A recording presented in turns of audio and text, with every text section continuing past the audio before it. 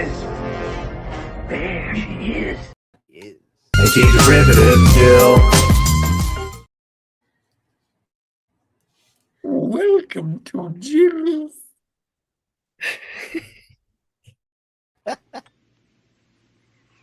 Good tea. Nice house. And if you can't believe it, it's a Friday once again. Greetings and felicitations.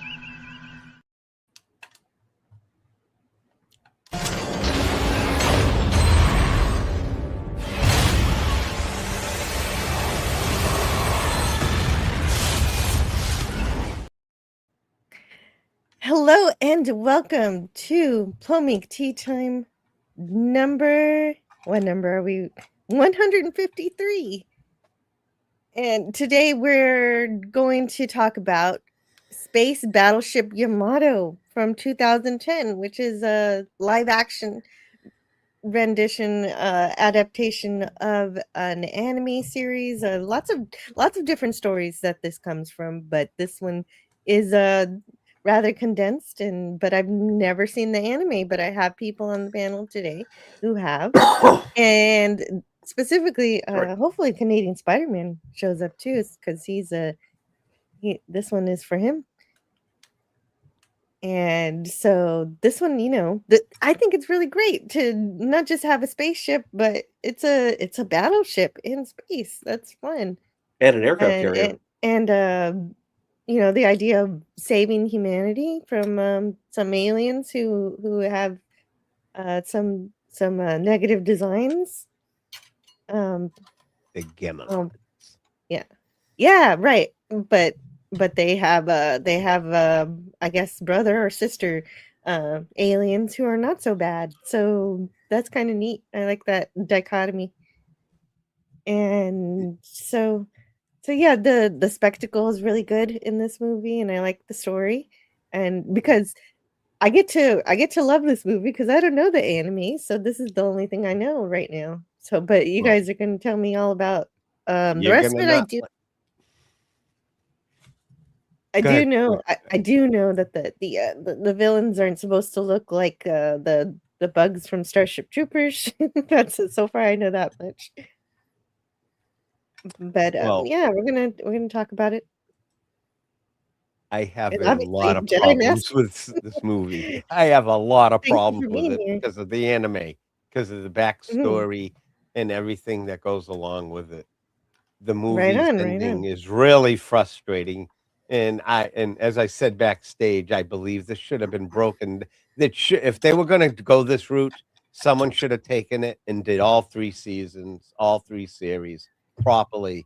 And I love it in the anime series how they bring about, there's a part where they talk about the Yamato as a battleship in World War II. They really, it's a really good part of this movie, the backstory and how they build it up in each episode. In the animated series, all 3 of them are frigging stunning.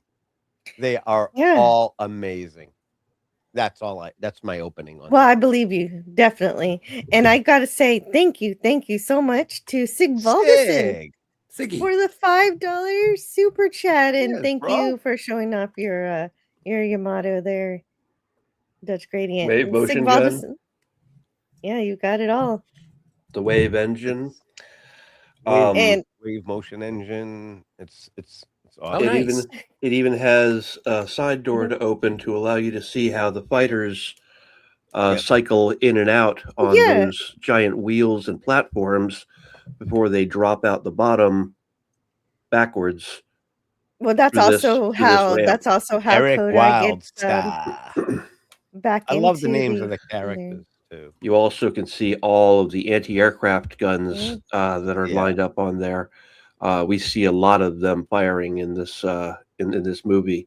One of the best things of this model was that it was designed to have the turrets move around like that.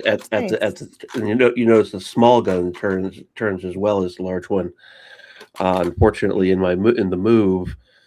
I have lost the remote control for this, so I can't turn it on and light it up and show off the wave motion sounds and the anti-aircraft gun firing sounds, and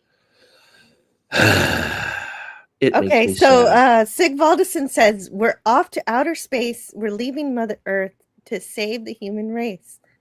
Our Star Blazers. I'm sure I'm not saying that right, but okay, there you go. Look. This is my mini. These are very rare. I got this at a flea market. Hence why it's still in the box there. Nice. I won't build it. I'm not opening it either. No way. So I'm hearing New York in your accent there, Jedi. Where are you from? Massachusetts, my friend, but I live in Massachusetts. Florida now. Forgive me. Yep, I'm a Floridian now. Happily. To get out of that place. Yeah, and thank you so much, Jedi Master, for joining us for that, and thanks for showing us that touch gradient. So yeah. No, you guys, no, this is a great topic because I love the animated series so much. In fact, I'm going to watch it after we're done today. I'm going to cover it on my channel. Is it available on Crunchyroll? It is. Yes, okay, cool. It's in Japanese. That's the only thing. You can't get it in English. Oh, I don't want to start because I know Touch Gradient's going to kick my ass. But no, the thing is that like I started watching the movie, and I also, along with Jill, I haven't seen the anime. So my frame of reference for this is just the movie, as recommended by Canadian Spider-Man. But I started watching it yesterday with the dub, and I could not get into it, and so I had to watch it again this morning. Just finished it like 5 minutes before we went on, with the subtitles.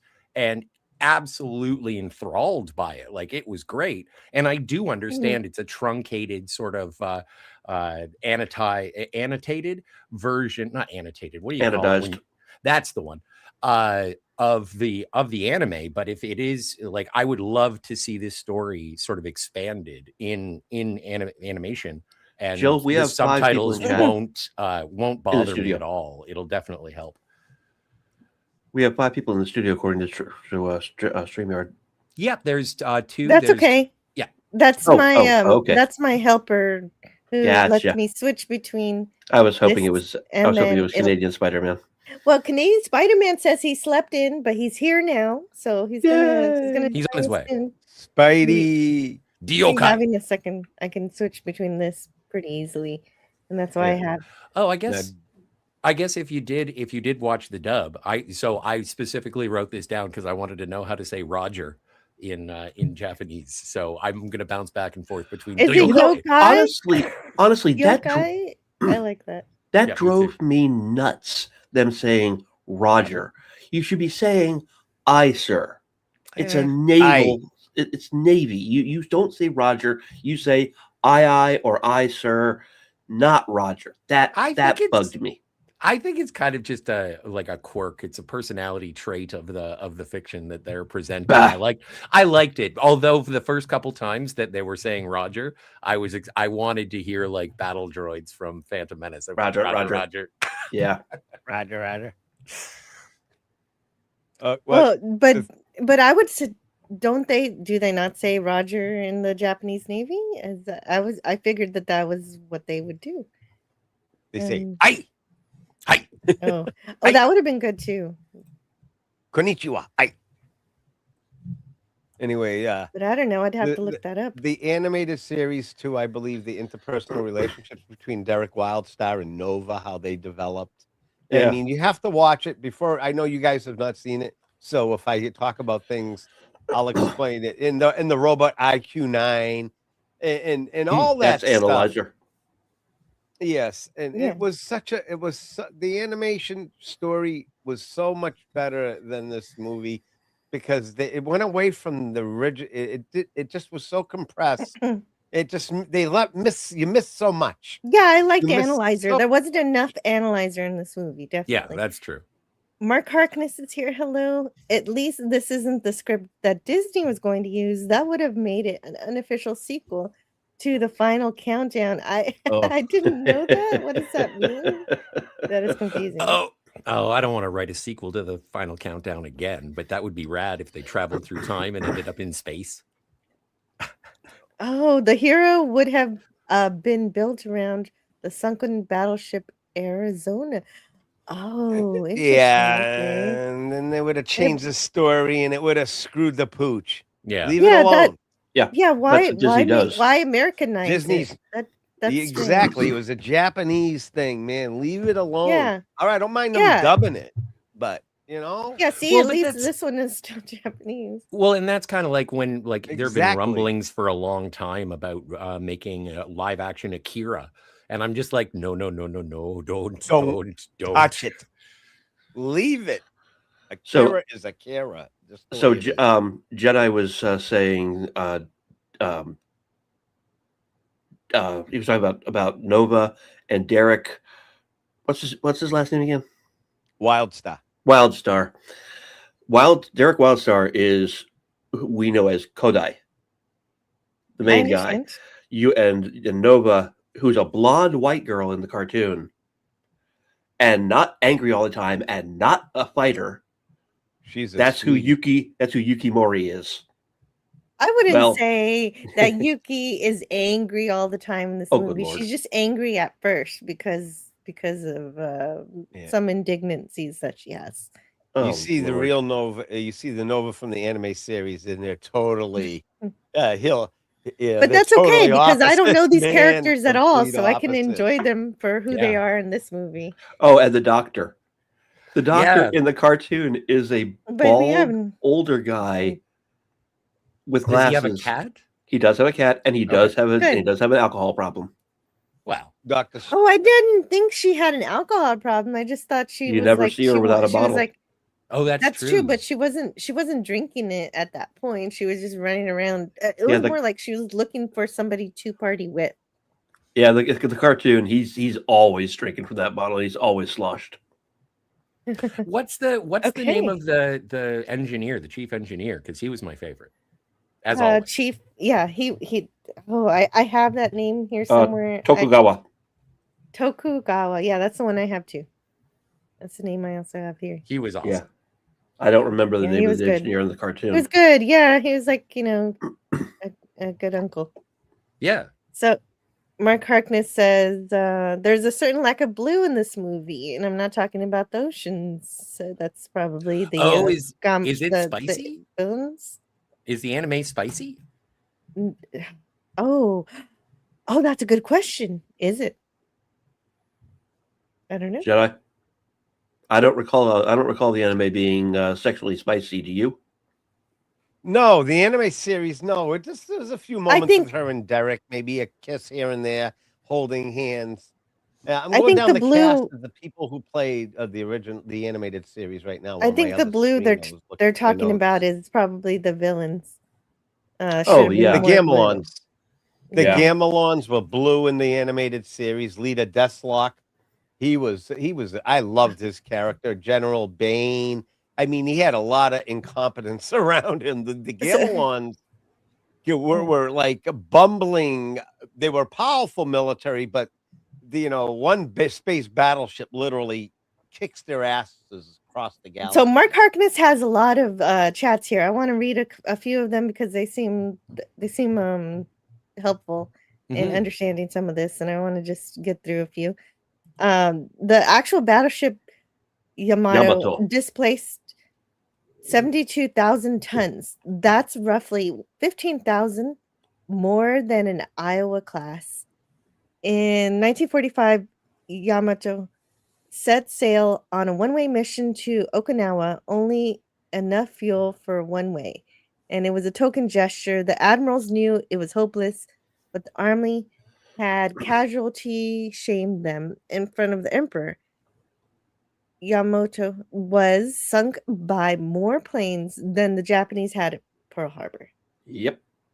And yeah, they knew they were on a hopeless mission. That's what I learned too. Thank you, Mark Harkness. Snortopopus. And welcome to West Kegel. Hey. Hey. It- Hi. Hi. Good to see you again, Wes. Hey, how's it going? Great. You? Hey. Nah. Wes, long time. Hey. Yep. I'm doing. I'm gonna try to hang in there. My my gallstones are acting up. But Ugh, Oh, no. yeah. But the gall. yeah, I'm a the bit gall of my nauseated today, too. the gall of my Mm. body to betray me like this. That's terrible news. I'm so sorry. I hope you feel better. Yeah, Yeah, but I feel didn't want to better, miss buddy. this. This Oh, is so what you're saying is Sir, I protest. I am not a merry man. yes, no, not at the moment.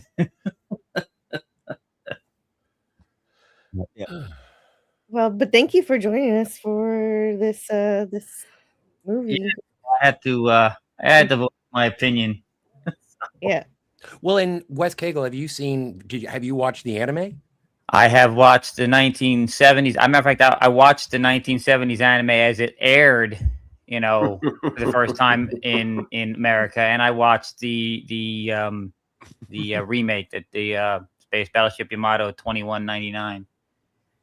Wes Cagle and I are of the same age, or Uh, I bet least. you all three of us. How old are you guys? I might be a little older. Yeah, you're a little older than me. I'm only 57 right now, so I was a wee lad when it first was airing. I in got y'all. 1975, I think. Wes and I are the same age. I'm gonna be 62 and not. I long, still have so. to pay full price for coffee. However, all of you can be a member of AARP. I don't care to be a part What? of the ARP because I don't look. When like did them that start? anymore. A couple of years ago, an You're 18-year-old sued over age discrimination, and the judge What? said, "Yeah, they can't discriminate for age. So as long as you're at least Oh. 18, you can So join the No AARP." way! So I Only can sue the United States government for age discrimination because I want to get retired now. Okay. That's insane. Right. Yes, it That is. is crazy. But yeah. it means I have a card that costs me nothing, and it gets Okay, me discounts okay, at lots of places. So Nice. Also, I've got to say hello to Snortopoopus Cuber. Great to see you, as well as Snorty. Sprinkle Walker. Sorry, Joe and Snort. company. It's too hot to Sprinkle. concentrate. uh-oh. Oh, sorry, Sprinkle. It's too hot. They're having a heat wave in the UK. A tropical heat cool. wave. Keith says, "I'm looking forward to this again. I use Siri, and sometimes my comments come out weird and upside down. I apologize in advance." Okay. Unacceptable. Unacceptable. We will be able to decipher you today. And my first experience with Space Battleship Yamato, says Mark Harkness, was 1979. So grumpy old Battleship fan here. Yay. We got also Gorilla's Random Thoughts. Oh, another movie. Why don't you? No, why Oh. you don't? Why you don't touch our effing boats? Hey, easy. Only in space. Why not? Yeah, that's right. You don't touch our fucking boats. And Phantom Outsider says the producers did not trust the source material and were afraid they would not get the sequel. They should have trusted the story. Exactly. The original story is friggin' the series is perfect. Yeah. It is from beginning. I don't find a flaw in all three seasons. Even the Bolo Wars were get me enthralled. You get so dragged into it, you can't miss an episode. That's how good Star Blazers is. I loved those twin carriers that had 2 wave motion guns on the front. Oh, the I Andromeda. loved it. The Andromeda. Yep. Yeah. I love that. The Comet Empire series was amazing too. Oh, and I forgot to mention did I mention it's Battleship Month? That's why we're talking about this. I forgot if I mentioned that or not. what? Gavin Unit and Sig Valdison are here. Hello to you guys. And Sashi, it's midnight, so I'm just here for a few minutes. Oh wow. Yeah, we were hanging out with you earlier, Sashi, on Canadian Spider-Man's channel while you were at work, and now you're going to sleep. Couldn't watch the 3rd season. Mark Harkness doesn't like the change in the English voice cast in season 3. Oh yeah, yeah. Yeah, they kind of recasted some of the. Derek Wildstar had a different voice in season. They recasted his voice. I got the list right here. Is it still the original Japanese cast throughout all 3 series? Well, I'm going by the English voiceovers. I'm just curious. Going down the dubs. I'm not So sure. I'll check. Tim is here. Tim is here too. And Phantom Outsider wished the movie used the asteroid disguise and ring defense. That was amazing. The Xanda, asteroid disguise. what was his name? The engineer, Xanda? Oh, the engineer was Tokugawa. Yeah. No, not Or Tokugawa. Orion. Orion. No, Orion. I'm talking about the guy Oh, that used to make all the inventions. Sandor or Sanada. Yep, Sanada. Yeah, but he was amazing in that. He was like, we didn't even know he was like a robot. You find out in the series he's like a robot too. Well, just his limbs, He had an limbs. accident. Yeah. Yeah, Spoiler. it's amazing. That's okay. Don't worry about spoilers. I'm not going to remember any of this. I mean, the show is 50 years old. I don't think you really can say spoilers at this point. No. No, Sigvaldason says in modern Japanese maritime communications, both commercial shipping and Japanese maritime self-defense force, sailors commonly respond with Roger. Yeah. Yeah, okay, so there you are. No lie. Right. The yokai. Yeah, Didn't because sound I right to did. me. I did read somewhere that they did get some military training for the actors in this movie. Yeah, but I mean, I don't have a problem with the well, I don't have a problem with it being live action. I don't even have a problem with it with the Japanese language or English language. So I just didn't like. I mean, they're changing characters. They literally are changing the characters. ending. Well, Yukimura is not a pilot. Nova is not a pilot. She's not a pilot. So Mark Venture was. They changed. But she is now. No. I mean, a fighter pilot. She's not a fighter pilot. Oh no. She was. And the communications. And also, she was. Listen. She's a great character. She's brave and true and heroic, but she's not a badass fighter. Is what I'm trying to get at. She's not. She's very, very feminine. She's a nurse. She's not meant to fight. Yes, she's not meant to physically fight.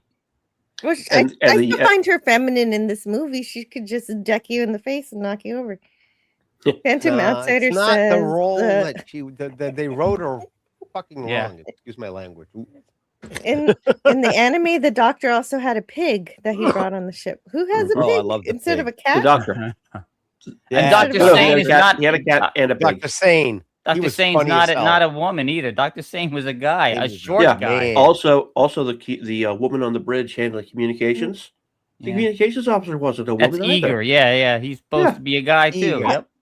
I liked her a lot. She made So me the movie's woke.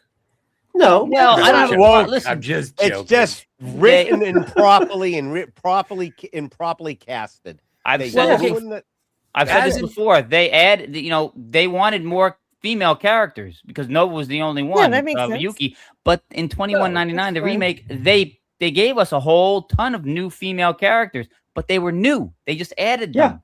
Yeah. That's how you do it. With the story. Is it kind of like a Starbuck in the Battlestar Galactica remake kind of That's thing? how I. Yeah. No, not so much. That was worse. That's an oddity in some respects. Some people liked her, and some people didn't. It was like mixed. I didn't mind her actually, and that's one show I didn't mind the change. She did it. The writing was well done. In my opinion, you guys may not agree with me, but I thought it was good. That role right there.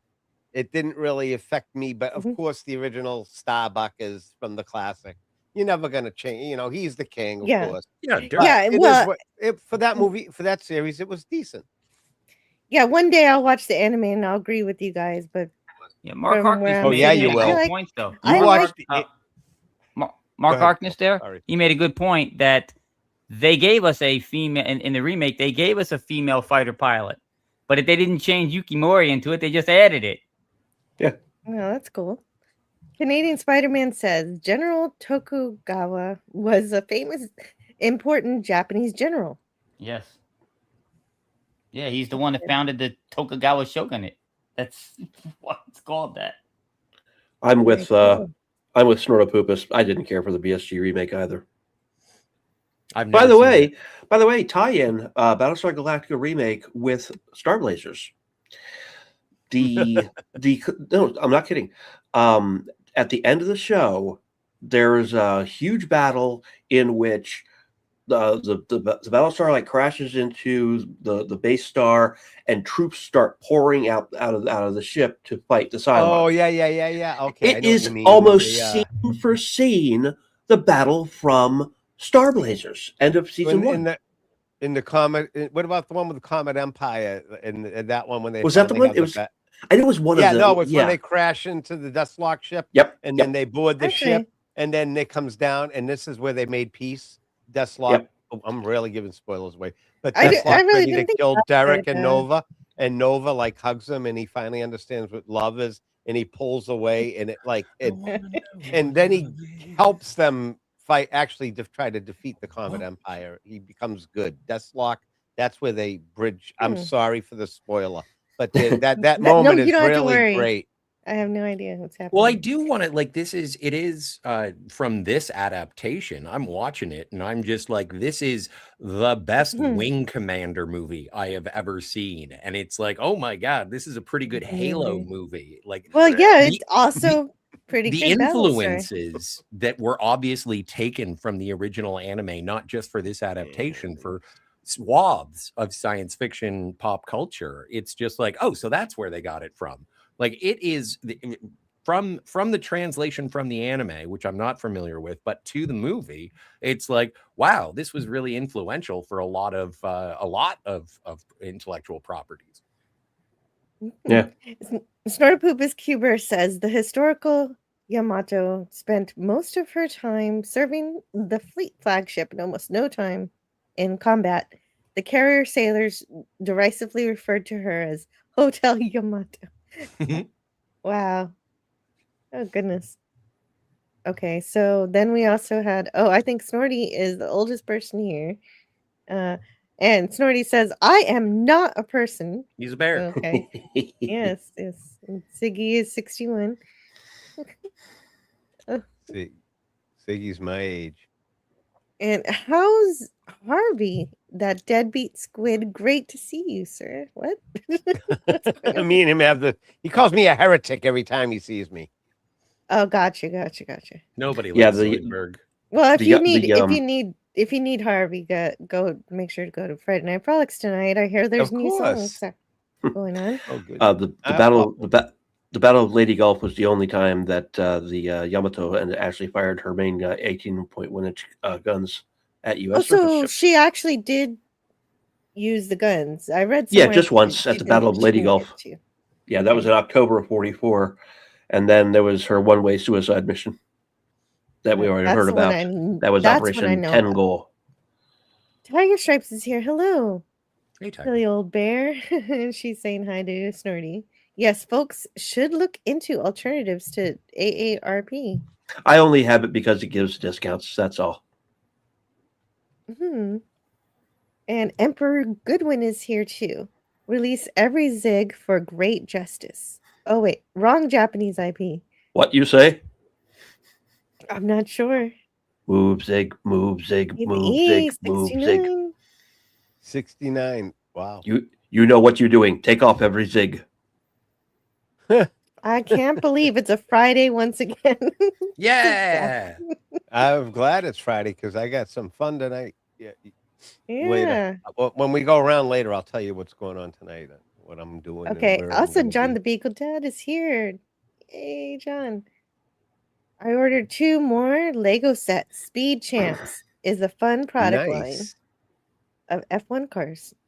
Cool. Nice. That was great. Oh, you don't need AARP. That's good. Nope. All right. So now BA does so much now down here. Oh, that's good. Yeah, they should take care of you. Well, thank you for your service, sir. Yep, that's why I'm not real quick. Remember, I had that surgery. I feel like a new man since they sent me to Advent, to get that done. And I like everything about me. I feel different, even my anxiety and shit. So it's good. I can tell. Come on, Canadian Spider-Man, where are you? I'm not as moody as I used to be. So this movie was released on December 1st, 2010 in Japan, and on Blu-ray. It was released in the United States on June 24th, 2011.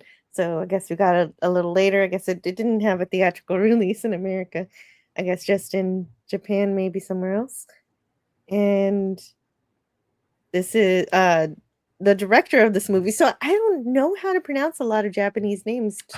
Takashi Yamazaki. Takashi Yamazaki. He's a third adaptation of a Japanese manga comic. So he's done some other manga stuff. So he has some experience with this. And so this movie was produced by TBS, Tokyo Broadcasting Systems. And there you are. They had been planning it since 2005. They eventually got around to it. And so the director was really inspired by Avatar. So he really wanted the CGI to be very good. And he even paid out of his own pocket to make sure it was the best it could be. The visuals were stunning. Don't get me wrong. The production values to this, if they kept the story right, and like I said, broke it down, it was way too much to put into how many was it? Hour 45 minutes, if that? Oh, 220, 215, 220, 215. They could have if they had broken it down and stayed with the true story and with the visuals. They could have used the same actors but casted them properly and made them do the roles like they were written. They could have had a gold in their hands for a series. Oh yeah, it would have been pure gold if they started out with the quest for each series done properly. But this, they changed the story, they changed the characters. It was entertaining but disappointing, and it just barely broke even. It had almost 24 million budget, and it only made 49.8 million worldwide. Yeah, that's just enough to say that you didn't lose money on this deal. And that's presuming there was no marketing budget. And well, I don't know. Glowy account. Then it lost Hello, money. to Glowy account. On Rumble side over there. Gotta always remember to go say hi to the Rumble. Hey, Rumblers. Friends hey, too. Rumble. Let's get ready to rumble. Oh, here we go. Here's the man of the hour here. The Tower of Power. Spidey. Canadian Spider-Man. Hi. Gotta give him a round of applause. Sorry it took me so long. Oh yeah, I guess I should. Okay, good idea. We had a big night last night. Got a big afternoon today. Now, no one has to tell an old Aberdeen pub crawler how to applaud, Captain. That's my applause. That is awesome. Thanks for having me. It took me a little while to get here. My internet's being slow today, but I'm glad it's allowing me video because I have in front of me a model that I bought from Japan. The Yamato. Here it is. Domo arigato, Mr. Yamato. Yes. Yamato. This is it. Yamato. That's nice. Did you build that yourself? Yamato. I did, and I painted everything myself.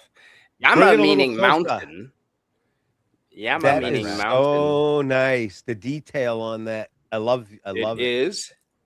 Everything pretty much moves. The captain's shuttle, of course, detaches. I thought that was third bridge. Yes, third bridge, but it is a third bridge, but it's also a captain's shuttle. It looks to me. Yep. Oh wow. And these guys, I don't know what they are, but they move. That's where they launched the. That's where they launched the special. Right. Oh heck! What were the special? The comets. And then the launching tubes are here, of course, for the little fighter. Now the little fighters, they included those. They're on the stands there. And F&A. The Black Tigers.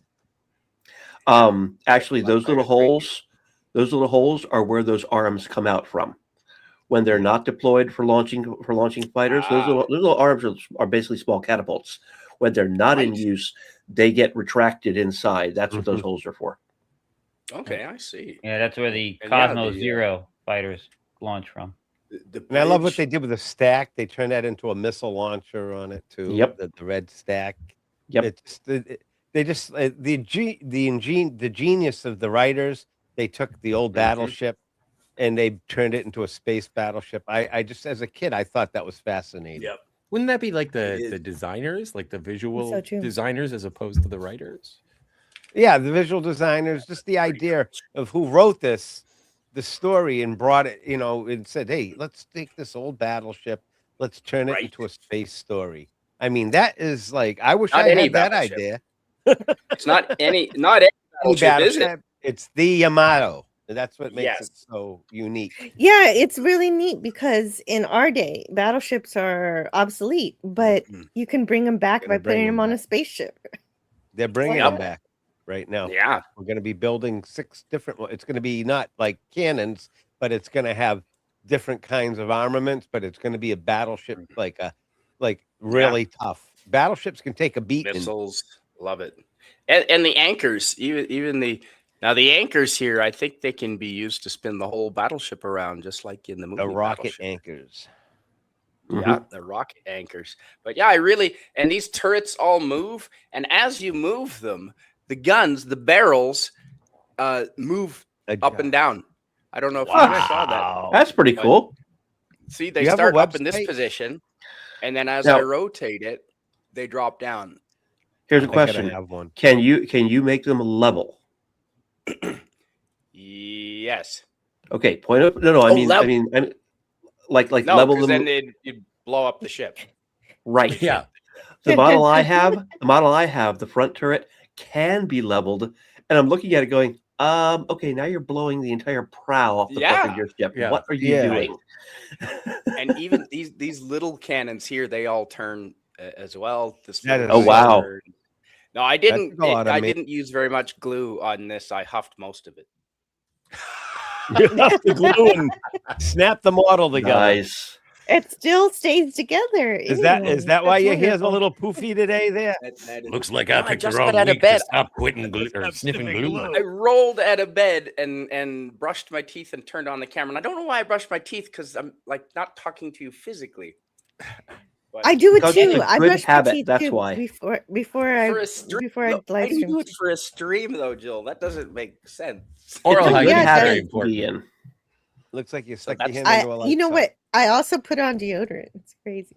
Bandai. Do they have them still for sale? And do you have a I- link where I want to build one of those? It was 250 Canadian dollars, so I think that's about 20 American. Yeah. And Wow.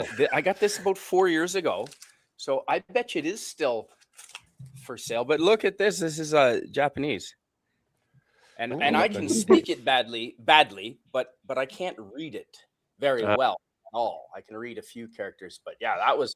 But you just use the force to assemble it. You don't need to. But the instructions are in color. Like, how cool is that? Is that the Bandai Hobby Space? Or the band? Yeah. Bandai Spirits? Sure. Okay, because What it's scale is that? Canadian Spider-Man? I'm sorry for interrupting. 1/500. 1,000. 1 in 1,000. 500. I thought it was yours is the 1 in one in 500. 1 Yeah, I in thought that's what it 500 it was. says here. And see, Nice. those instructions are not in color. And so I was sampling the different paints that I wanted to use right on the instructions Wow. there. It's Did a yours little bit come with more laser money. beams? They don't function. Well, no, I just mean like, are there, how they put like little see-through plastic bars when you get like a lightsaber on a Lego? I'm wondering. Yeah. No. Okay. No, it would have been cool to have the wave. You got to use your cannon. imagination, Scott. Oh, because the But they even show Bandai. you. Yeah. This is how organized the Japanese are. Do you see up here? You don't get this with normal instructions. Up top where it shows all the pieces in their It's frames. sprues. Oh, sure, sure. In the sprues. Oh, right, before you the break it spruce? apart. Like spruce tree? No. in the hello to Drizzy. sprues. Hello to Drizzy Dre. Breezies and an on E? Rumble. Never heard that word. Me either. Yeah. A I just call sprue it is the plastic frame. That plastic stuff you throw away that holds all your toys yeah. together. I call it schmutz. I found saw one on the- Etsy. That's different, Scotty. Yeah. I see people selling the Sprues? Really? Yeah, it's like scrap Why? sprues. There's companies that sell this stuff. I don't know why. Yeah. But SPRUE, anyway, sprue. very You cool. And at all the stages. hello to you people. What do you mean, you people? What do you mean, you people? What do you mean? What do you mean? Make me such a cool model. happy. I know what I'm asking for my wife. Such a cool model. There you go. Yeah, Siggy. Thanks for letting me show it off, Joe. Siggy, I saw that too. I checked you're on welcome. Amazon CA, and it was like 180 for that one, for the one you're referring to, the Bandai Oh, Hot Space Battleship that's Yamato. That's I've the little seen that plane one. there. Yeah, but that's the 1/1000 scale. The tiger. Yeah. Half the size. Yeah. The Isn't one that you the got, tiger? Oh wow! Canadian How many of Spider-Man, those they have it. does it come with? Just Etsy one for of 20. each type. So it has that, but then it has this type The silver with the red Right. tip. right here. Yeah. That's so cool. Ooh, Yeah, Is that yeah. one Holy of each. shit. spiders? Well, that okay. season I two noticed in this movie they transform. Do they transform? No. And then this little guy here. Okay. No, Yeah, they do that's not the one. transform. They come as is. Yeah, But yeah, a little cool. Hard to paint. They're really small. Mm-hmm. Oh, I yeah, imagine. definitely need some. Hard to need paint. those, But Yeah, very- the 1/500 Surgeon in goggles. Canada on Amazon CA is $340. Is that all? Let's Wow. get 3.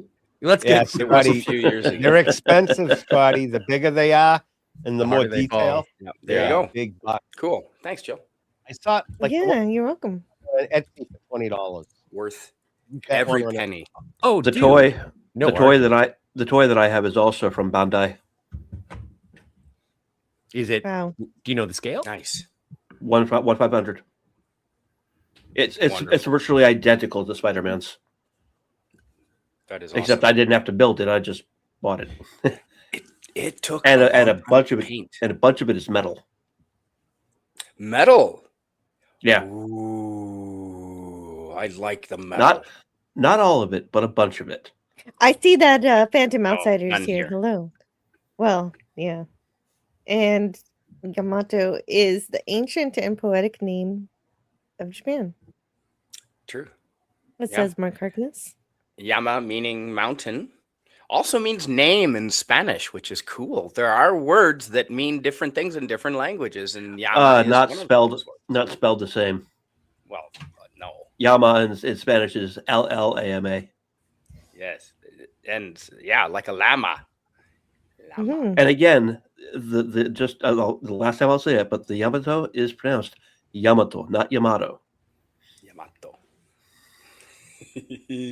Yamato. Domo. Yes. I'm gonna say I things pronounce wrong. it both ways. I can't. I just said that's the last I'll say. I Yeah. just Yeah. Bonsai So Danielson. just get over it. love Yeah. how this. I love how this movie starts with the eye. Yeah. Yes. It's kind of cool. It does. It starts with the eye.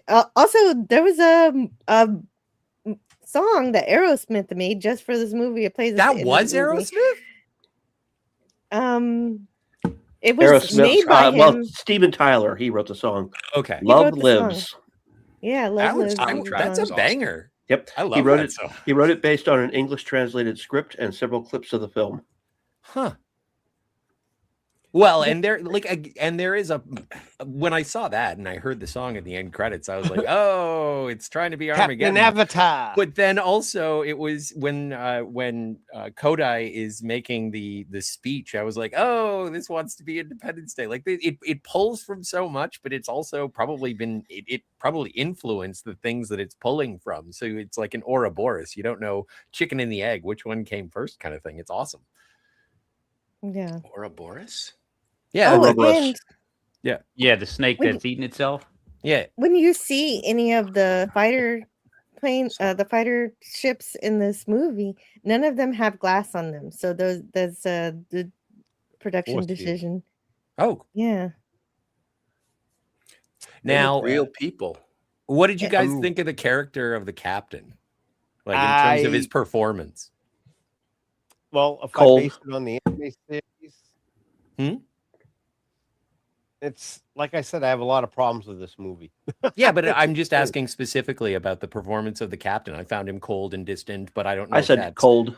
Yeah, and I'm echoing that, and I'm just Yeah. sort of asking if that's how it was in the anime. Was he like that, or was No, he had a soft Avatar had a real soft side to him, and his kinship with Derek Wildstar was deeply rooted through his brother Alex.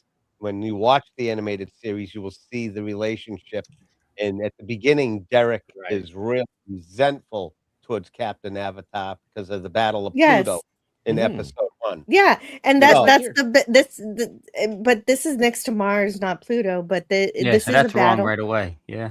So Yeah, they totally screwed the pooch. I'm sorry, I keep trying to be nice. Also, this battle, first off, the Camilla ships I like are this battle. completely wrong.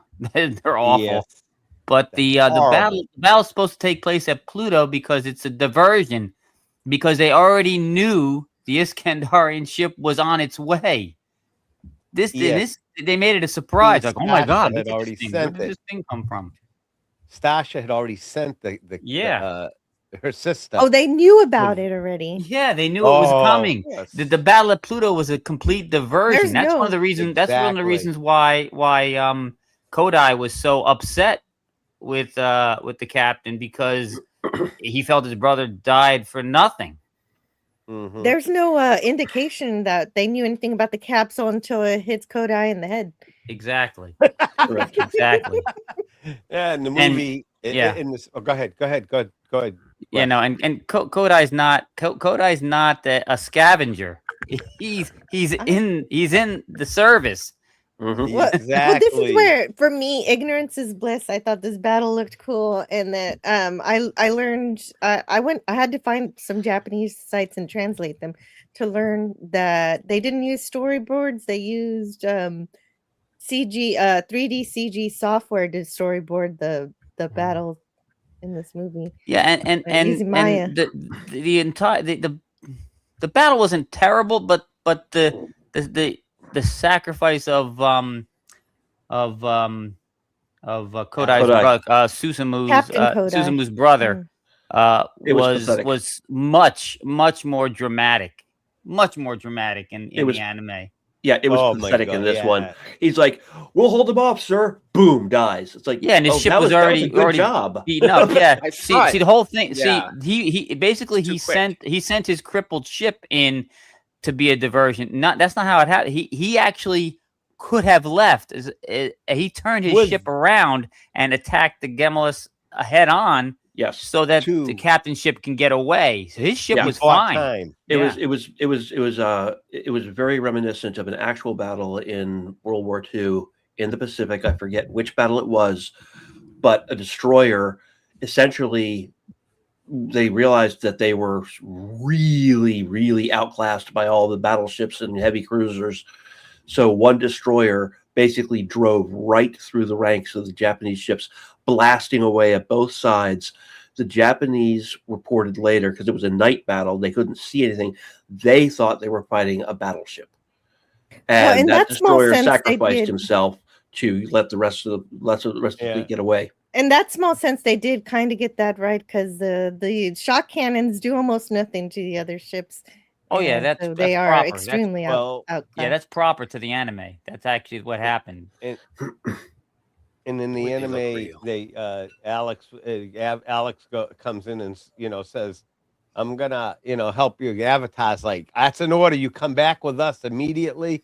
And he goes, "I'm too busy. I got to fight these Gamelons." And Avatar's really like screaming, "Alex, no!" You could see the connection and the brethren that those two had in that one scene when Alex's ship gets destroyed. Uh-oh. And later I on got- in the series, we find out that I'm not going to spoil it for you guys that haven't watched the animated series, unless you ask me to. But there's There it is. Alex's story is not always. It just doesn't end there. Put it that way.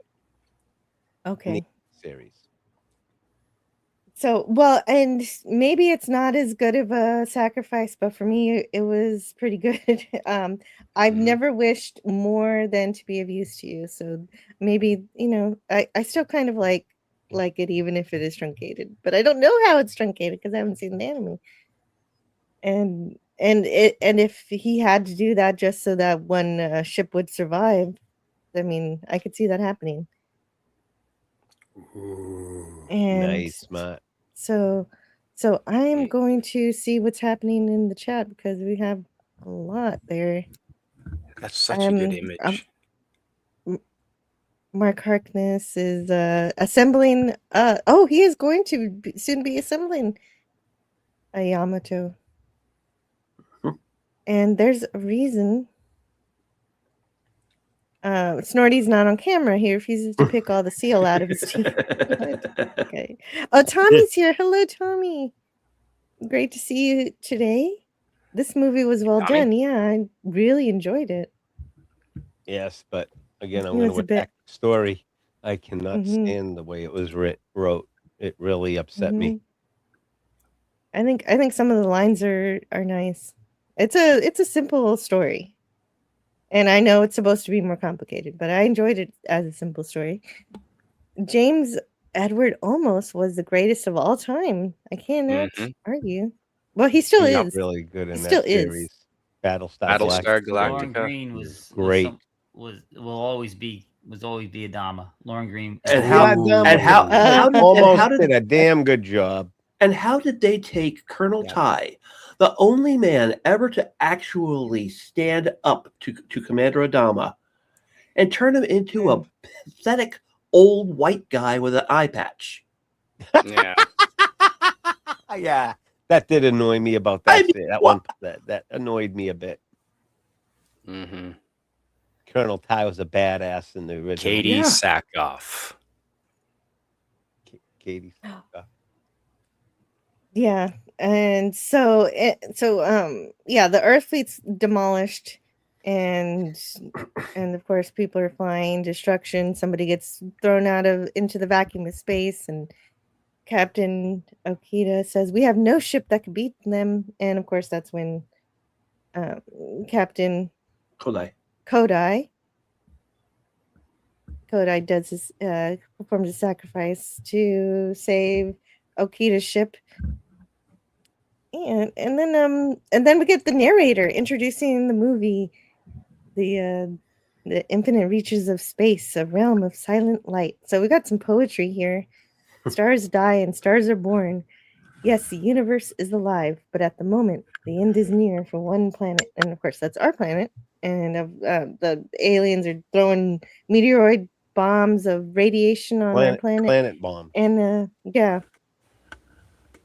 And that's a problem there too, though. That they make it seem like the initial attack by the Gamalists was the planet bombs. It's not. There was an attempted direct invasion that was beaten off at the Battle of Mars, and then they switched to bombarding the Earth with planet bombs. They combined the Pluto with the Mars. That's what happened. Well, they first wanted the Earth to capitulate, and they didn't. They said, like, they gave them the old, no way. And then they, like West was saying, they battled at Mars, and they pushed them back, and that's when they started unleashing Lita Dustlock started unleashing the planet bombs on Earth to Earth. Yeah, and the planet bombs are being, that. That's terrifying. And the planet bombs are being delivered to Earth via irradiated objects from the Kuiper Belt, from a base on Pluto. Yes. And that's why the Battle of Pluto was like really big at the beginning, and that we're trying to, stop the onslaught of the planet bombs, which they failed. And of course, Earth is being terraformed, but spoilers. Oh yeah, that's another thing. When they say the Earth is being terraformed, that's an incorrect. When you terraform a planet, you make it like Earth, hence the term terraform. Well, they don't use the word terraform here. They should have been calling it planeteering. Okay. They didn't say terraform, so the movie didn't make that mistake. I made that mistake. I'm sorry. Oh no! In the English dub, they called it. They actually said terraforming. Terraforming. Oh! They don't do that in the Japanese. Very good. That's because the word has come to generally mean to change a planet's ecosystem to fit who you are. Yes, exactly. To match your fit. That's right. That's great. Yeah. Right. It does. I know the original means, Earth forming, but it literally the meaning has changed. By the way, anyone who thinks the special Because we are effects in Earth-centric. anyone here think the special effects in this were good? I do. Yeah, I love them. I Everyone thought the else? production values were good. For We what can- they spent. Yeah, that was We decent. can- But like I said, We have this man to thank for it. The guy who played Kodai. He lobbied with the director to improve the quality of the movie's CGI scenes and reshoot them if possible, because he was so impressed with what Avatar did at the time. He actually agreed to sacrifice part of his talent fee to keep the cost of the movie down because they were afraid it was going to go over budget. well, that's good. At least they could keep the visuals good. Yep. Like I said, I like this. I like this shot here of the underground world that they made to the escape underground radiation. cities. Yeah, they're a copy of Zion, the underground city in Matrix. And there's the battleship Yamato buried in the. They got that kind of in the desert like that. It looks buried. good. And yeah, so the people have fled underground, struggling desperately to survive, but with no hope left, they simply wait for the end. That's some good dialogue, narration. And this is how a world that has lost its oceans to evaporation by nuclear weapons, this is how it would look. Overcast. Not like in Mad Max where you have blue skies. I'm like, nuclear winter. Where'd the clouds go, guys? You'd have nuclear winter. Period. Everything that bacteria wouldn't even survive. Yeah. So there was a scene where he was getting his stuff together to go mine metal, and his, I guess, roommates, I don't know exactly where he was living, where says oh, everything's hopeless, why are you doing this? And then somebody else said he's doing it to trade for drugs and alcohol, and then the other guy says okay, I want some of that drugs and alcohol. He doesn't say it like that, but it's just that's the What really sets Kodai off is, hey, maybe you could introduce me to your brother. Well, Right. What just happened to his brother, and so does he. Mm-hmm. That's Yeah, why he gets so exactly. angry. Yes, exactly. But so yeah, he is going to mine metals, but he doesn't care about endangering himself with the high doses of radiation, because right now he's kind of not feeling very good about anything. Yeah, and not mining. He's salvaging. So, well, I know he's not mining like in a cave or anything, but he's got a metal detector, and the metal detector doesn't just tell him what metal he can dig for, but also what it is. So he's found some lithium, but the radiation density is 14 sieverts, twice the fatal dosage. And so Analyzer is trying to help him, not die. And he's like, I know. He didn't seem very concerned. Did you get the feeling, Jill, that Analyzer was kind of like his R2-D2? Yeah, absolutely. Well, and later in the movie, he does spin his little head around on the ship. So right, that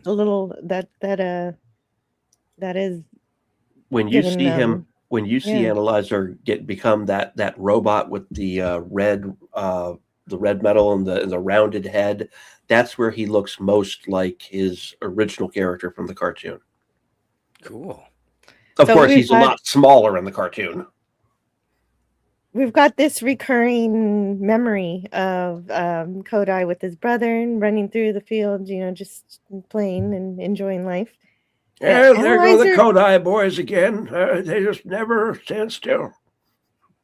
Yeah, apparently. Pete G is here saying Analyzer is a well-known pervert. I did not know that.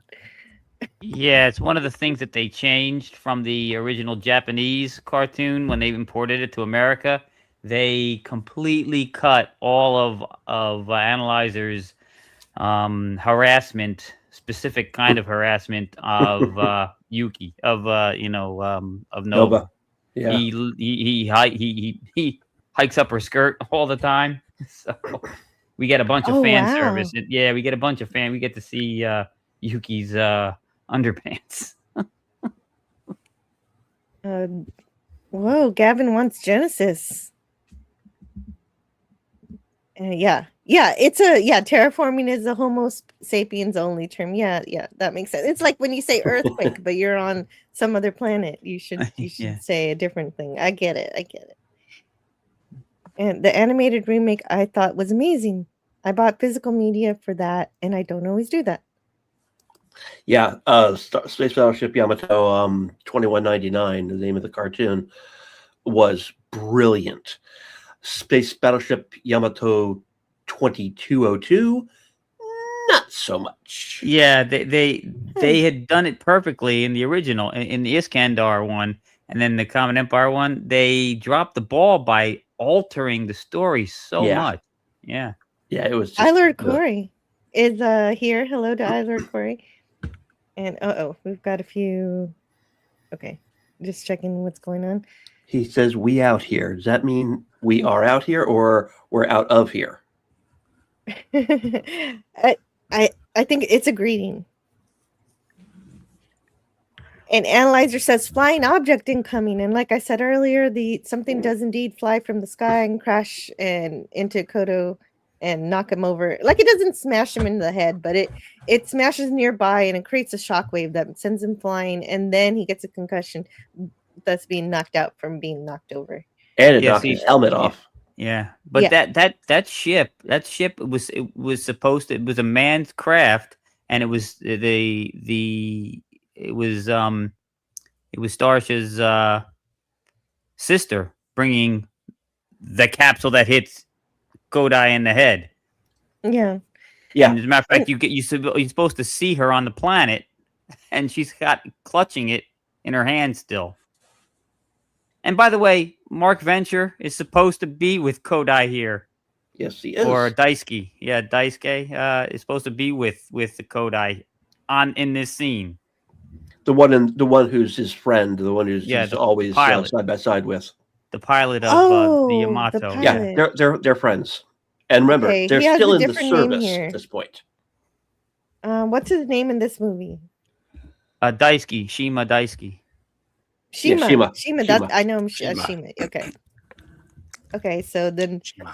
I'm gonna end up interchanging the names of the English names and the Japanese names back and forth all the time. I'm sorry. That's okay. No, don't worry about that. How dare you? We need experts here, and I appreciate your presence. And so the radiation levels went from 14 to 0.13. So now suddenly it's the radiation is safe. And so he's it was actually 0.13. Kind of like, it makes me feel. Yeah, it makes me feel as if he's in this kind of bubble where the radiation's 0.13, and it's now breathable, and he does act like he does choke like he's gonna die, but he just that's because that's what he expects. The capsule is he does need a haircut. Now, the Navy would never allow that. Now that capsule looks actually pretty decent. I mean, it's not quite the same. The other one was kind of a little glass case with metal on each end, but it's the same shape and it's the same principle. So that's actually not bad. I want to point out when they do something so kind of decent, well. I enough. guess so nice. Mm-hmm. I guess it didn't come out very well in my slides, but there's a nice waving effect where you can see the barrier where you could step from the protection of the bubble out into the deadly radiation.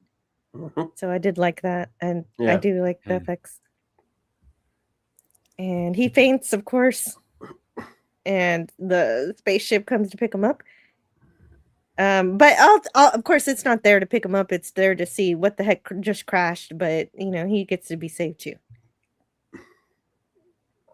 And so so they figure out that it has some schematics on it, and an officer says that Kodai received a fatal dose of radiation and won't survive. And then he comes tantruming in and throwing a fit, and then but I guess he's doing okay now.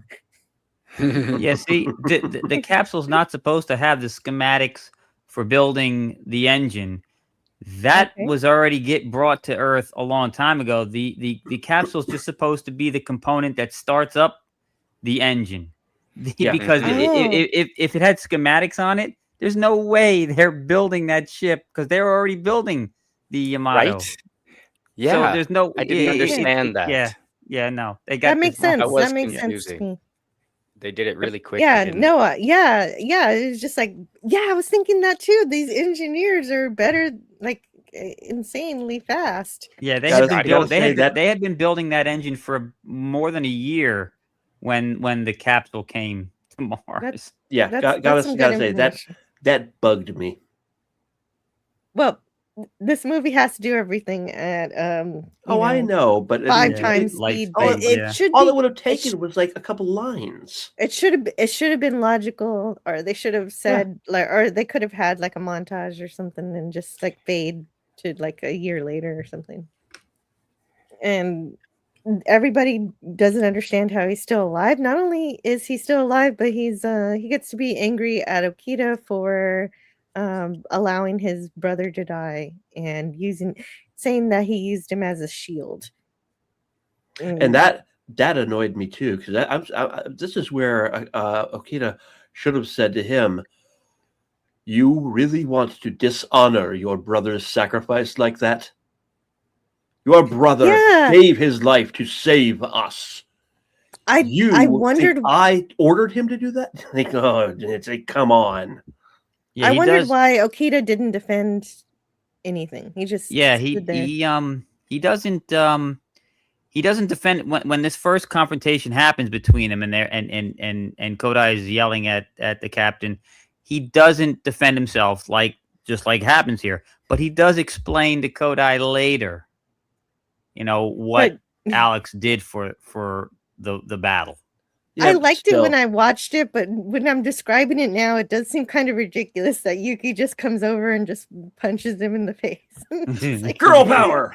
You're just a civilian. You weren't there. You don't know what's going on. And so the security officers carry Kodai away, and at the very least, though, the doctor is like, "Oh, be careful with him. He's hurt." So that's nice. I'm not dead yet. Yeah, because they were pretty rough. I think I'll go. Okita does say one thing. He does say sometimes one has to make it back. Someone has to make it back. Mm.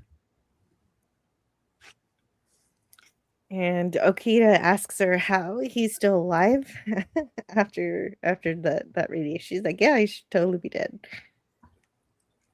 And so the devastated. Okay, so I found some information that place where he was about to dig for lithium was on location in a clay quarry in Taijimi Gifu, if I'm saying that right.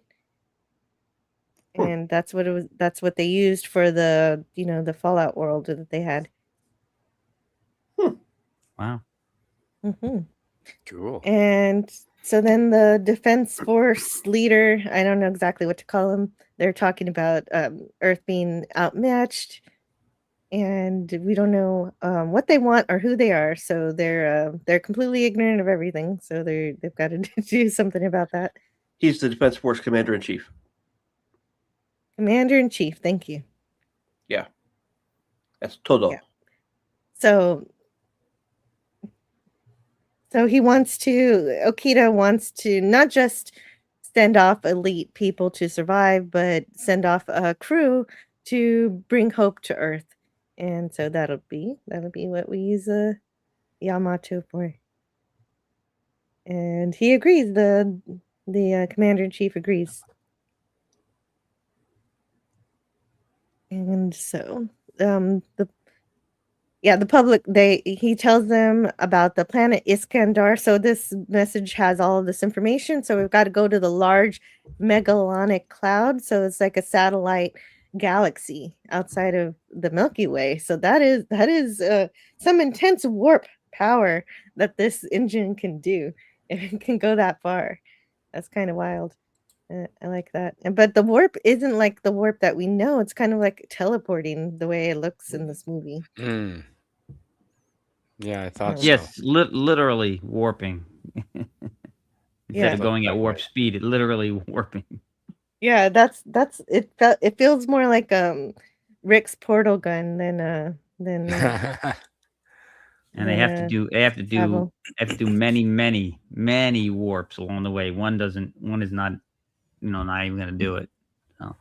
Yeah, I do like the explanation of this. I could understand how this is better as a cartoon to be able to see that journey, and every warp is an episode, and the press are saying, hey, this could be a trap, and yeah, that's a fair point. But he says they have new technology that'll make it easier, and but they have to do this. They don't have time to hem and haw because humanity is going to be extinct in a year. So they've got a year. They got a ticking clock. And so let's see what the chat thinks about all this so far. Because I see it moving. That is such a cool shot of the Yamato. That is such a cool shot. And Love it. What are the things on the bottom, Jill? What are those, like portals for jets, I guess? Maneuvering jets? What? The little orifices we're looking at the bottom there in the red. I'm not sure. I didn't get a technical manual of the Yamato. Does anybody know? Or is everybody just not here? Let's see. Tommy hated the reformatted Battlestar Galactica. Okita's ship here is named Mogami. In Star Blazers, they only call it Earth Flagship 225. Okay. I thought it was Cosmos Zero or something. But all right. And hello to Morgan Luck. Well, you make it like the environment you want, and the Gamelons do not live in the conditions they are creating on Earth.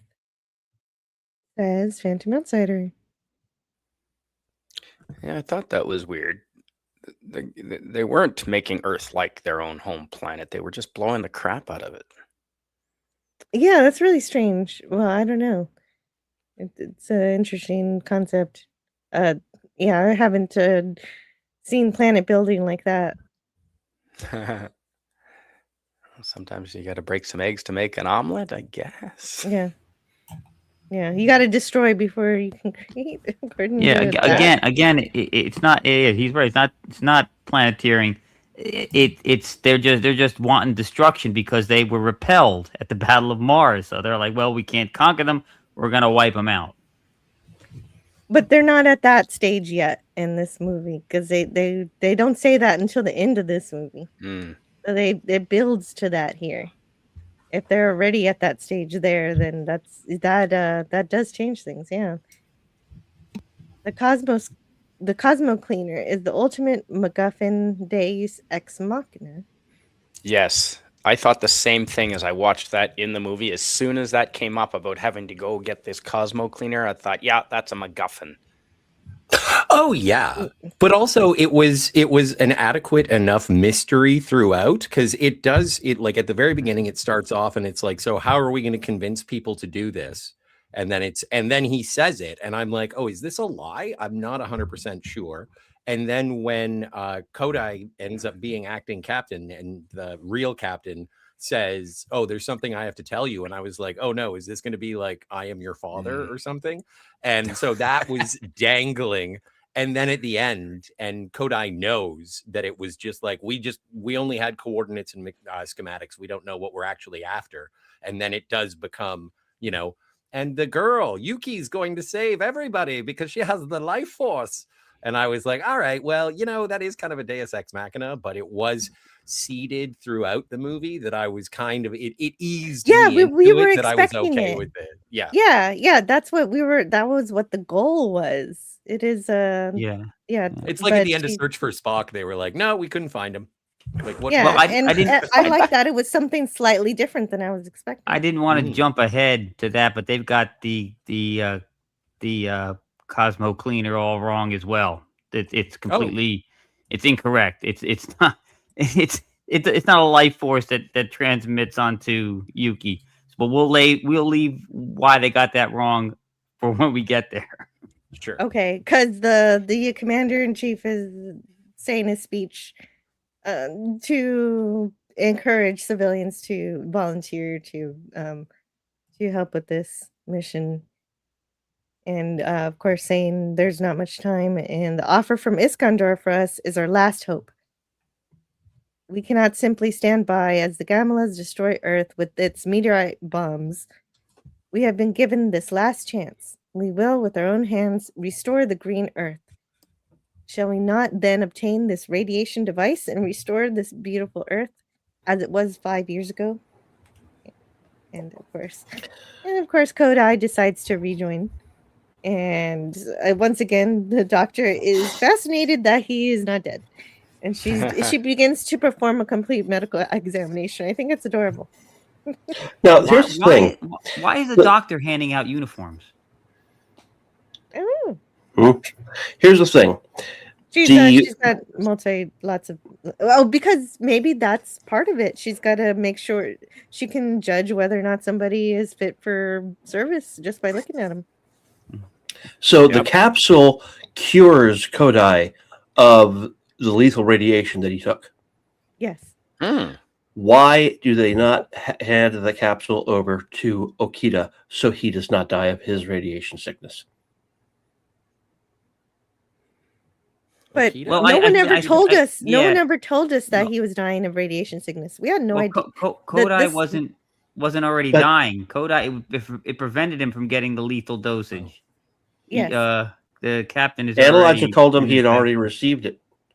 No, the analyzer said that that's what the radiation was in the atmosphere, but he was not yet exposed to it. Okay. Looked like he was. I mean, they're all expecting him to die. Yeah. Well, but the capsule lands when he loses his helmet, so it's there to protect him, right? I'm sorry, I have to acknowledge Red Tiger Sixer on this fan. one. Yes. With why is the doctor handing out uniforms? It ain't that kind of movie, kid. Classic. Thank you for the Harrison Ford Tiger Stripes. I had an important phone call. I apologize. Oh, no problem at all. No, if they're paying attention to your hair, we're in trouble. Exactly. That's my awesome. God. Earth to Iskandar is 148,000 light years away. One-way trip. And 296,000 light year round trip. And somebody else did say it is 248 times faster than Voyager's top speed. Mm-hmm. Those are VHS cassettes? Yes, sir. Wow. You got the movies on there too. The Be Forever Yamato and the whole collection. Cool. Very, very nice. Do you have the animated series? No, I do not yet. They have them on DVD, believe it or not. I want to get those. I have my own pirated copies from years and years and years ago of all 6, the Comet Empire and the Quest for Iskandar remastered, but I don't have the Polar Wars. Here's a answer you'll like better from Phantom Outsider, Dutch Gradient. It seems like the capsule had a small sample of Cosmos DNA that saved Wildstar in the movie, but it dissipated and was gone. So it was like a one use only. Okay. Interesting. And I didn't know Okita was sick from radiation. That was not made clear in this entire thing. No, I didn't know what it was from. Yeah, he was just dying. They got the uniforms right. Well, there are. The uniforms are on point. See, and that was pretty much. That's awesome. Like, I love these uniforms, and this is also something. Almost. You can tell the uniforms. Yeah, not quite. I mean, they're not leather. They're not leather jackets. They're not leather. So looks polyester. Yeah, you can tell they're on point because they have arrows. Yeah. Well, and Nova's is wrong. Nova's is wrong. The female uniforms are slightly different than the male uniforms. Yeah, she wore. But at least she's still wearing yellow. She's not the. Yeah. Oh, yeah, that's true. Hers is yellow. That's right. You're right. You're right. Well, and I did like the uniforms in this, because when the doctor was giving out the uniforms, it's like, oh, okay, so you need a blue uniform, you need a red uniform. So it kind of follows the same tradition as your division equals the color that you have, and you can be identified, which is something that always bothered me about the filth. Is that when they did like the upgrade uniforms on Discovery, and it was one half of their uniform was the color, and it's like, so what if I'm coming at you from the right side and all I see is all black? I can't tell what division you're a part of. This doesn't make any sense. But with these uniforms, it was like, okay, you can tell what division they're in, and that's awesome. It's functional as well as, a bitchin' design. Yeah. When you see a blue guy in engineering, you're going, can I help you? Yeah, exactly. Are you lost? Yeah. Oh, before we get too far away from the scene, when they were first looking at the Yamato, when it was it's still underground, but they weren't inside it yet. But when they were looking at it, this the set that they were on was actually a real Japanese dam. So the interior of the Yokoyama Dam, and Yokoyama. It doubled as a secret underground facility where the Yamato was being prepared, and yeah, that's pretty fun. Well, and I like the set. I like the places they chose to film. Yeah, I thought that the production design and the way that they did have all the settings, like even from the underground to the corridors of the Yamato, and everything about it, like, it is great. I think that the direction was a little flat, but a lot of it makes up for it was almost like television framing for it, but it was like, I think the performances and the set design and everything else for it really made it pop, and it was engaging. Like, I know you guys have your problems, but I thought this was a good movie. Yeah, me too. Me too, Scott. Very good. You said something that you said television. If they had broken it down into like it should have been, and did the series like the Quest for Iskandar, and did it with the Yama, and got it accurate, made the ships look right, and do it right, it could have been beautiful. They took this, it seems rushed, it seems compressed, and the story is totally discombobulated. That's what bothers me. But that's also, and just to respond to that, like I had never seen any of the Ultraman shows from the 60s, and I loved Shin Ultraman. Like, it wasn't necessarily an apples to apples adaptation. And even in the audio commentary for that movie, they said that they took liberties so that they could sort of condense the story into one singular. And I understand if this didn't sort of do it justice from what I'm hearing. But the thing is that if you did an apples to apples adaptation of the anime to live action, it's kind of it's almost like the what do you call it? The guy who wrote Watchmen, what's his name? Alan Moore. Mm-hmm. And it's like, well, okay, so if you're doing a straight up shot for shot adaptation, why not just watch the original? Because that's going to have all the information that you need. Yeah, well, it didn't have to be shot for shot. It didn't have to be a full 26 episodes, but they should have Peter Jackson. They should have Peter Jackson at least and made 3 movies. Sure, it could have been 3 movies. They could have been, like not completed, because the Quest for Iskandar, there's so much that happens. The Gamelons, the battles, they're just like a race. That movie just wipes out so much. The Battle of the Rainbow Galaxy. We don't even get Lythus. Yeah, you don't Rainbow Galaxy. That sounds fun. Oh my God, it's one of the best space battles you'll ever see. Yeah, you get 4 aircraft carriers the Gamelons bring in to bear on the Yamato. Carriers, a drill missile, all this stuff. The Smythe, where they've developed their own way of transporting, and like, I mean this so in the much utmost detail that has been omitted. That's what makes it so You sound like an painful. 8-year-old being like, "No, why did they take away my missile drill?" And it's just Well, it's and that adorable. is This is so that's what I grew up with. that's It's I so power. understand. And I'm not that is upset.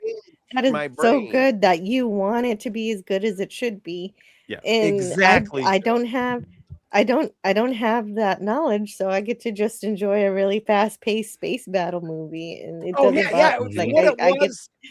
It's watchable. Don't get me wrong. But if you're looking Ignorance for is bliss. accuracies, yes, yes, exactly. That's you me. know, if you don't know about the old one and you're watching it for the first time and the impressions that I probably feel the same way, Scotty, as you.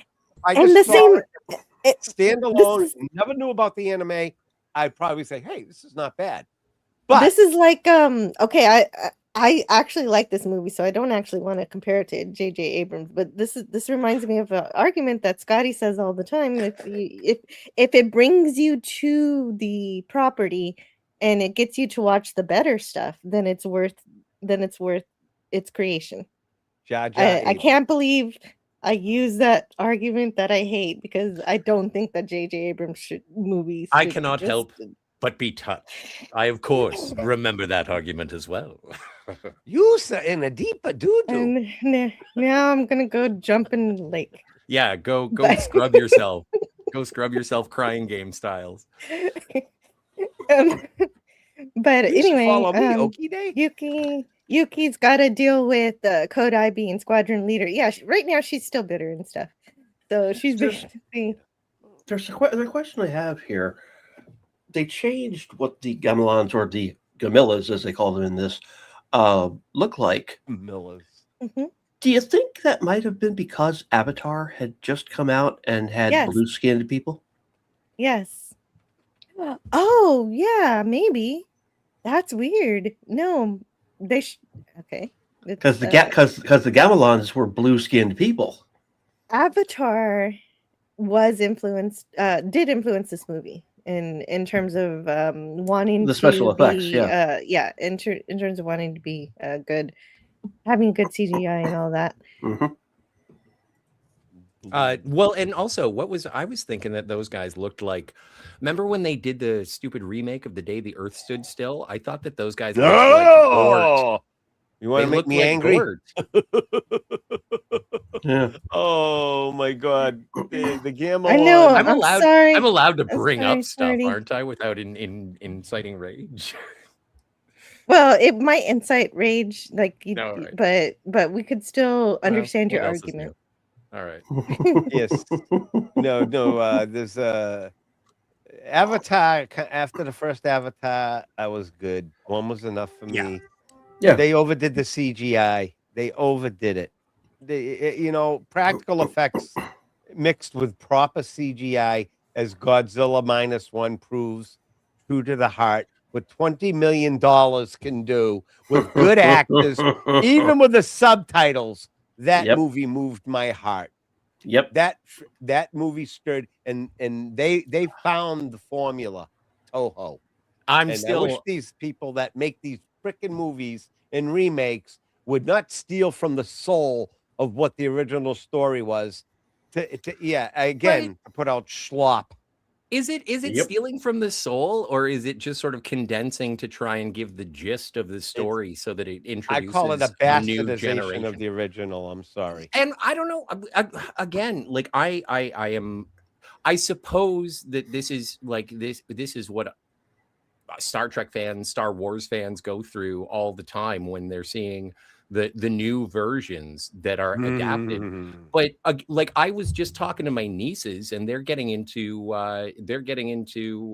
the MCU now, and they just saw Brand New Day, then they watched Captain America, then they watched Captain Marvel, because my brother-in-law for some reason is showing things to them in chronological order in the MCU, but they're his children. And I was like, so how'd you like Captain Marvel? And they're like, we loved it. And now, of course, these are 7-year-old girls. Meh. But it's like as long as it's introducing you to everything that comes up along the way, I still think that it may not be 100% equal, but I still like even just the adaptation of the Yamato itself. The ship was right, and it was beautiful. Yeah. the ship, the live action, the wave motion gun, all that. I am not knocking the production values. I am knocking I gotta play it for and the story. I gotta play it for Spidey. I don't think he's seen it.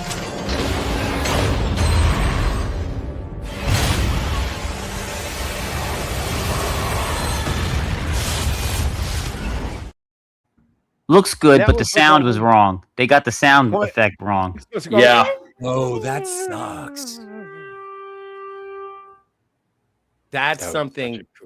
Whoa, where did that horn come from? That was crazy. Sorry, that was a text I got through. The horns of Gabriel. No, but they get the way they did the wave motion gun and the visuals, but the gamma.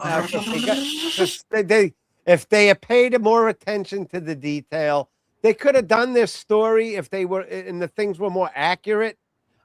It would have probably drew me in a little bit more. But the ending is what made my mind want to explode like in We'll get there. We'll get there. Yeah, because right now the Yamato is still underground, so we want to bring it back up. We want to bring it out of. There's one thing they did with this movie that I did really love. What was that? That was when they fired the main gun, and this is the first time they do that. Yeah, he actually has the pistol grip and the sight for the gun. I'm like, if they took that out, I was gonna be like, this movie sucks. They didn't take that out. I'm pretty sure the first time they fire it, when they're trying to save the ship from being destroyed before they even leave, I think the first shot is, if I'm not mistaken, it's been a while. Doesn't the captain fire the first shot the first time? In the anime? No. In the anime. Oh, in the anime. In the movie, it's Kodai. Yeah. Yeah, Kodai does it every other time. But for the very first time it's shot, I think it was the captain. See, that would have been cool. That would have been great. Again, I found the captain to be a little too stern, a little too aloof. And so there was no. But he's also I gave him a pass just after I learned that he was in great pain the entire time. Oh, okay. Do you think he would have? Go ahead. Do you think he would have punched Q in the mouth? No, he's not Picard. He's not. Cisco. No, he's more Picard. He's more Picard. Yeah, he's not a Cisco. No, Picard never hit me. I'm not Picard. That's the greatest line in maybe of all Star Trek.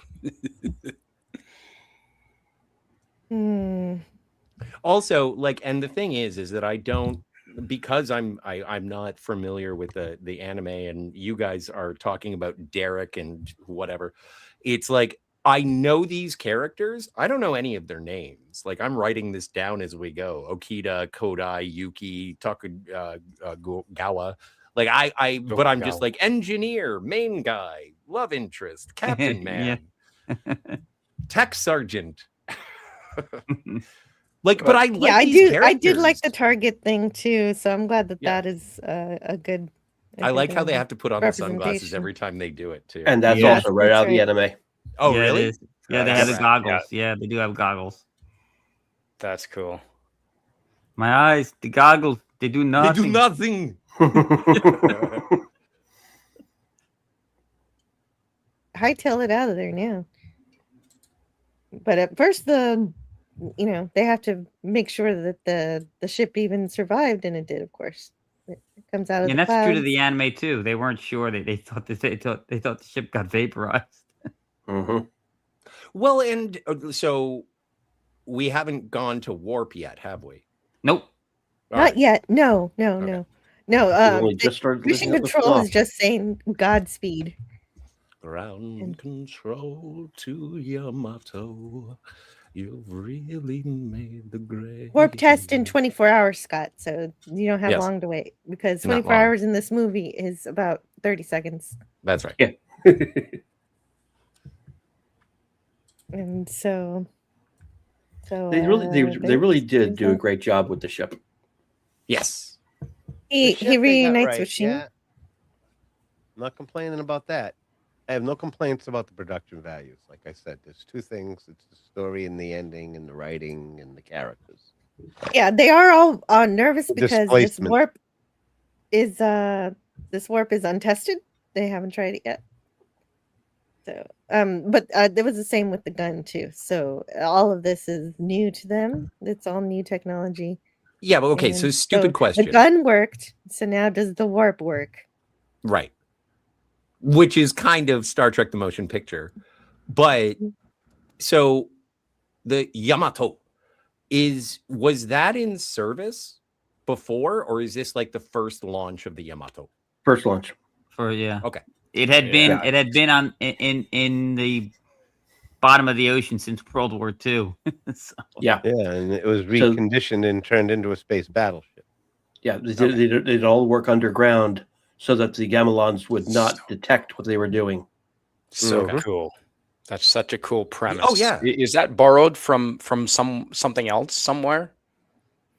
I don't know, but it was a great. That's why the story, it's the origin story of the ship. And I love the way they employed that through World War II, where it was when the Gamelons hit, the oceans had dried up from the planet bombs. The Yamato was was crusty and covered, and the Gamelons would fly over that area, wondering what the frig was going on. Well, they were working secretly underground, of course, and that these are the things that were left out. These are the things that were so important to the story, and like I said, if they had broken it down and not rushed it and tried to squeeze it all into a 2-hour and 20-minute segment movie, it loses.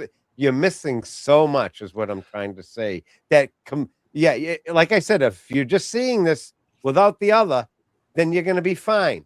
But if you see the other in its totality, it's going to make you understand why it frustrates me so much. Oh, sure. Yeah, and I can understand. much. I can understand, but I enjoy this abridged Golden Book version of the story. Wait, Jedi. I mean, I'm not mad at you guys for liking it. I'm just saying I actually thought it was watchable and it was okay. But it just, like I said, it frustrated me vehemently. But wouldn't you be more? We do understand. Wouldn't you be more frustrated if it only did like the first third of the story and then the movie doesn't necessarily perform as expected, and then you never get the sort of the anticipation of a green Earth? Like we'll get to the end when we get to the end, but don't you, even though this is abridged, don't you appreciate the fact that they attempted to put it all in one and then maybe move on from there? You don't want to have a Ralph Bakši's Lord of the Rings where he only gets first.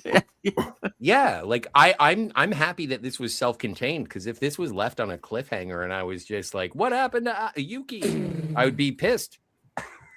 Because Yuki was, she's cute. I like her jacket. She is. It means snow in Japanese. Yeah. Well, and speaking of jackets, so then the next scene we have is essentially Team Kodai. Jedi, stop it. What? Oh yeah. Let's not do that. And let's just anyway, moving on. Yes. What? And this one too. Yeah, let's everyone play nice. This is a fun time. We're supposed to be talking about playing nice. Okay, so Team Kodai reunites. I understand. And so they're reuniting with Kodai, obviously, because it's been 5 years, and they're excited to work to be led by him as the squadron leader. So we see the preliminary effects of him as a leader. So he doesn't. So what happens later in the movie makes sense. And they're all very excited, and they actually kept their patches this entire time, even when he left. So that means a lot. I thought that was a neat little character moment where it's like, that looks so stupid, and then he has one on his shoulder. Yeah, that was pretty. I like that too. That was pretty cool. That was cool. Fun. Yeah. But Yuki is sour about it. She's like, "You're gonna spoil my drink." Just like that. That's just so dramatic. See, she's pissed at him because she joined up with the whatever the flight wing is. Yeah, and she didn't get to actually serve under him. Yeah, so she's like, you left as soon as I joined. So what the hell? You're just like a deserter and I don't care about you. And then as the story unfolds, you find out why he left because it's like, yeah, his parents died and my pregnant wife. It wasn't just that his parents died, he was the cause of it. And Yes. so that's reasonable. I thought it was a great character punch to the belly. Yeah, but that's not correct either, though. Not from the anime, of course. Yeah. Yeah, but they had to have Angry Girl be angry. No, I mean Kodai didn't cause Kodai was angry too. Kodai was, I mean, I thought it paralleled with how Kodai felt about Okita. Yeah. Although she does punch a little bit too much. Oh yeah. Like, Nova. I don't think Nova raised her hand to anybody in the. Nope. Oh, she did slap who? She slapped Kodai once, and then she smacked his hand one time too. So, when he tried to put his arm around her. Okay. But it was playful. Well, yeah, that's fine. And the movie does a good job at maintaining the ensemble of the crew. And then as the crew does inevitably fall to their adversaries, it does resonate emotionally because I do get to know the crew. I would have liked at least 2 more scenes like that. I liked the camaraderie in that last scene, aside from the lady punching people. And just a couple more scenes like that. I would have really, really loved the movie. You know, Scott, you brought up a point that we get to see them slowly, succumb. They people actually die, and that is another huge difference between the Japanese version that aired in Japan and the Americanized version that we got. Yep. Nearly nobody dies. And that's why when I first watched the original Japanese after, when I was older, I was like, oh my God, this person died. This person died. Everybody's dying. What the hell? Yep. I was shocked. Yeah, well, and that's something that I admire about anime as an art form is that it doesn't cater. Like, I think North Americans have always thought of animation as being a children's medium. And I do admire anime just because it will take on mature subject matter. And I don't mean in terms of spicy. I just mean in terms of, people die. Like, you're going to have to deal with that eventually. And everybody lives in the Star Blazer? Just in the American version? Almost everyone, except the captain. Except the captain. And well, a bunch of them die in the second series, but... that's another story. And also that's another thing. They added Saito in this, and he's not supposed to show up till the Comet Empire. Space Marine. No, interesting. American versions of anime always, for the longest time, they were always taking out violent scenes. Robotech, there was an episode called Farewell Big Brother, in which one of the main characters is killed in battle. Yep. He doesn't realize that he's been killed. He's still walking around, but he's mortally wounded. And it's basically there's a big hole in his back. He doesn't realize. And the flight crew come up to his plane. They're about to start handling things. And one guy looks inside the cockpit and he goes, "Whoa, hey, look at this." And they don't show what he's looking at. Next thing you know, Roy collapses in his girlfriend's apartment and then he's dead. Yep. Well, they did that to Sailor Moon too. They changed a bunch of things in Sailor Moon when they brought it over to America.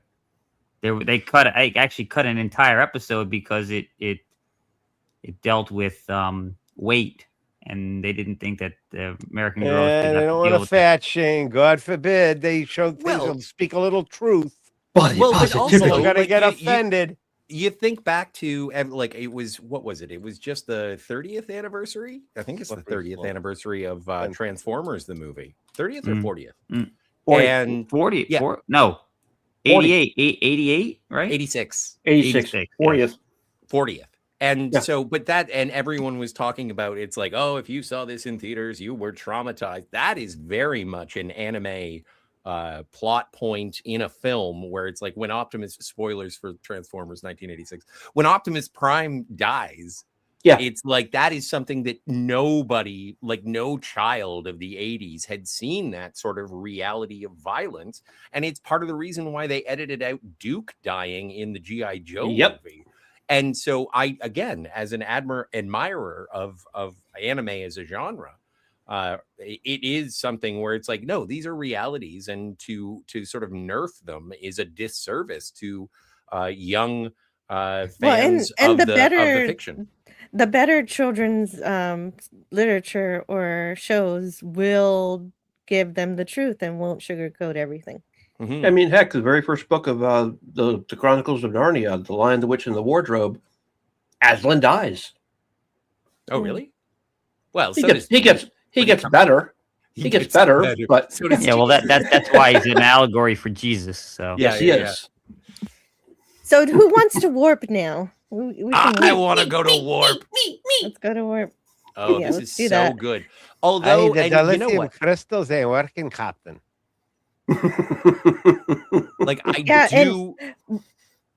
In terms of the truncating of certain things, like when they go to warp, they're like, we don't know if this is going to work. And I love the warp effect. It was like water in space, which I thought was visually stunning with the design of the Yamato. And I thought it was great. The only thing that I was missing was like a 45-second long, almost like when the bird of prey goes back in time in Star Trek 4. I wanted sort of like the what happened while we were at warp, because they kind of come out of it and it's like, are we alive? And I was like, oh, there should have been something in there. They actually give you that in the anime, Scotty. You get a big old sequence of yeah. Like you guys are just selling the anime to me. So, and this movie is also like in concert. And there's the doctor clutching her bottle. Yes. Yeah, I like this. Her bottle of sake. It's supposed to be sake. Yeah. Yeah.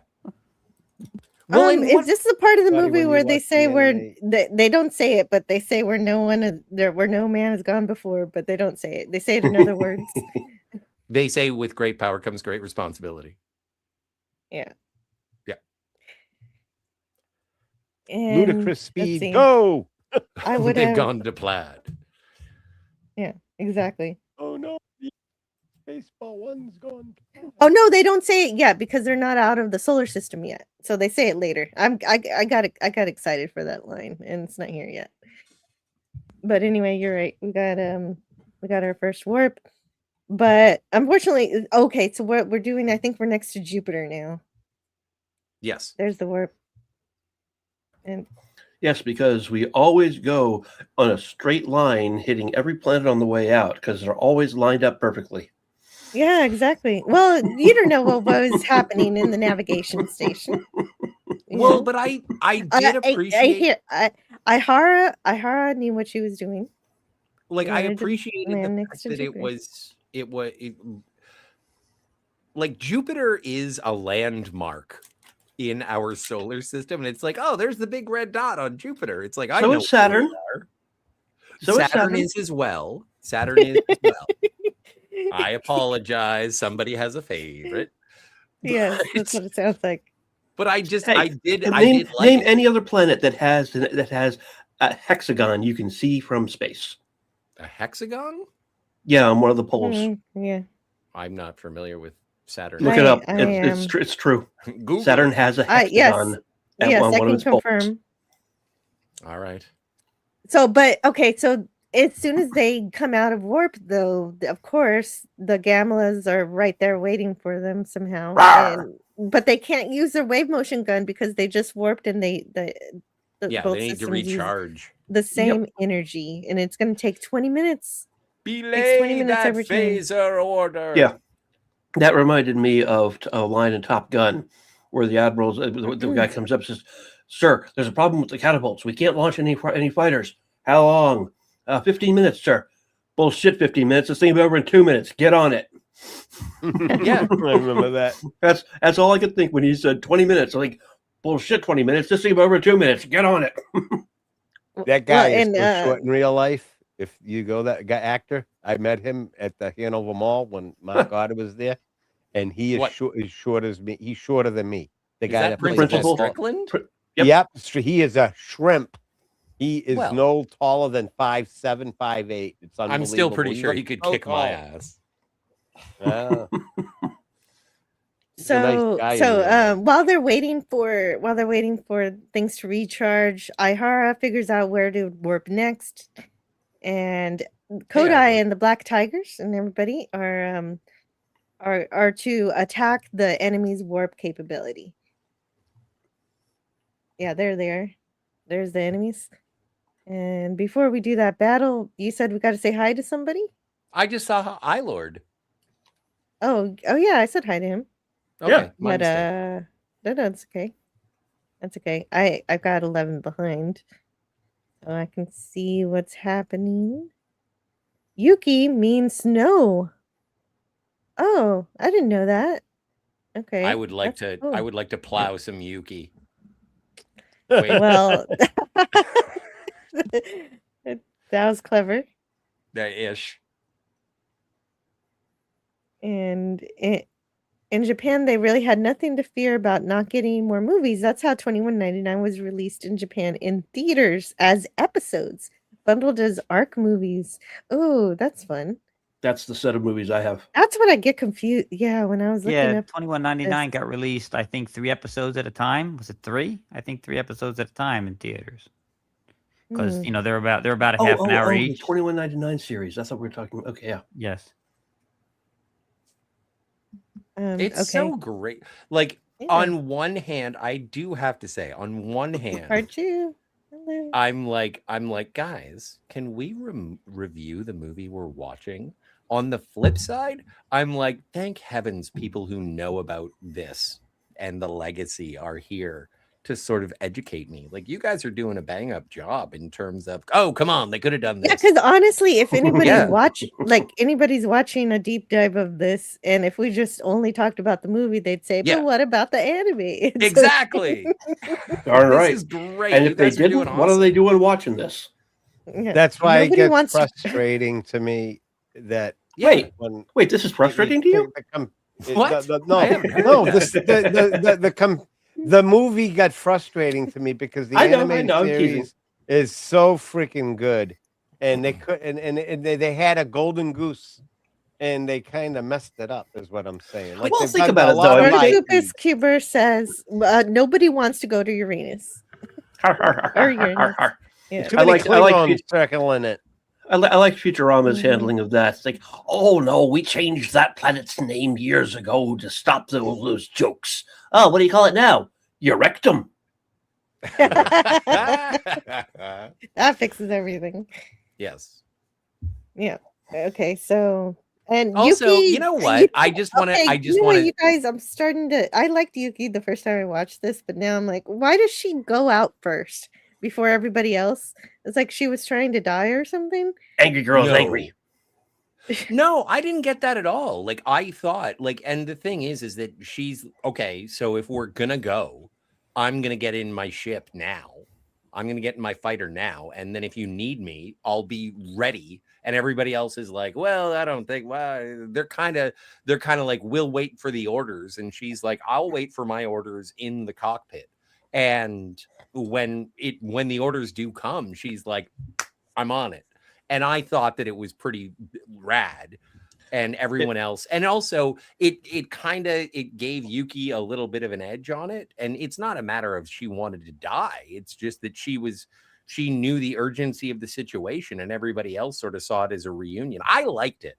I thought it was cool. I like hot chicks doing awesome things. She does well on her own, but the perspective of the battle shows how dangerous and how reckless it was for her to go off on her own right away. I would have been more impressed by her if she had stopped before she went into her fighter and said, we're almost certainly going to be deploying as soon as we finish the jump. Why don't we all get in our fighters so we're ready to launch when they need us? And then if they ridiculed her or something, she could just shake her head and get in the fighter, and then they're like, oh damn, she was right. But that's also exposition And No, but think it that you would have read shown more from the character by their actions as opposed to them explaining it not to the other characters, but no, to but the audience. it would have shown that she actually had a bit more foresight and a bit of concern for the other pilots. Well, but she's throwing herself into harm's way before all the other pilots. What's up, Spidey? It works out anyway to her benefit because of course everybody does come to her aid. You know, they have her back all together. So they're a team no matter what. And they target the mothership, and Yuki sets the targets, and Yamato sets the cannons. And yeah, so you get to see the battleship in action here, and that's fun. I like this. I like this battle. Spidey, you were raising your hand. Yeah, Oh, we have a hand raise. Oh, I can't. Okay. No, I waved to a lot of people when they. Oh. I wave a lot. I thought you were trying to get our attention. Like, I have something to say. Can I say something? Well, anyway, they only wanted to disable their warp capabilities, but they end up actually destroying the ship. So, and Yuki says what I'm thinking. I've never seen one go like that before. Like she's surprised that they're able to just destroy the mothership. Why are their guns suddenly able to destroy a Gamelan ship? Because those guns, the shock cannons on the Yamato, are a direct design from Iskandar, an improvement on what at least in the anime, that's the way it worked. That's why their guns on the Yamato are so much more effective. Yes, they're several magnitudes of degree more powerful than what the Earthlings had before that. Gotcha. Thank you. Yep. That is very helpful. It's been too long since I've seen the original. There goes the mothership. Yeah, so all the windows are all digitally added later. The ships didn't have any glass. The ships that the actual actors sit in. Okay. And yeah, communications officer. Yay. And by not having glass, you don't have to worry about having to digitally remove cameras reflections. I think that's probably why they did that. Yep. But of course, Yuki is in trouble because there's some debris that messed up her ship, and so she's losing oxygen. And she says, "Leave me here. I don't want to put the ship in danger." And so Kodai says, "Don't be stupid. I'm gonna save you. Shut up, Spock. We're rescuing you." And Kodai, but even the captain is against this too. He says, "We don't have time. Go back to your station." And he said, "Oh, just like you did to my brother." And so he goes, he does it anyway. He saves her anyway and has her eject. And then he captures her with the ship. It transforms and it has these little arms that grab her, which is neat. And hopefully I got a slide of that because it's pretty fun. But also in the meantime, at the very exact same time, there's a squadron of a whole bunch of Gamma that are gonna destroy everybody. So and all those orange laser beams you just saw there, that's from all of those anti-aircraft guns that you saw in my model and on Spidey's model. Those right there. Mm-hmm. Those are all from those anti-aircraft guns. Yeah, the folding of the ship was kind of weird to me. It works for me. Oh my god, what's going? I love her reactions. It's fun. And the captain says, "Treat them like missiles," and we're gonna evade. So they evade the ships at the same time, and then they open their little side hatch, like you guys are showing me on your models, so that Kodai can get in and they can warp immediately. Yay! And they escape. Probably my favorite battle of the movie. Yeah, but that's also the warp does you can't the warp engine does it doesn't you can't just snap your fingers and go warp. That's not how that works. Well, it's a big long process to tell you the truth. And I didn't see them revving it up ahead of time. So they rev up the gun, but not the warp. Okay. And it's supposed. As a matter of fact, there's a long. As a matter of fact, it takes longer to set up the warp than it does to fire the gun. And he manages Interesting. to revive Yuki with the worst CPR I've ever seen in my life. He just got lucky. She was just revived on just by luck. It had nothing to do with what he was doing. You're right. His CPR game was not very good. He was not something doing it is to better than time nothing. in time. That's true. He was trying. What he was doing basically was nothing. He was pushing her chest way too high up. He was going too fast, and he kept stopping to check the her rhythm breathing is and breathe into her important. mouth. 100 beats per minute. Staying alive is the perfect song to do it to. Chest I compressions, remember chest that compressions, chest compressions. I remember that from The Office. It's a really hilarious scene. Okay, so let's see. Captain. Oh yeah, I forgot that for this Captain Okita called him an idiot as he was leaving the ship to go rescue her. Baka. Yep.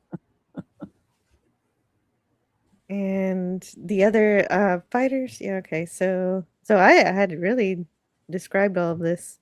I was saying Yuki was preparing herself for death and saying that suffocation shouldn't hurt. And I'm not really sure about that, but I think she was just trying to comfort herself. And so there's get behind her. Let me see if I said anything interesting here. I have notes. Oh, the graphics. Yeah, I do like the graphics on the screens, the screen graphics showing the approaching ships. That's always fun. Shima, think of them as missiles. Yep. Okay, so here we've got the captain sending Kodai to the brig because of his actions, and that could have killed everybody.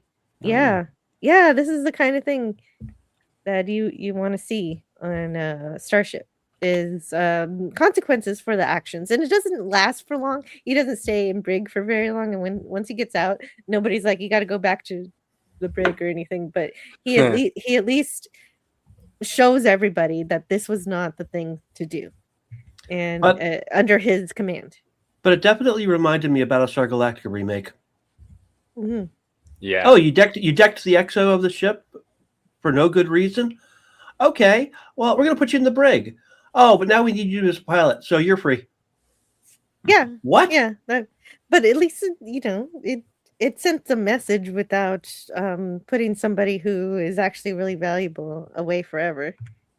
As far as I'm concerned, you don't need anyone like that on your team. Now him, he hasn't done anything that egregious. Yeah, he didn't deck the XO of the ship. No, he just was insubordinate in a way that but he was also leaving no man behind at the same time. Yeah, exactly. So it's difficult to be too upset. Yeah, what he did was honorable. Oh, look, Power Ranger Donnie's here. Hey. Yeah. I'm just confused. Okay, wait. Everybody wait. Oh my god. Okay, we'll read it in just a minute. Okay, hold on. I did a DM to you saying I have to go run some errands and everything, and I said okay, I'd but only before be you- in for a bit. Okay, Yeah. but before you go, can you tell us what's going on your channel? Anything you want to promote? Well, And- next Tuesday is going to be my off night, chill stream night. So it usually is an open panel. We talk about just about anything old sci-fi up to the early 80s, and it's my car, and we just hang out, laugh, joke around. People can come in, people bring their bath mat, will come in and bring his puppet. And tonight is on Snowdub channel will be the Friday Night Funk, and then following that will be the late show at Stone Cold Loki's around 11:15 till about 12:30. It's our late night. So if y'all interested in watching some funny puppets tonight, come see the Snowdub show and come see my lot. And Jill and me will be doing a great episode of Lost in Space in 2 weeks called The Challenge. It's got Kurt Russell's baby making Kurt his, Russell. Baby Kurt Russell. He's very young. He's 11 years old in this movie. He plays a young warrior, and the famous actor, I forget his first name, Michael Ansaria, plays in this. He's also in The Voyage to the Bottom of the Sea. Also a Klingon. And also a Klingon. He's an extremely great actor, and this is a very good episode. And you get to see Guy Williams get into some of his Zorro in this episode. You see his range in that. So you're all welcome. Come on by. Come check us out. Oh, come check us out at Snowdub. Come check us out on my channel. We have a lot of fun. And thank you very much for having me on today, folks. I know I get a little tenuous about my opinions and I get stuck in my own mind. And that's just the thing about me that I can't break and change I think we all have that. I'm set in my ways at this point in my life. So I don't have much wiggle room when it comes to certain things in certain movies. So you know how you feel, and I appreciate the honesty. Yeah, and I'm not gonna blow smoke up no one's backside and say I love I'm just not gonna do it. And I know I kind of rub people the wrong way, but in that manner, I don't mean it to be mean in general. It's just me being me. It's my true self. And thank you again, and God bless you, folks. And I'll see you on the next one. Jedi Master, pleasure to meet you, sir. Great to have you back. And make sure you sub to my channel, sir. I will. Yeah, right. Jason Love. Jason Love says, "Wow, what a panel!" Yeah, great to see you. God bless you all. Have a great night. You too. Good night. Night. And let's do this. And then wait, I messed up. All right, there we go. Fixed it. Okay, Jason Love is here. Hello, Jason Love. Really great to see you today. Really great to have had Jedi Master. That was a great. Clearly loves this anime, and just a great person to have had tell us how he feels about everything. And sea battles in space are always a great thing, says PG. Absolutely, this is that was. We just went through. I think my favorite battle of this movie. I think just because it has such a quote happy ending before things go to real shit, and so it's real nice. Any British people who just got a government warning on their phone? Says Gavin Unit? No, I don't know anything about that. I'm afraid to ask what it says. But I don't think I'd have a phone if I was British. These days, the way Britain is, I probably wouldn't have a phone. No way. Well, maybe you would have a dumb phone, just has the buttons. Tin cans and dental floss. They have to wait to hit a crest to activate the warp as it moves them from that crest to another crest, covering the vast distance. Oh, yeah. So they cut things out in this movie, obviously, to save time. Yeah. Yep. That would be cool. I like that idea. And let's see what else is happening here. It's all in the reflexes, says Spider-Man. Well, to be a fighter pilot, I'm not sure. That's a line from Big Trouble in Little China. Oh, I see. Yeah, Jack repeats that line throughout the movie. It's all in the reflexes. Jack. Yeah. Oh, Eilard likes the background. Let's see if we can. A lot of people have been commenting on that background. It's gorgeous. Yeah, it's nice. Any idea who painted it?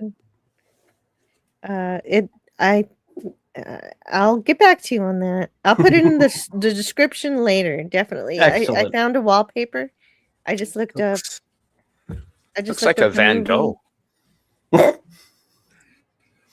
Ooh, I would actually more. Well, I would say more one of the Dutch masters. I know Van Gogh is Dutch, but if you know anything about the Dutch masters, they did photorealistic paintings. It was amazing the work they did. The light reflections in this one make me think of them. Ansara was married to Barbara Eden, says PG. Michael Ansara? Yeah, that's about right. Mm. And Mark Harkness also says in the anime, Okita solved a discipline problem by sentencing those involved to swab down the hangar deck by hand. Oh, I like that. I would have loved that. That would have been great. That would have made a lot more sense. But it's clear he just wanted to do a temporary kind of punishment, like timeout. And Cam is Cam here? Cam. Hello, Cam. Darn right he is. Hi everyone, Jill and gang. Amazing anime from back in the day. I remember it at Star Blazers from 1979 when I was a kid. I have to give it a rewatch. Well, I have to give it a first watch.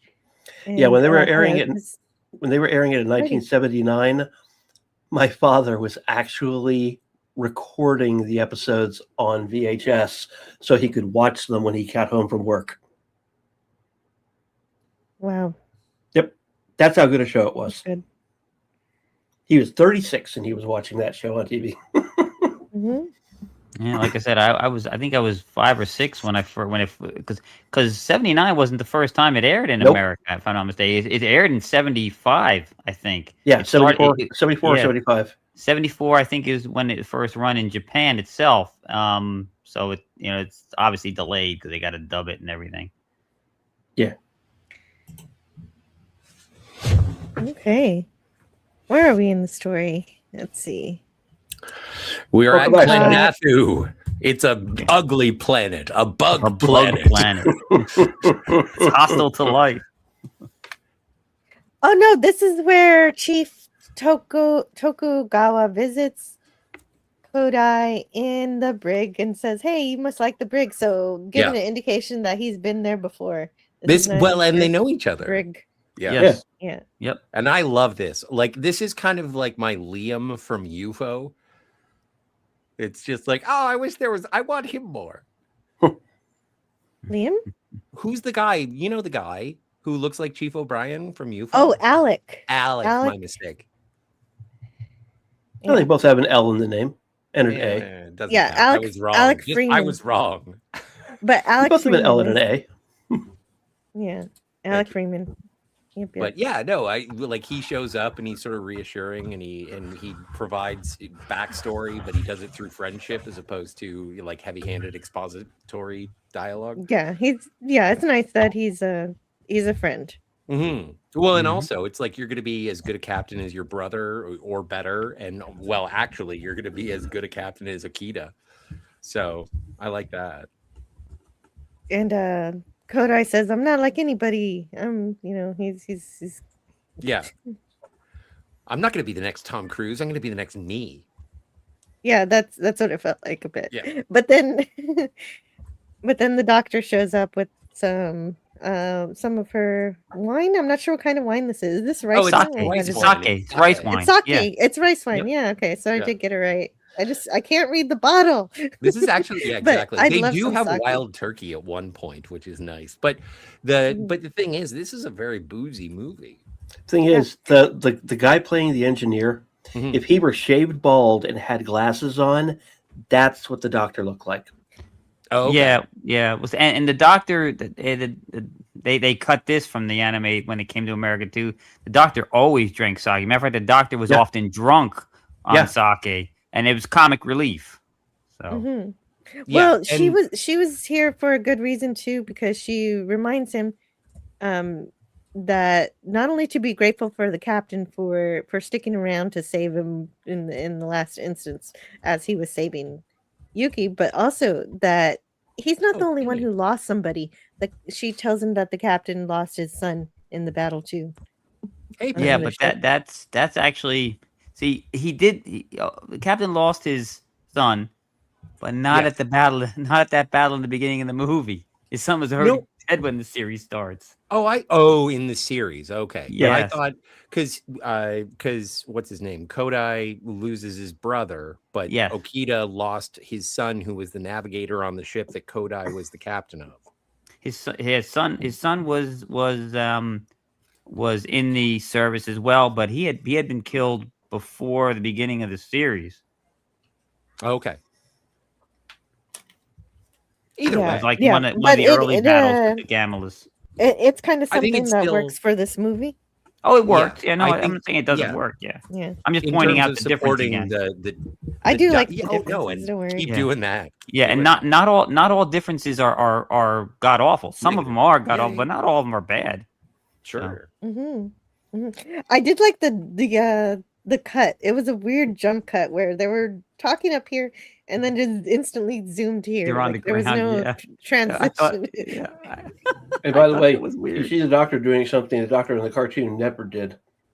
drinking from a glass. Nope, straight from the Oh yeah, bottle. right out every the time. bottle. Yep. Well, she learned a little manners. I don't know. And see, as a kid, I never realized what a boozy cartoon it was. I haven't seen it since the original '79 viewing, but I'm gonna have to go back and rewatch the original. Oh anime. yeah, yeah. The original anime. Now, like I said, in the American version, the sake is turned into spring water, so as not to influence the American kids. But in the Japanese one, it's sake, and the doctor is a drunk man. He is drunk like quite often. Drunk as a skunk. Yeah, Part of their culture. Well, I'm a kid from the '90s, so I watched Nickelodeon, and I watched a cartoon called Hey Arnold, where there was a girl named Helga who had a mother who was always drinking smoothies. And as a kid, I was just like, "Oh, this mom, why is she always so sleepy?" And Yeah, I had to grow up to realize that she was an alcoholic. Yep. Because the show it shows it in plain sight, but it doesn't tell you. But when you grow up, you just know. Yep. Isn't that the only way you can survive having children and keep your sanity, Jill, is to drink heavily? Well, the only way you can survive having a child like Helga, that's for sure. The only problem with that is that you need to be sober to drive them around to soccer practice and stuff. And so Sounds like a can't- dare. So you can't actually, like, that's not a good idea. No, I have a Tesla. It's got auto drive. Anyway, now everybody gets to send a message home, but they only have 1 minute to send a message, and they're about to leave the solar system. We are headed out into a realm where no human being has ever been. There's the line that I like. Yeah. Yep. Where no man has gone before. Kodai really disappointed me with his minute. Really? Because he didn't have anyone to contact. Why didn't he give his minute to Yuki? She clearly did not have enough time on her call. He has an entire minute. He's like, I have no one to call. Yeah, you take my minute. Yeah, but it's actually kind of important, and the movie doesn't do it proper justice. See, because Yuki actually drags him. He wasn't gonna go. Yuki drags him in the anime. Yuki drags him to the communication thing and says, "Come on, you've got to talk to your family." And she forces him into the booth, and he's in there for a little while. And she finally goes in to check on him, and he's sitting there staring at a blank screen. She's like, "Are you having trouble?" And he's like, "No, I've got no one to talk to." And she gets so devastated because she doesn't realize it, and that's missing in here. Yeah. And you know what? Okay, so in terms of this movie, when Yuki and Kodai eventually, kiss, and I'm like, well, that was sudden. This would have been a nice precursor to that. Yes, agreed. Yeah, however, I do have a problem with the romance, and that would have helped a lot. The thing is that I guess it's a matter of they had to choose who they were going to highlight. It was either going to be Yuki or Analyzer.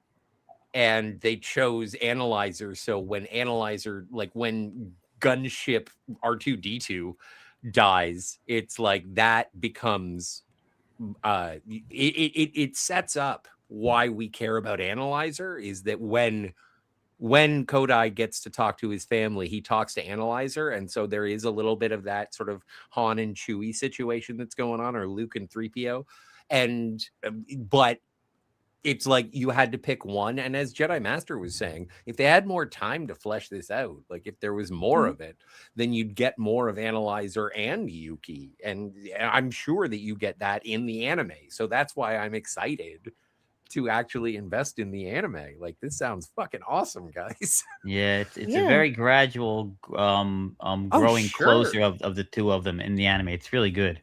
And I would love to see that, because again, as I mentioned, in terms of the genre itself, it is more of a mature storytelling genre than it is with North American cartoons, and there are exceptions, of course, but this seems like it's a banger, as the kids would say. Absolutely. And we've got to say hello to Penny. Just got out of watching the end of Oak Street. Oh yeah, how was it? I heard it was meh. I think there's a stop sign. Oh, there's 2 thumbs up. Well, is it a stop sign that looks like this?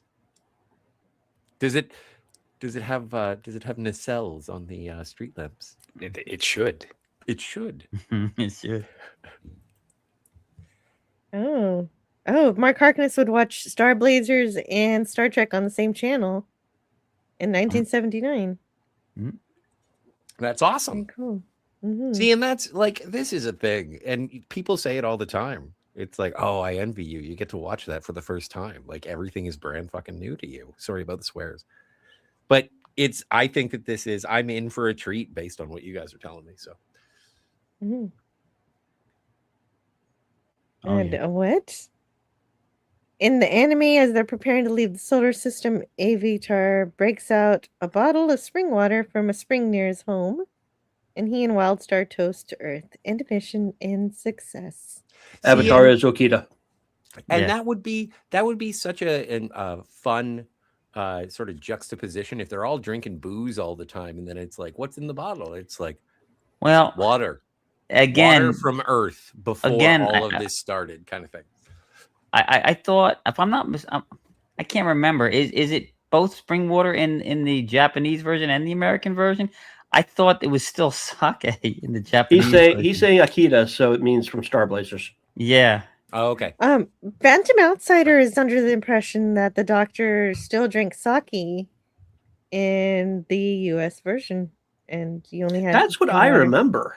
No, he calls it Outsider. spring water. As a matter of fact, when they first meet, when Daisuke and Daisuke and Kodai first meet Dr. Asane, he is they were taking a shuttle, to in a transport, and he's in the back and he's drinking the bottle, laying on his back in the back seat. And in the Japanese version, he's just drinking the sake and he's drunk as a skunk. But in the American version, he's talking about, hey, I'm just testing this cure for motion sickness, and it seems to be working. Well, it's like it's kind of like what they do to Captain Haddock in Tintin stuff. It's like, he's not a drunk. It's like, no, he is. He is. Lombardi is here. Hello to Lombardi. Hey, Lombardi, Lombardi. 1969. And Lombardi says, if I recall correctly, Steven Tyler sang "Love Lives" at the end of Uchu Senkan Yamato movie. Yeah. Honestly, okay, so it's called "Love Lives." I really enjoyed that song. It really perked me up for the end credits.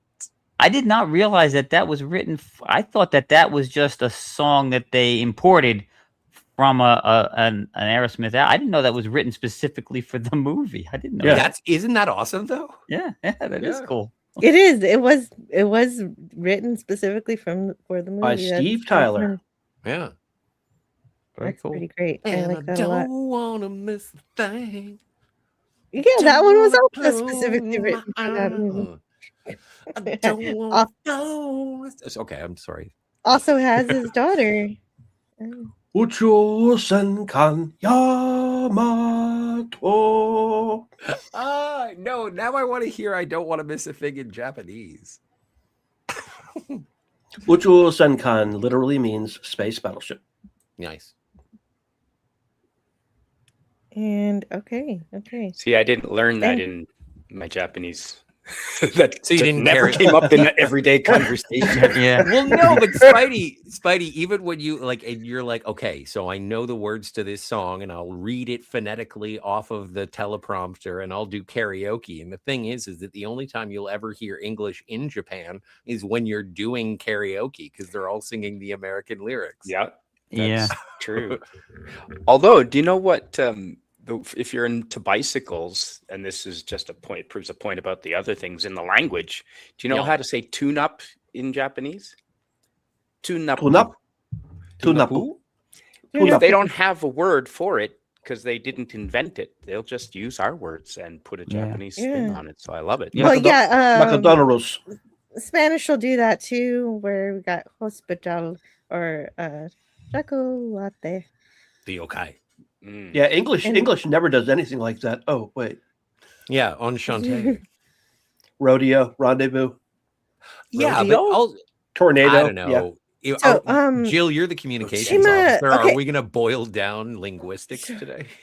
So Shima talks to a young boy, and people in the chat are saying that's his young brother. It's his young brother, not his son. Yeah, that's another. Yeah. So why did I feel like it's his son in this movie? No, because they say it is his son. son in the movie. It is yeah. his son in this movie. Because remember, the thing is that he's talking to his son, and his son is always replying in text, and they refer to his. Well, I guess no, that doesn't make any sense because that's his wife, isn't it? Yep. On screen, I thought his wife died, but they rescued the baby. Yeah. So this is supposed to be his mom. Oh yes. Yeah. Okay. So according to people in the chat, it's supposed to be his mom and his brother, and not his wife. Okay. Because his wife is dead, as you said, his pregnant wife died on the station. That we'll see that scene a little. Also, bit. how does that work? Like, I think it's a sweet story, but how does that work? Well, we'll talk about what the space station. They blew up the space station. My pregnant wife was there, and also his parents, and they all died. But luckily we saved the baby, and it's like how maybe it was that he was leaving already to go visit Earth or something. I don't know either. Remember, the space station may not have exploded like the Death Star. Right. It was destroyed. There were survivors. Oh, there were bodies that were recovered. That's true too. She may have gone into labor and died in labor from her wounds in the or they found her flatlining body and said, well, we have to try and at least save the baby. Emergency C-section, sure. Yeah. Mm-hmm. It's like a Jennifer Sisko kind of thing. Yeah, we also have Saito getting a message from his mother. Which he shouldn't be doing because he's not even supposed to be here yet. Well, and I am poking fun. I'm poking fun. I know, but I keep doing it. Like this he's got is the it. thing. Yeah, he's got an amulet, a Hashimon amulet that's supposed to keep the bullets away.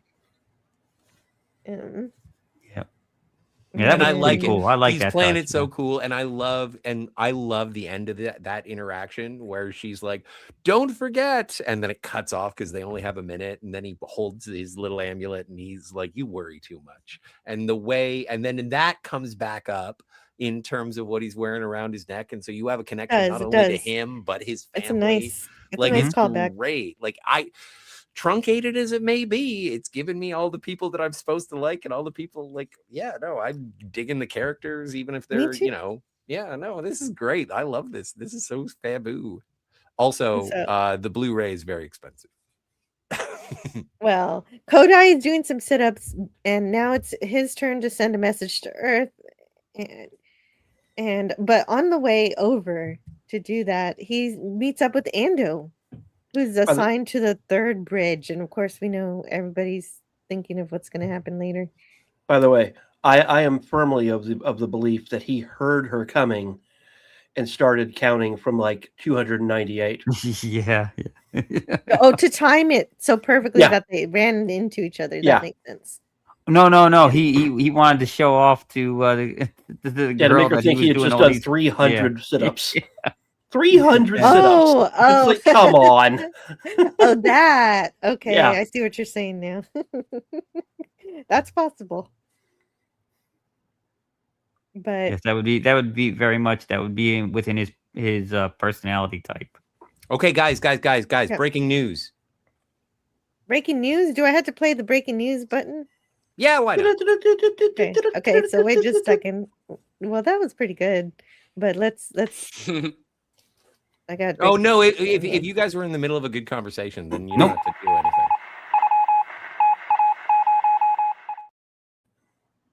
I didn't even know you had that. In personal Scotty R in Scotland, we just found out after having an ultrasound that I do not have liver damage. Oh, very good. There we go. For anybody who wonders, I'll drink to that. Yeah, same here. Cheers. Very good. Excellent. That's excellent news. What? No, we don't do preventative screening in Canada. Are you crazy?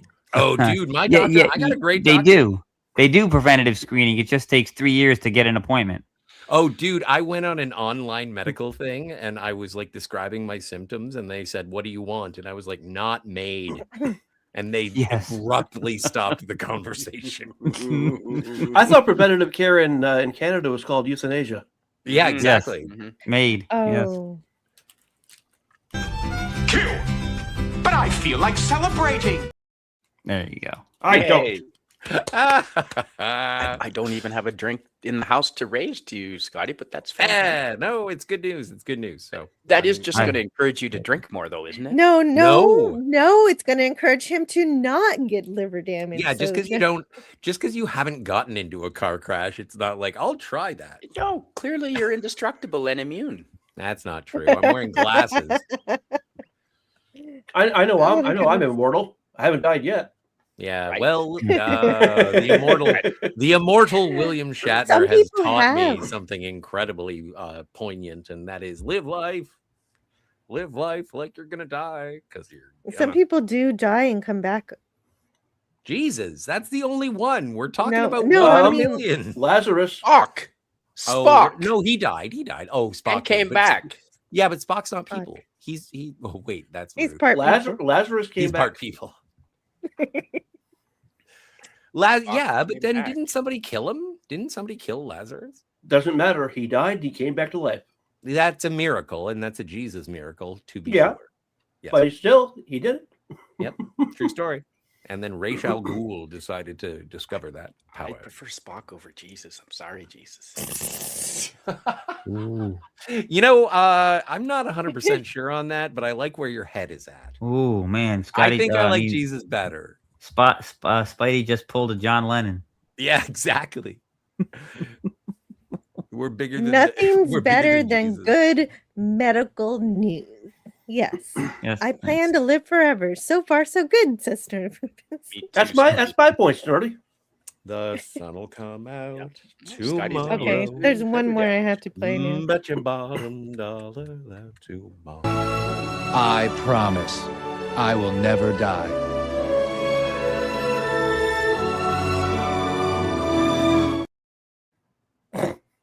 Making promises you can't keep. Ding. I haven't seen that in forever, Jill. Oh, my stars. Thank you for reminding me. Thank Evan. Yes, there you go. America. Fuck Jill. So anyway, Kodai runs into Yuki. Oh, what is it, Spidey? I was just imagining, looking at the beautiful image you have on the screen. Imagine the poor son of a guns who have to go and clean the inside of the wave motion cannon, and they're just saying to themselves the whole time, like, "Please don't fire! Please don't fire! Please don't." You know fire. what? You know what? In the remake anime, when Kodai and Daisuke fight, they have a fight, and instead of throwing him in the brig, they're forced to do cleaning work. They are scrubbing the inside muzzle of the wave motion gun in a scene. Oh, Yeah. but that's one thing they do show is that there are a lot of safety locks on the gun, so you shouldn't be able to Well, just shoot yourself by cleaning it. But not only that, considering the movie we reviewed last Friday in terms of the procedure and the organization, the man overboard drills that they do, I am certain that the Space Battleship Yamato does everything by the fucking numbers. So yeah, if you're in there, you're not in trouble. You know why? Because you're relying on your crew. That's part of the reason. Also, I haven't brought this up. Speaking of things that I talk about all the time, this is a bunch of people doing their damn jobs. Mm-hmm. This It's is a true, bunch of they people are. who are these guys Yeah. know what they're up to, and they are willing to sacrifice. And And I that's what we like to admire- see, Yes, No especially DEI. during Battleship these Month. these times. Yeah, on a battleship, you better know your job. Like even when they do have their little emotional sojourn, like do. it's not Like right here. it doesn't Emotions. get in the way of anything. It's just like, okay, so we got 5 Yeah. minutes. I'll let you know. Yeah, that I love she's you. basically saying, I could have endangered the ship. You saving me. Yeah, and but the she's needs not of happy the about that. few outweigh the needs of the many. Yeah. Or But the then one. he boops her nose like they try Yeah, to I do love that. Like I what? thought that was great. I thought it was great. It was the only point of flirting between them because I knew that they were going to get together because they were the best looking people. And then I was like, okay, so, and that was the only time flirting. And then when they finally do snog, I'm going to get into it because there is way too much squeezing of the shoulders for it to be romantic. Anyway. Yeah, it's a little aggressive, but Kodai is, has nobody waiting for him. No, but It's he gets to talk sad. to He doesn't- Analyzer. Yeah, that's all he does is he has the line open. I guess like Wes Kago said, he sorts of wastes it. He could have given it to somebody. Or I was thinking about it. My alternative would have been to address the entire ship. Like, I don't know if it would have been too cheesy for him to say, I don't you guys are my family now and or something. I don't know. That would have been if that would have been dumb. But well, it would have been, but again, like I said, it would have been cool. And I agree with everybody else who said that, yeah, he should have given his minute to Yuki. But I did like the sort of isolation and character development at the same time. It was dialogue, but a monologue. It's like, okay, so you have a minute to talk to your family on Earth, and then you decide to talk to Siri. His family right now is his AI companion for some reason. Yeah. Although, again, this is something that you've said he was going to die in the first 5 minutes of the movie, haven't seen you since, and now he's your fucking pen pal or something. And okay, fine. I get it. And Yuki is eating peanuts. Are those peanuts? I thought they were drugs. What? Those aren't they were drugs. like Tylenol or something. She Really? opens it up. I didn't know what it was because she's drinking. They just like right after they pan over and like somebody says, "You're drinking," and she's like, Yeah. And But so they don't I thought say that what this was she's all drinking. illicit. Yeah. Well, no one says, "Oh my God, is that coffee? Are you drinking? Like ingesting fluids?" Yes. Yeah. So. I should point out that when I say I'm making a drink at this time of day, I'm talking like mixing cranberry juice and water.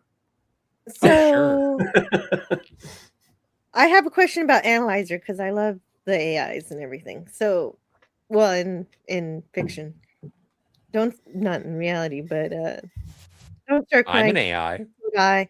You'll mess me up too. So is Analyzer just pretending to have emotion, or does Analyzer actually feel things? Same as R2 or 3PO. Like Yeah. I consider Analyzer to be an R2D2 who talks in a more confident tone than 3PO. Except in the cartoon, Analyzer is 2 years before R2D2. No, that's what I mean. Yeah. Actually, he's many years before. Yeah, I mean, Star Wars was 77. Yeah, three. 3 years. Yeah, two. Yeah, about 2 or 3. Yeah, you're right. I thought it was even more. But I like the he's like a Jarvis before. Yeah. And C-3PO is extremely emotional, so I don't know. So, He only had one emotion. 3PO had nervous. He was afraid or nervous. That was it. Go that way. You'll be That's motherfucking you something. in a day, you need a side of the scrap pile. And don't let me catch you following me begging for help because you won't get it. That sounded angry to me. Okay.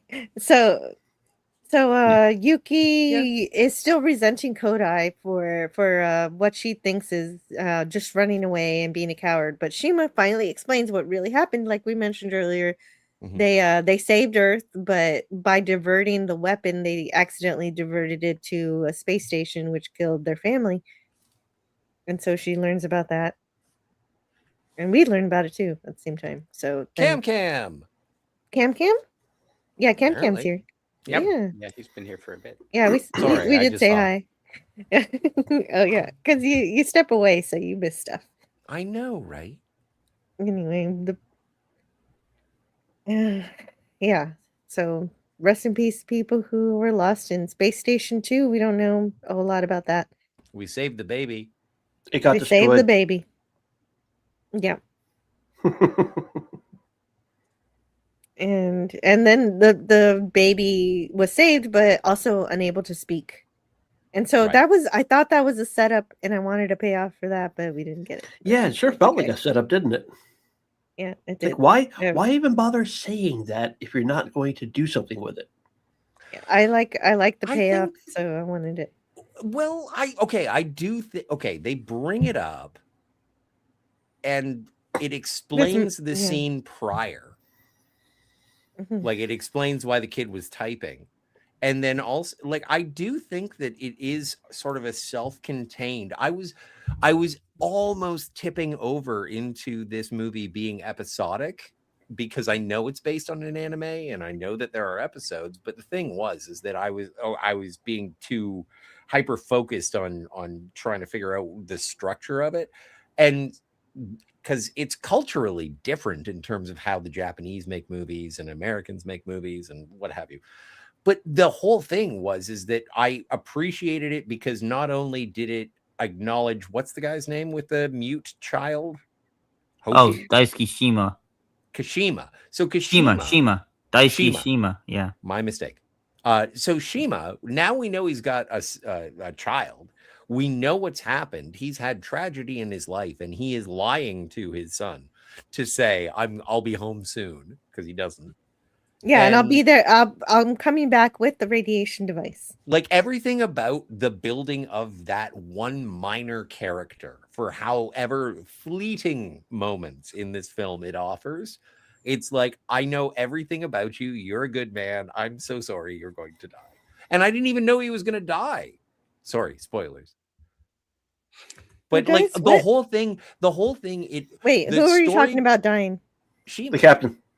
Shima doesn't die. Shima doesn't die? Shima doesn't die. So he gets to go back home to his. I didn't watch the whole credits because I know that they did do sort of a. No, they didn't. They didn't show him at the end. But Shima is the one who gets Yuki. Yuki down. Oh, right. That okay. I can't wait till that scene. That's going to be great. But anyway, sorry, we've got a drifting Gamma fighter that I guess was just like not completely destroyed, and it's inactive. So they bring it aboard to examine it, as you do. And so we get first contact with the Gamma as they are presented in this movie. They're not examining it as I do. I'm sorry, that thing would have been under much greater restraint if I were the one examining it. Yeah, no, and of course, like this is now where everybody comes out of class from science fiction university when taking on an alien fighter. Yeah, and it's like, so exactly. How would you do it? I mean, what these guys in this movie never saw a sci-fi movie? Come on. Apparently, yeah. Well, they should have first contact rules.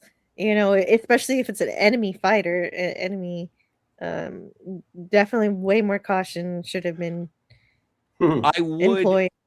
I would like to add that I appreciate that this, while there is technical aptitude, no such thing as like sensors, like biological sensors, unless you're up close. Like there's no scanning this vessel. There's no they try to. Yeah. They cannot detect any life signs. Right. But speaking of life signs, while all this is happening, the captain does fall over, and now he is in the hospital bed for the rest of the movie. Is there more build up to this in the show? Yeah, there is. In the very first scene, you see him wince in pain, and he plays it off, like he shakes it off and continues. So in the show, yes, in the show is a lot of payoff, and he doesn't end up dying until toward the end of the first season. Okay, we'll get there when we get there. And the only thing we know about his illness is that there's a medicine that's going to stop working pretty soon. Yeah, he just has to keep sucking on lozenges. Yeah, he's got Ricola. The craft doesn't have a conventional cockpit or a visible pilot, but obviously we know there is somebody aboard, even though they don't have any life signs. And Sandara tells Sato to take a sample, a fuselage sample, which is which is not metal. But they're not able to ever do that because apparently it shows up. It shows up. There it is. What species 8472? Or I was thinking of the aliens from Starship Troopers too, but with less legs, not as many legs. I guess, yeah, they're not arachnids, but no, they're not arachnids, but it does feel strange. Oh, they're sort of humanoid-ish, but Yeah, they're humanoid. insect-like at the same time. They kind of look like skinnier Gorn from Strange New Worlds. They're humanoid, but with chicken legs.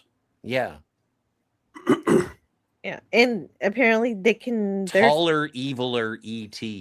They have their own kind of katra that they like put in a crystal and float in the air and possess people with. I don't think it's a physical crystal. I think it's actually just what the energy represents. No, it was definitely a physical crystal. Okay, my mistake. They shoot it and destroy it. Yeah. Okay. Yeah, they do shoot and destroy. You're right. And so they possess him, and yeah, so that's how they this get. Screenshot That's how they is get brought to you by Adidas. The 3 stripes. Yeah, man. Yeah, and so basically they're saying they're actually called Desla, not the Gamalas, and Earth is ours, and whatever, you know. Yeah, that's because there was a Commander Dessler in the original cartoon. Yep. There He you was go. one of the Gamelons. Yeah, he was the leader. Yep. He says that they're renovating Earth for themselves. That's where I got the idea that they're transforming the planet to their benefit, and the movie wants me to think that. That's exactly what I'm supposed to think. Oh, so all these bombs? This is just demo day. Yeah, just yeah. you gotta tear down the building before you rebuild it back up. Yeah. And so if they and I was wondering why they have to use Earth if the planet's going to look like that. I guess because Mars doesn't have a magnetosphere, they can't use Mars. And the Goldilocks zone. Yeah. Yuki comes in and distracts Sato, and that encourages Kato to shoot Sato. So they, but not like kill him. It's just stun. It's just a stun, a heavy stun. Well, and again, this is one of those setups that'll pay off later when he has to shoot somebody else. Yeah, and then it's like, okay, so this was 2, and that would knock out a bear, but and this 1. Is good because I was going to get frustrated if they didn't kill it, because then it would just be hopping around people the entire movie, and that would be annoying. That would have sucked. Yeah, unless they had some kind of energy containment field, they'd be like, okay, we got it captured now. Yeah, you gotta have a box. Like a Ghostbusters. They didn't really even offer any sort of meaningful exposition in the, okay, we're taking the ship on board. Okay, why? Because we want to analyze it. Nothing happens. And then it takes over, we kill it. And also, these guys start off the scene by shooting like stormtroopers. And then when he finally takes over Sato's mind, and it's like, so what are you? And we're like, the name you use for us is not the name we use. And it's like, okay, thank you, Hank. And what do you want with Earth? We're not destroying Earth. We're renovating it. And I was like, okay, so are you terraforming it? And the answer later on is fuck no. And so it's like, okay, so this entire scene almost feels like padding for no reason except to know, like, I guess the only reason that we need this scene is to know that the people from where is it, Iskandar can, like, and Gamilas can I feel like I'm talking about Harry Potter. And like the thing is that we have to know that they can take over other people's bodies. So when one of the Iskandarians takes over Yuki, it's like, oh, okay, this is fine. This is just part of their race, and this is what we do. So it is a setup for later, but like this whole thing, I don't know. I think the reason this scene is so messy is because the captain collapses, and so he can't properly lead everybody. And so no one is actually in proper charge. Up until this point in the movie, I do not like the captain. I think he is so stiff. Like, I don't get him as... maybe it's the costuming. Maybe if he had a little bit more physicality, but he's basically just like a cardboard cutout who is stern at this point, for me. Okay. Well, and so after Kato saves Sato from being possessed... he complains, oh, that really hurt. That was that could have stopped a bear because it was level 2. Yes. And then Kato says, I guess level 2 is the right choice. And it's really cute scene. I like it. But the entire reason that they say that is to draw attention to it, so that later on when something is set to 1, We're like, oh. Mm-hmm. Yeah, 1 isn't as bad, and 2 is knock you out. Yep. And I guess 3 will kill you. Yeah. So and then he says you owe me one, and so I will buy you a beer. That was I good too. like that. I like that they refer to beer as being cheap. It's like, whoever you cheap whoever bastard. whoever the Sato actor for Sato is really fun. I enjoy his performance. Oh yeah, he's great. Well, and I even with the dialogue when he says it hurt when he gets shot with the level 2 later on when he's getting, smoked. And it's like that hurt. Yeah. It's the same reaction as when he just got tickled by a stun setting. So the ship starts transmitting the location of the ship, and nobody notices. And at this point, and Okita talks to Kodai about how he feels about the Yamato, and essentially the whole scene is about Kodai becoming acting captain. So and Kodai says, "No, I can't command like you," and he says, "No, I want you to do it your way." And so that's and I loved the fact because he's like, no, I can't do it. No, I don't want to do it. And then he's like, well, it's an order. And he would take the order. And I thought that was great. Yes. Yeah, he doesn't give him a choice. And usually the best leaders refuse. So this is a good sign. What's that old quote? It's like greatness. Men do not, or great men do not choose greatness. It is thrust upon them. Yeah, some people are destined for greatness. Others have greatness thrust upon them. Yeah, and I think that's acceptable. And also, I don't know the name of the actor who's playing Kodai. Like at first, I kept thinking like that South Korean pop star Rain. I was like Rain, but then he was good in this, except for when he hits on Yuki. He is essentially the best actor in this whole movie. He is. So it's good that he's the lead. So. He carries it. He does carry it. Yeah. It's good that he's the lead. And again, gave up part of his own salary for this film for the special to improve the special effects. Yeah. Nice. Good for him. So everybody finally notices that that this is transmitting their location, but it's too late. The Gamla are here and they're attacking. And this reminded me of Independence Day. So hey, you're acting captain now. Face a crisis immediately. And so they send out the fighters, but they also release the enemy ship and destroy it. Obviously, because it's not good to have on the ship anymore. Yeah, it's and like a homing beacon. Unfortunately, somebody, one of the enemies grapples onto the ship so that to destroy it. And so, in order to prevent that, they have to get rid of the third bridge, which it has crew aboard, and so there isn't time to evacuate them.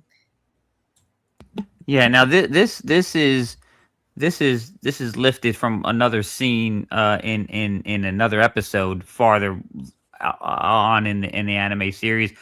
In the battle, it was mentioned before, the Battle of the Rainbow Galaxy, the commander of the attacking force, after his carriers are all destroyed, he takes his command ship and attaches it to the bottom and is going to explode it as a bomb, as a self-sacrifice. But they don't have to destroy the third bridge to get rid of it in the anime. So Oh, they don't have to destroy it. So Ando doesn't die in the anime? No, they don't destroy the third bridge in this. As a matter of fact, the bomb isn't powerful, and it just damages it severely. It's not enough to destroy the ship. Yeah, but like if we're truncating things, if we're making this a 1 hour, or sorry, a 2.5 hour, 2 hour, 15-minute movie, like the losses of the battles, I think is important.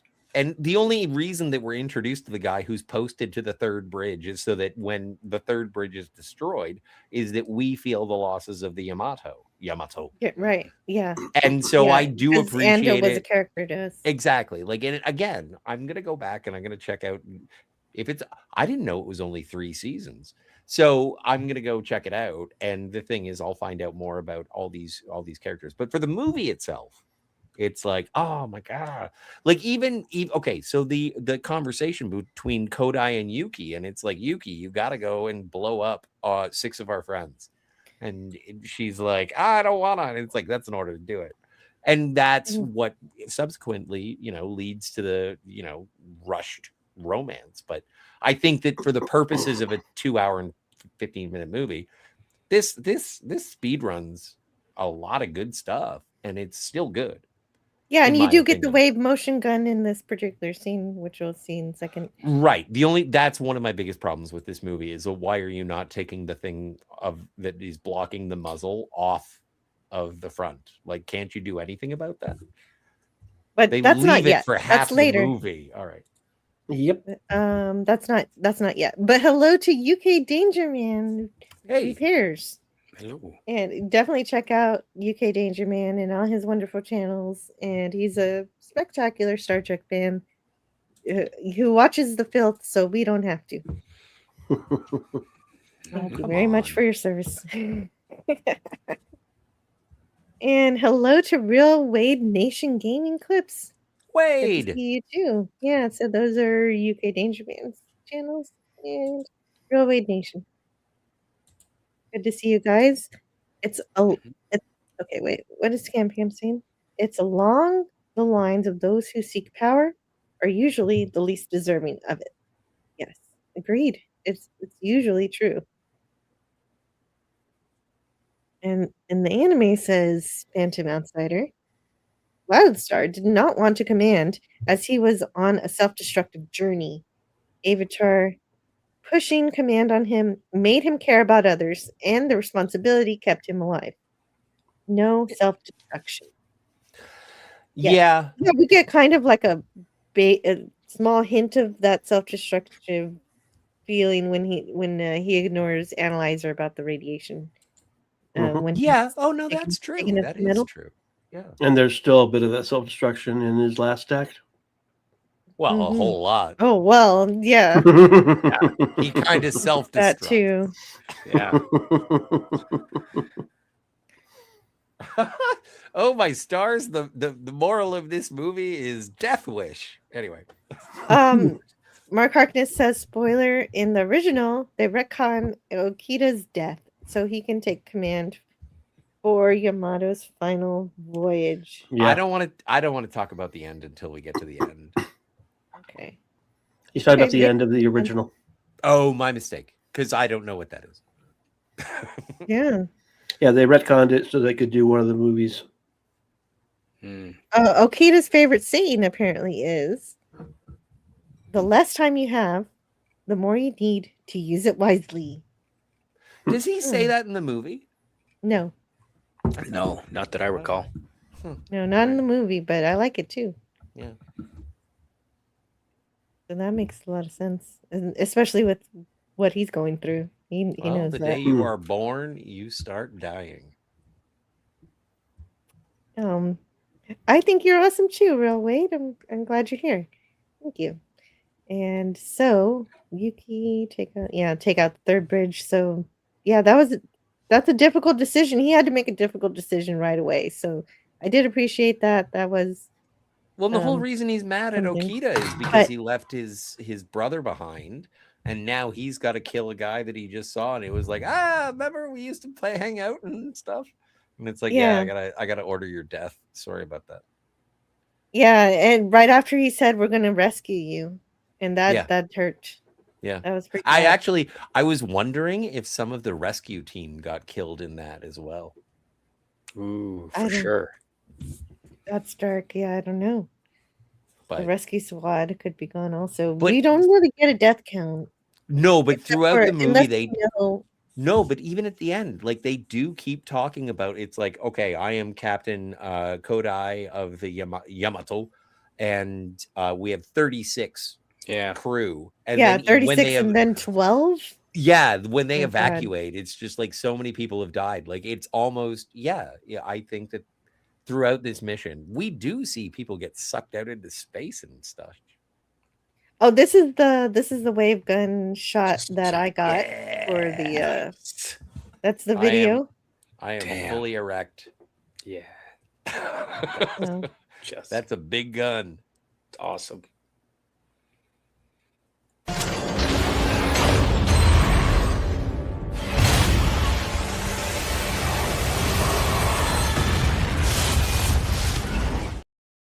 They should As have you can used the tell. sound from the anime. It was such a better sound. I wish I had that. I want to hear it. Yeah, I want to hear it too. But Hang on a second, this I'll is see if what I we can find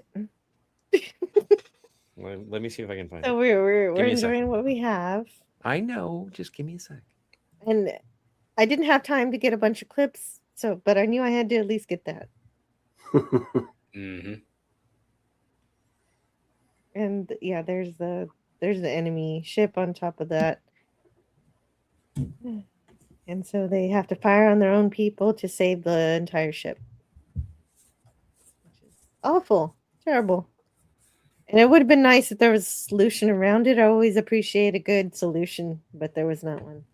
Mm-hmm. Well, at least tell us the passcodes to all your shit before we blow But it up.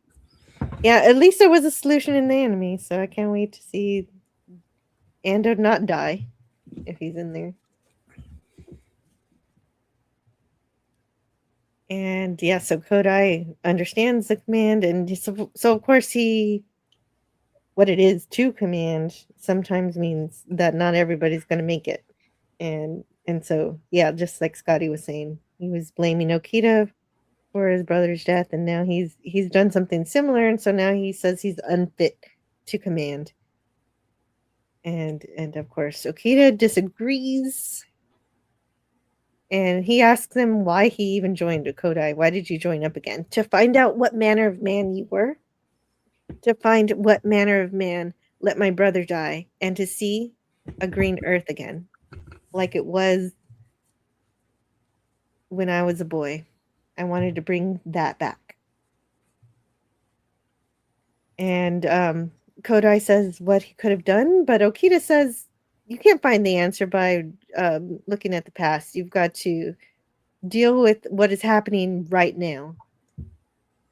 And I don't know. I kind of think history is a good thing to look at, but I can understand that. It's kind of like a similar idea from the last movie when we watched the final countdown, and the captain was saying that I need to worry about saving the men who are in trouble right now. I can't worry about the future. So it's sort of the past, it's the future. So a lot of these captains care about the here and now. Yeah, there go them those Kodai boys again. Yeah. Wait, earlier he had a stick. Now he just has the grass. It's slightly different. Yeah, you can never tell what's them. So Kodai says, in theory perhaps, but I'm not like you. You can just let a situation roll off your back. And Okita says that's not true. And that he used to feel like him, so, anyway. So then we move on to Kodai apologizing to Yuki for making her destroy the third bridge and fire on her own crew. But she says that there was no other solution, so she's not upset, and he doesn't need to apologize. But she is emotionally, she does break down a bit, and he hugs her. And then it's kind of strange because it's kind of like, well, you're upset about this thing, and so now I'm gonna kiss you randomly. I don't know if I really buy that. Yeah, this was kind of forced, shoehorned in. Yeah, and I'm not against them being together, but there needs a little bit odd. It's not. As you can the way I imagine, would want it to across an be. entire season of a show, they Mhm. do develop a relationship. Yeah, and this one is not well earned. But you can see how I could get to friendship here, but not what we come to realize was not just making out. They went all the way. Because at the end of the movie, you have a baby. That is one thing I did like, that they faded to black. Mm-hmm.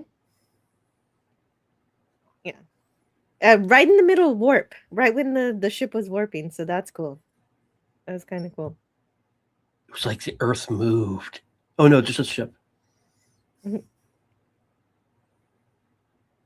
And finally, we get to Iskandar. So that happens pretty quick. This movie does move along at a good pace, even if we do spend 3 hours to get there. The movie does not spend that long, and but I kept wanting some kind of relief, like, oh, you've been through all these battles. Finally, you got to the planet who wants to help you, and they do not want to help them. They send 60 missiles at them.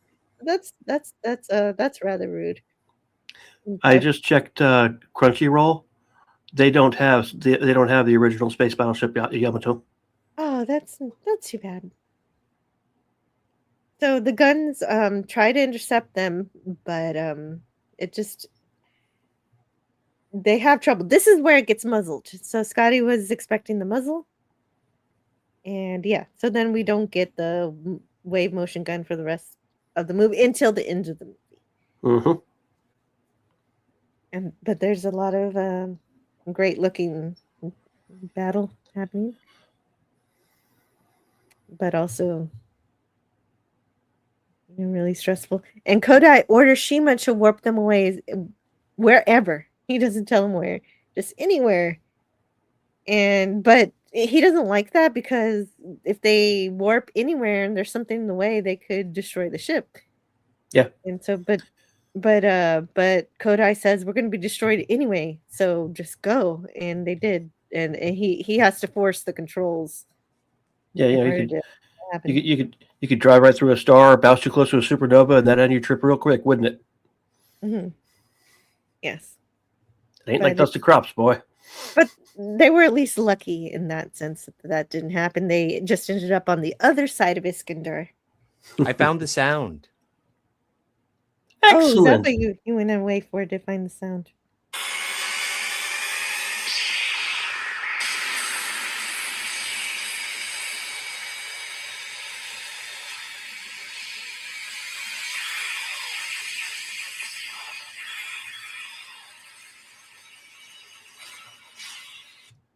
And that build up you heard at the beginning, that that goes on for a little while as it. Yeah, I got the short one. You want the long one? Oh no, you didn't have to. I just wanted everyone to know. It's like that build up.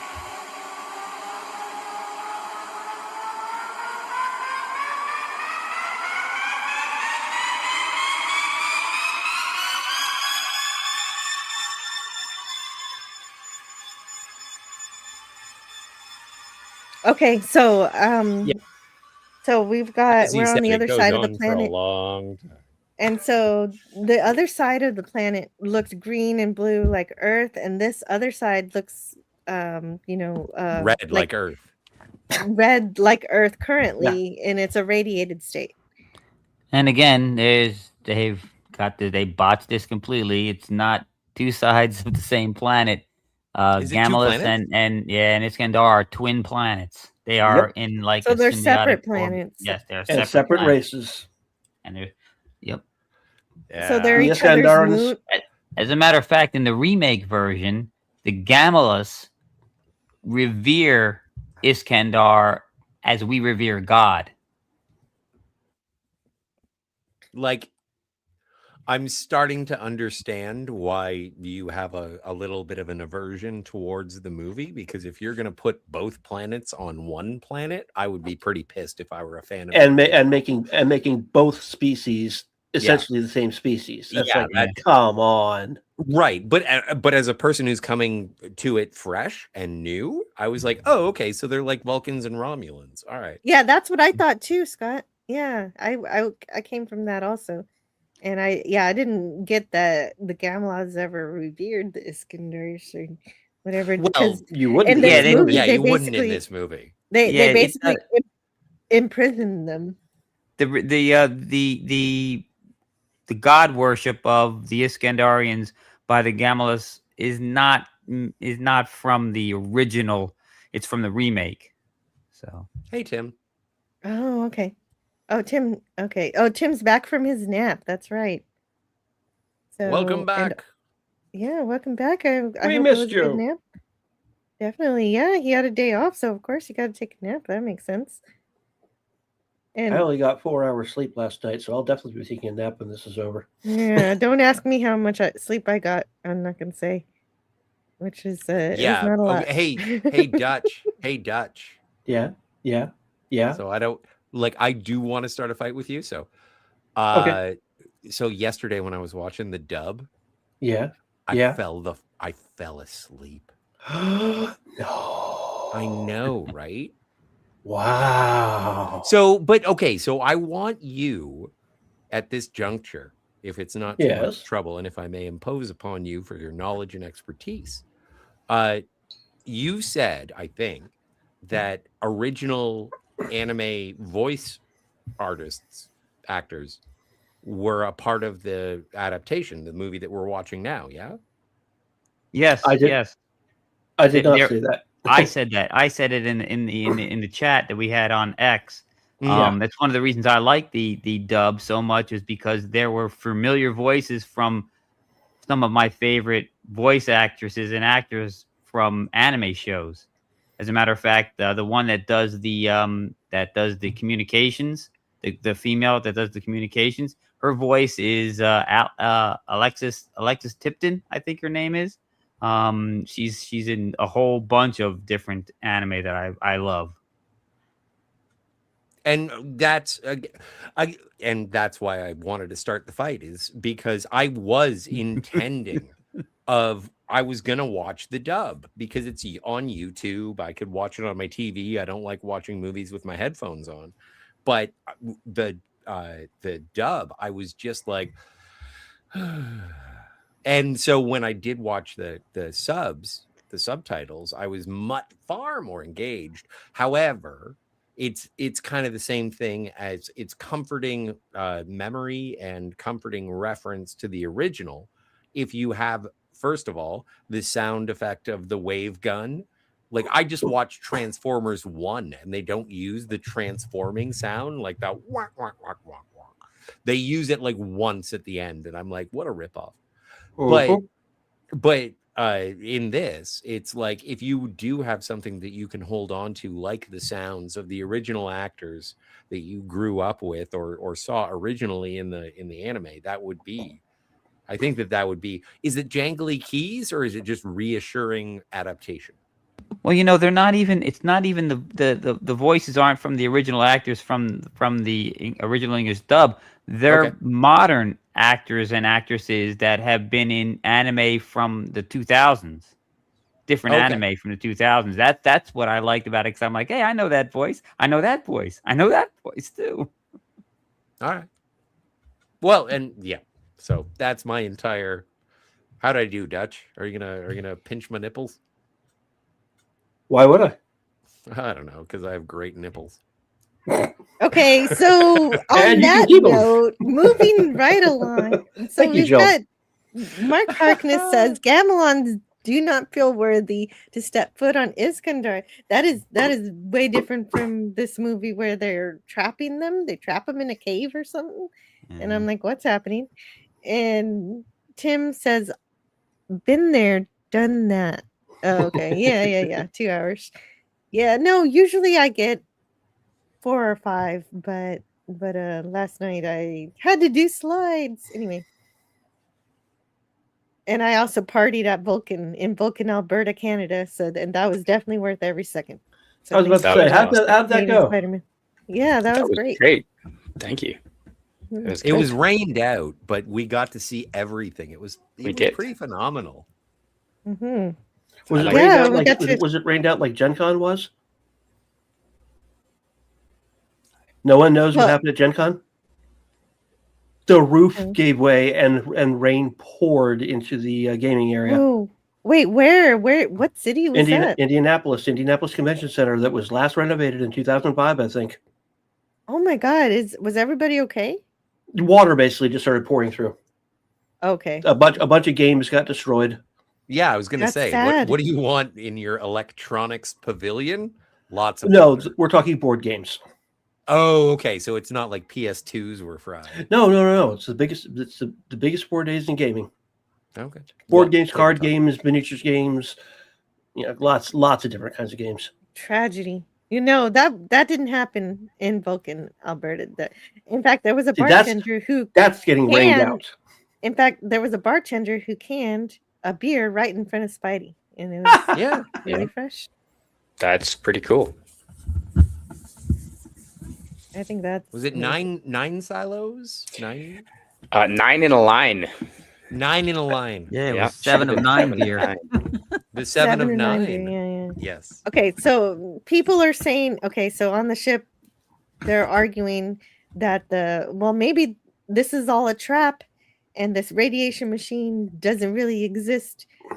And Kodai says that that he trusts in Okita. And of course, we know the truth of what's happening, but we're going to hold on to that for a minute. And anyway, they're going to go and get it. They got the coordinates, and he gets everybody to agree to do that. Well, Jill, what do you think of the plan? He says that Okita would not lie about his feelings for Earth. And the plan is coming up in the next scene. He does a roll call for all the characters, so we do get a little, if you forgot the names of these characters, pay attention to this scene. Everybody's names. Yeah, fair enough. And so then we get, and then we figure out how to destroy the Death Star. No, but this is what reminds me of, this is the last mission in Wing Commander. Oh, is it? Commander. When you go into video game. The middle. I know. It's a video game. Yeah. I know Wing Commander is a video game. Wing Commander, which one? The first one? The first one. No. Actually, you know what? I think it's Wing Commander 3. Wing Commander 3 with Mark Hamill. Hamill. Yeah. And and Ginger Lynn Allen, right? Yeah. Yeah. Porn stars. Yes. And so, but the thing is that they go into the planet, and then they're going to blow up the planet and whatever. And so again, this is the best Wing Commander movie I have ever seen. Yeah, because the Yamato he turns on, is the tiger's claw. Yuki says that the Gamlas will detect you when you turn on your engines, and Kodai says I'll be gliding in, and so that is the fun part. Which he does not do. No, but it sounds good. It does. He did his gliding in before with Yuki. So, yeah, exactly. Anyway, we'll get there when we get there. But Jill, you mentioned earlier in terms of the fighters sort of transforming. Does that precede Robotech? Well, no, because that didn't happen in the original anime. That was not a thing in the anime. So really? Okay. So Robotech is way before this movie. Yeah, because Robotech was made from older anime. Mm. So they stole Robotech for this. As a matter of fact, the ship looks a lot like the Robotech fighters. Oh, now I remember the speech. Why it works is that, this might be a trap, but as long as there's just a sliver of hope that it's not, then we should. Can I have the speech? Today we celebrate our Yamato Day. Yeah, I guess you can. Okay, yes, you can have the speech. Just give me a moment. I'll need a minute. Yes, please. Because and I encourage, because I'm pretty sure this is going to take a couple of posts. I can hand it off to other people, but this is definitely an Independence I'd be delighted Day to help. speech. Yeah, I would absolutely adore it if you would. But this is great. The entire time I was smiling, and I was just like, "Oh, this is Bill Pullman."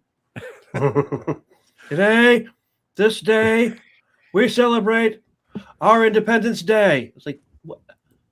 Today we celebrate our independence. Very JFK.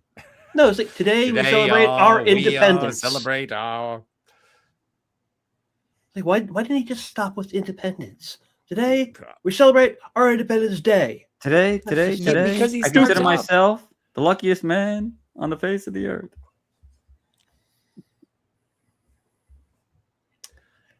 Jill's copying. You've got mail because I'm a difficult person. Oops. Okay. Yes. No, you're okay. You're okay. You've got mail. I just need you guys to keep going. inept Is he patient with me? fiance. Or no, yeah, it was you. It was you. Wait, was it you got mail? I've only seen that movie twice. I forget. I haven't seen it in a while. So I'm a sucker for rom-coms. Oh, I am too. I am totally on board. I'm curious. Like, what is My it? best While friend's you were wedding. sleeping with Bill Pullman, with Sandy Bullock. That's what I'm wondering. Was it what? No. It was.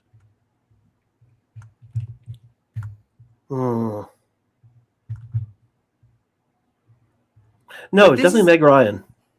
Okay, geez. I think I put my phone down to charge, so I can't look it up right now. Oh, almost there. All right. Okay, now I'll be able to copy and paste. Here we go. So what's your favorite? What's your favorite rom-com? My best friend's wedding. Really? Okay. That's the scene in the restaurant when they're singing the Dionne Warwick song is freaking great. It was from Sleepless in Seattle. I just looked it up. Oh yeah. Oh, okay. Oh, nice. You know, I've never seen Sleepless in Seattle. Because that actually is my favorite. My favorite is When Harry Met Sally. Does Joe versus the volcano count? Joe versus the volcano. It is a romantic comedy, and it has Meg Ryan. Yeah, you can have a foursome with Several three Meg Ryan. All right, Scotty, how do you want to do this? So I believe that this is the entire. Yeah, it's the entire thing. So I'll do the first one. Who wants to do the second one? I'll take the third one. Okay, so that means who's volunteering for the second one? I guess that's either me or Spidey. All right. It's up to so I'll do. Well, no, Spidey. Okay, so who's doing the last one? There are 5. I can. Yeah. Okay, so all right, Spidey's I can do the gonna second do the last then. one. I can do the second. I've got 1, 2, 3, and 4, and there are 5. So I'll do the first 2. Oh, you don't want me to do the second one? It. No, you can do the second one. You do the second one. Oh, yeah, we thought you wanted to do the third. And Jill, you do the third one. No, I claim the third one. Yes. Okay, so and then Jill, you do the fourth one. 5. Right, and there's 5 of us, so everyone gets one. Yeah. I'll go first though, and then Go everyone jump in as they wish. Our landing on Iskandar Gamilis is about to commence. This will probably be the last battle in our long journey of 148,000 light years. In April of 1945, the battleship Yamato set sail to bring a ray of hope into a time of utter despair. We do the same.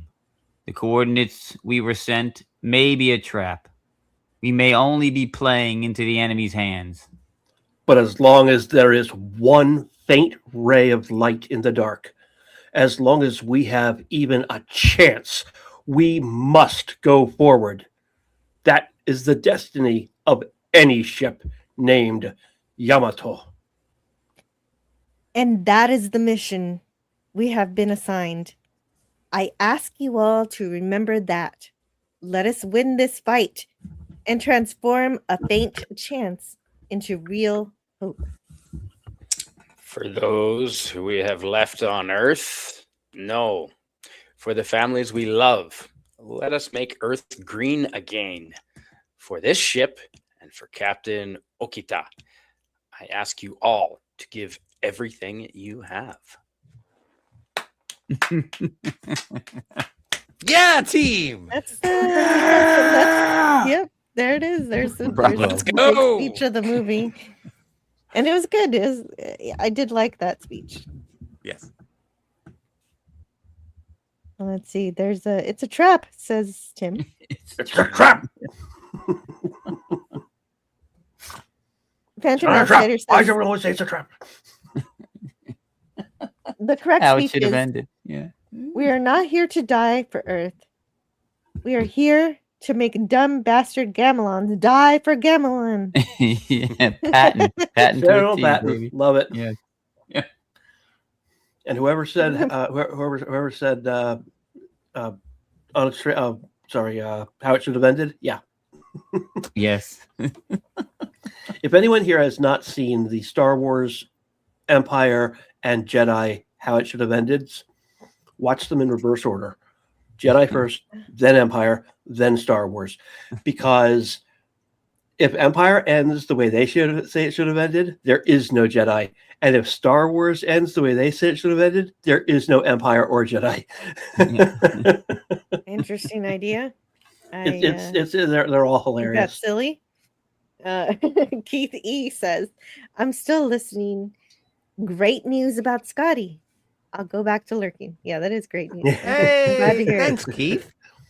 Mm-hmm. You know what? It was Well, just, and the only reason I had to break in is because I was surprised. I was like, really? All right. I didn't know. We will I was- choke our rivers with their dead.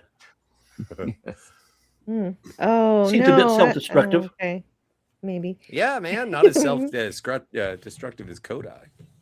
Well, and Kodai has the Cosmo Zero with the, and he's gonna set that up with the Black Tigers, and before they leave, they get that speech we just announced is, perfect, and then we launch for the planet. Clendathu? Clendathu. Oh, no, sorry, Iskandar. And they're actually, everybody's teasing each other and in good spirits. And Analyzer says, it's been a while, but what was all that with Miss Yuki? Oh, that's right. Yuki comes up and flirts with him, and then and gives him some. What? What?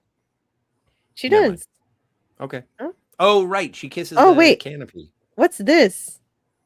There's something here. Let me grab this. Iskandar was once Constantinople. Now it's Iskandar, not Constantinople. Been a long time gone, Iskandar. Why did Iskandar get the works? That's nobody's business but Gamila's. What are we looking at? We're looking at this. What's going on here, Wes Kegel? That's the wave motion gun about to destroy a you. floating island. That I didn't put that up. Oh, okay. I thought it was Wes Kegel, but I guess maybe he's not here to explain himself. Yeah, that's a Wild Star with the goggles on, about to fire the wave motion gun. Mm-hmm. Okay, great. Well, if he comes back, I'll bring it back up and we'll talk about it, because right now we've got to head to a planet because we're actually getting a. Oh yeah, and everybody salutes, of course, and even Okita. So that happens, and he puts his R2D2 in the machine analyzer, and she gives him some inspiration, I suppose. All I need to get me going. And he makes it through, and they actually get through. This first part goes really well because they're able to take out the turrets and everything, and even the ship just comes through the atmosphere and annihilates things, and then just warps out. That's kind of crazy. See how that works. Yeah, right. Time to warp. Shima does that. That's pretty neat. It's outrageous and neat at the same time. And then they have this fight in this cave. Cavern. Yeah. And so they fight. And people die. This is the part where things stop being as good. Is a positive. Because they start being overtaken by the Gamma, and there are a lot of them, especially when they finish the actual fight in the ships, and they get on the ground. The ground forces, that is the worst, because there's way too many of these guys. And so Kodai decides it's time to bring the analyzer out to be, to help the robot. The robot's going to help. It's like a battle droid now. All of a sudden, Now, it's amazing. imagine that at the size of R2D2. That was Analyzer in Star Blazers, or whatever they called him. I can't remember his name. IQ-9. Yeah. Well, he's very helpful in this case. Unfortunately, basically his last words are "Make it back to Earth," and Kodai says he's sorry, that he's destroyed. So Analyzer's sacrificed.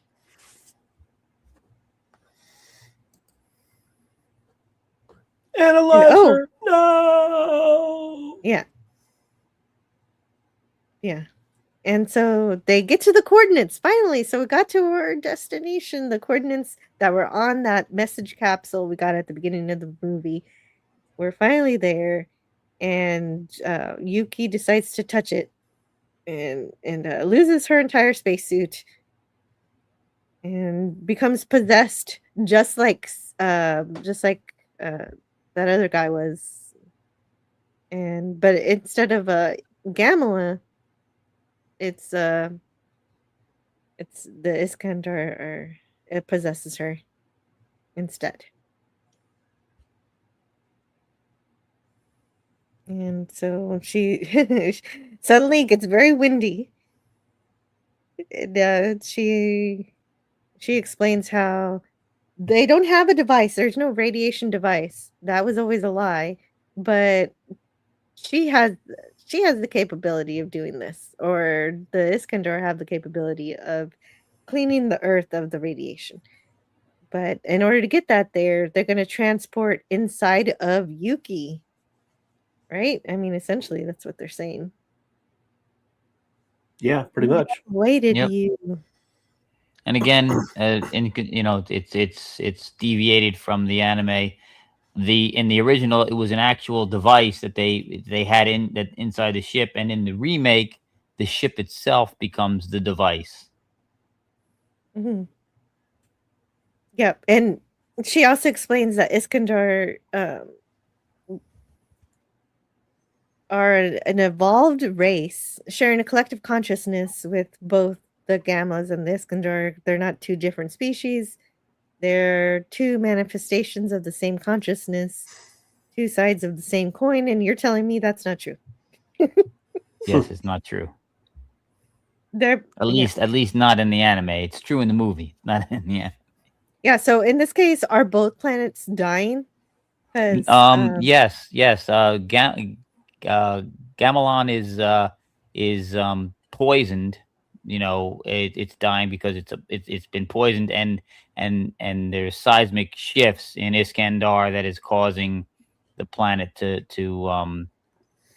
the land surface to be overwhelmed by water and start to break up. Both planets are basically doomed. Right on. Okay, and Gamela still is trying to get rid of humanity so they can take their planet, and Iskandar says, we're not really down with that. And so that's why Iskandar is going to help. So there we are.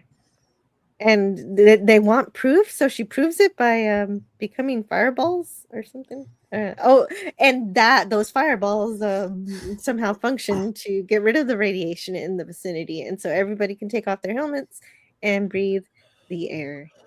And thank God Analyzer was able to analyze the air and tell them that. Oh, wait. Yeah, wait, huh? It was just, it's a leap of faith. Yeah. And then we cut back to the revelation that Okita reveals that there's no device, but since you were saved from the radiation, maybe Earth could be saved from the radiation too if we go to this planet where the message comes from. And he was lucky that he was right. And because eventually it'll be in the history books and his legacy will go down in a good way because he was correct in his assumption. He could have been wrong. I would call it a presumption. Okay. Tomato. Yamato cannot leave without its captain. Okay, so then we've got the scene where Sanada and Sato stay behind. They sacrifice themselves to be able to destroy the Gamma, a large population of them. Of course, you see how many swarms there are in that cave. Yeah, this is where they're stealing from the second season of the original anime and overlaying it here because this actually kind of happens where Saito sacrifices himself to save the rest of the crew, but it doesn't happen until the Comet Empire series. Oh, okay. So they took that just for this dramatic moment. Yeah. Nate Wolf Oh, is that's here. fine. Hello, Nate Wolf. This reminds me of a Korean film called The Silent Sea. Excuse me, it was a miniseries.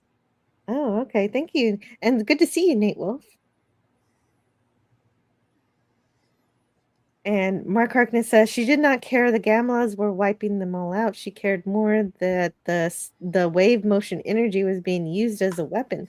The Yes, fact she was that very concerned about that. destroyed them without it. Yeah, that was the second of the first comment that he made. He said in the original 74 Starship was benevolent and didn't care, but in the remake, the 2199 Starship was pissed that they used the wave motion energy as a weapon. Yep, and she was pissed. She was pissed because that's what brought down the civilization on Iskandar and wiped out all its people because they used it as a weapon. Oh, she had a name. She didn't have a name in this movie. They didn't give her a name. No.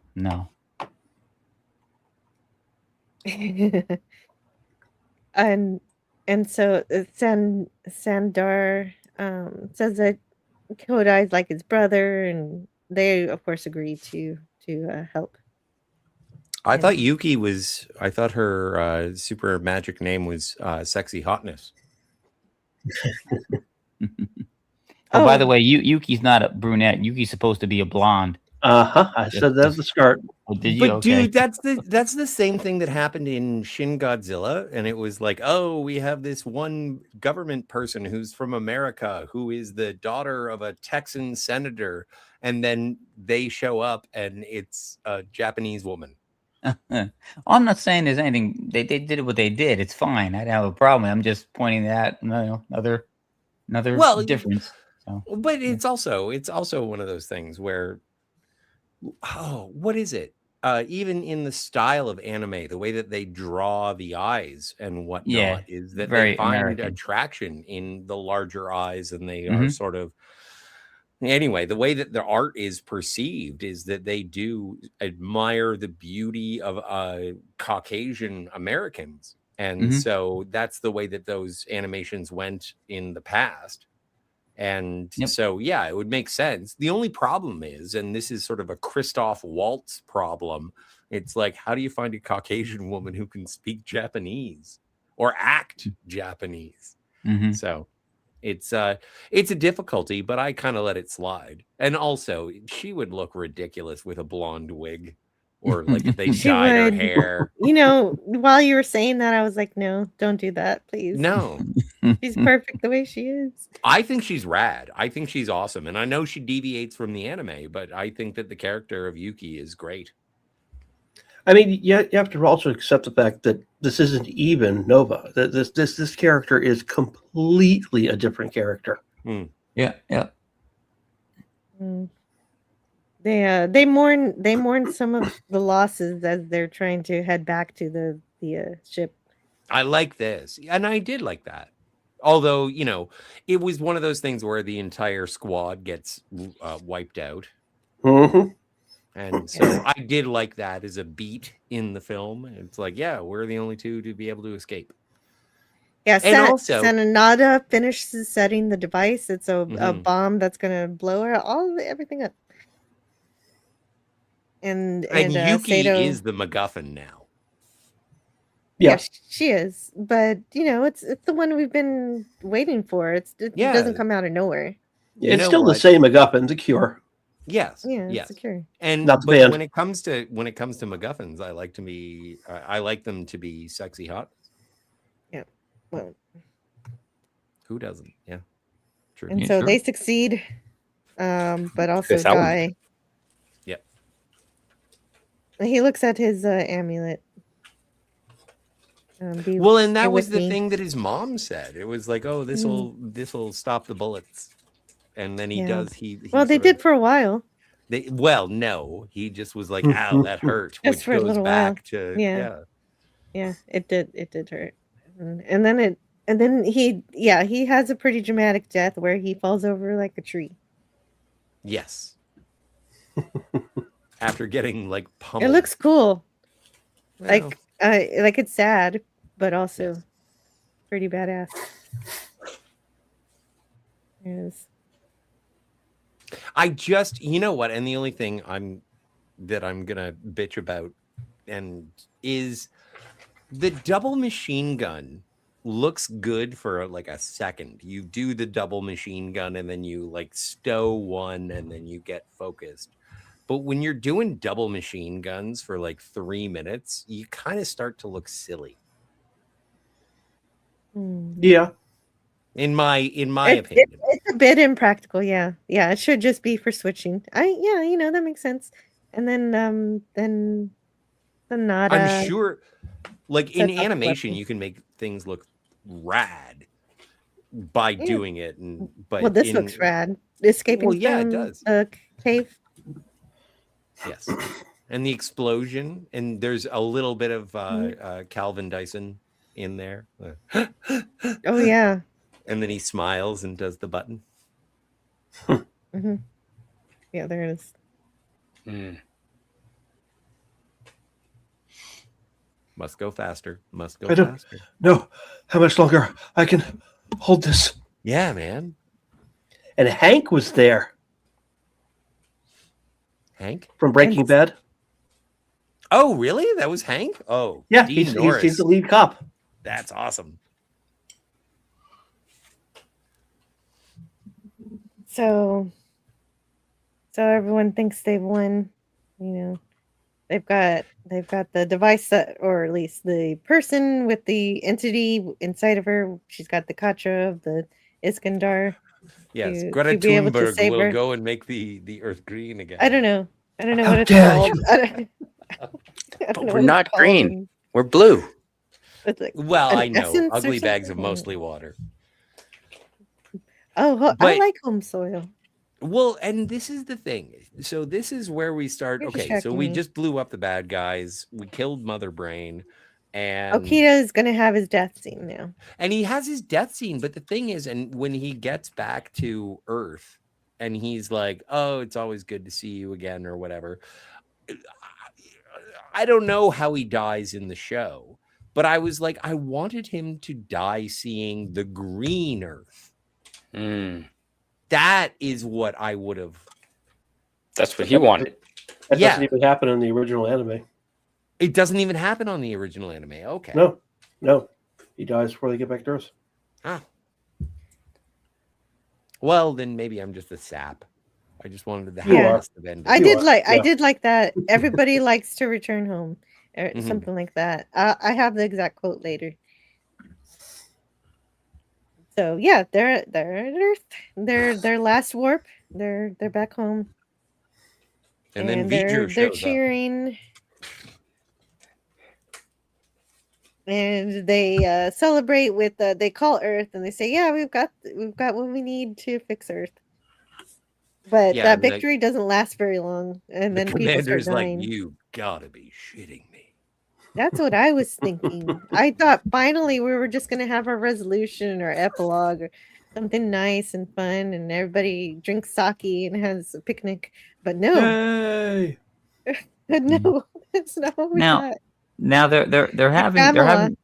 having big time communication problems with the Earth, and that shouldn't be a thing as close as they are, because they didn't have this static and problem with communication until they crossed the heliopause and on the way out in the anime, so and in the movie actually. So Could That's- be a, Okay. Could it be a foreshadowing of the big Of the scary ship alien coming? ship? Maybe, Yeah. maybe. It could be. Oh, that Like, could we be should- because the Gamelas are attacking the Mhm. Yamato from behind, and the ship is damaged too. There's a possibility communications could have been damaged, maybe. And so no, I mean I could say what gets hit, but it's just like one system after another. This is down, that is down, everything's down. We're totally effed right now. Weapons, Well, and I launchers, like that engines. It's sort of, and they must have filmed the sort of corridor explosions and fire and what have you at the same time as they did the initial attack at the beginning of the movie. But I was like, oh, have someone sucked out. I want to see someone fly into space again. That happened at the And beginning of the movie. and it did happen at the beginning, but also I forget that the Yamato is the hero ship, and so people Mhm. aren't getting sucked out of that. We got to put out. I fire. didn't like seeing Takugawa die, so I didn't get his fall over part where he dies. He did. You know It what? hurts. He stayed at his post while the trainees ran. No, they didn't run. Everything crushed them. If you saw the floor, they're all there. They're just In pieces. squished. So a little flatter than they used to be. Yeah, they lost weight. They're thinner. Mhm. And then so Dessa comes back and says, "Yeah, you know what? You kind of won because you basically annihilated my people, and so all the people who are supposed to move to Earth, they can't now. 'Cause they're So dead. So yeah, because they're dead. So now we don't want Earth anymore, but we don't like being humiliated, so we're going to destroy Earth. And so so they're just bitter, which makes sense. They just lost almost everybody. Well, it's kind of like Thanos. Right? They just need a hobby. They like Thanos. They need a hobby. Yeah. Mhm. Well, didn't no, Thanos have gardening as a hobby? Yeah, Well, and there's your blue person. He looks more like a blue person here. That's racist. Or speciesist. Okay, so but they're using the surviving Gamalas are using their remaining ship to destroy Earth. They're just like, if we can't have Earth, no one can. And then they're gonna throw the nuclear device to. You gotta love they got military training, but that guy is still holding his gun teacup style. Teacup. Yeah, you look at his you look at his left hand. He's got his left hand under his right hand, like he's holding a teacup. Okay. Well, that's Your left hand should be wrapped around your right hand, providing most of the support for the gun. All your right hand does is squeeze the trigger. Your left hand does all the control. So check out your screen. Am I doing it right? Your left hand is a little low. Well, when they received military training for this movie, apparently they didn't get weapons training. Apparently. Well, but also I've seen YouTube videos about how nobody in movies knows how to shoot a gun. So, Oh, there are some who do pretty well. yeah. Kodo figures out that the only way to win, because the muzzle is still on the front. Not They have play. no way to get the muzzle off the gun. They haven't so even can't use a wave tried. motion gun. I know they haven't even tried. That's what That drove me bothers me nuts. too. That bothers me too. Yeah, the Star Trek in me is like, okay, you should be solving problems. You don't always have to die. What's going on? Scotty, But get no, on that. You're right. I kind of But, I don't have a spacesuit.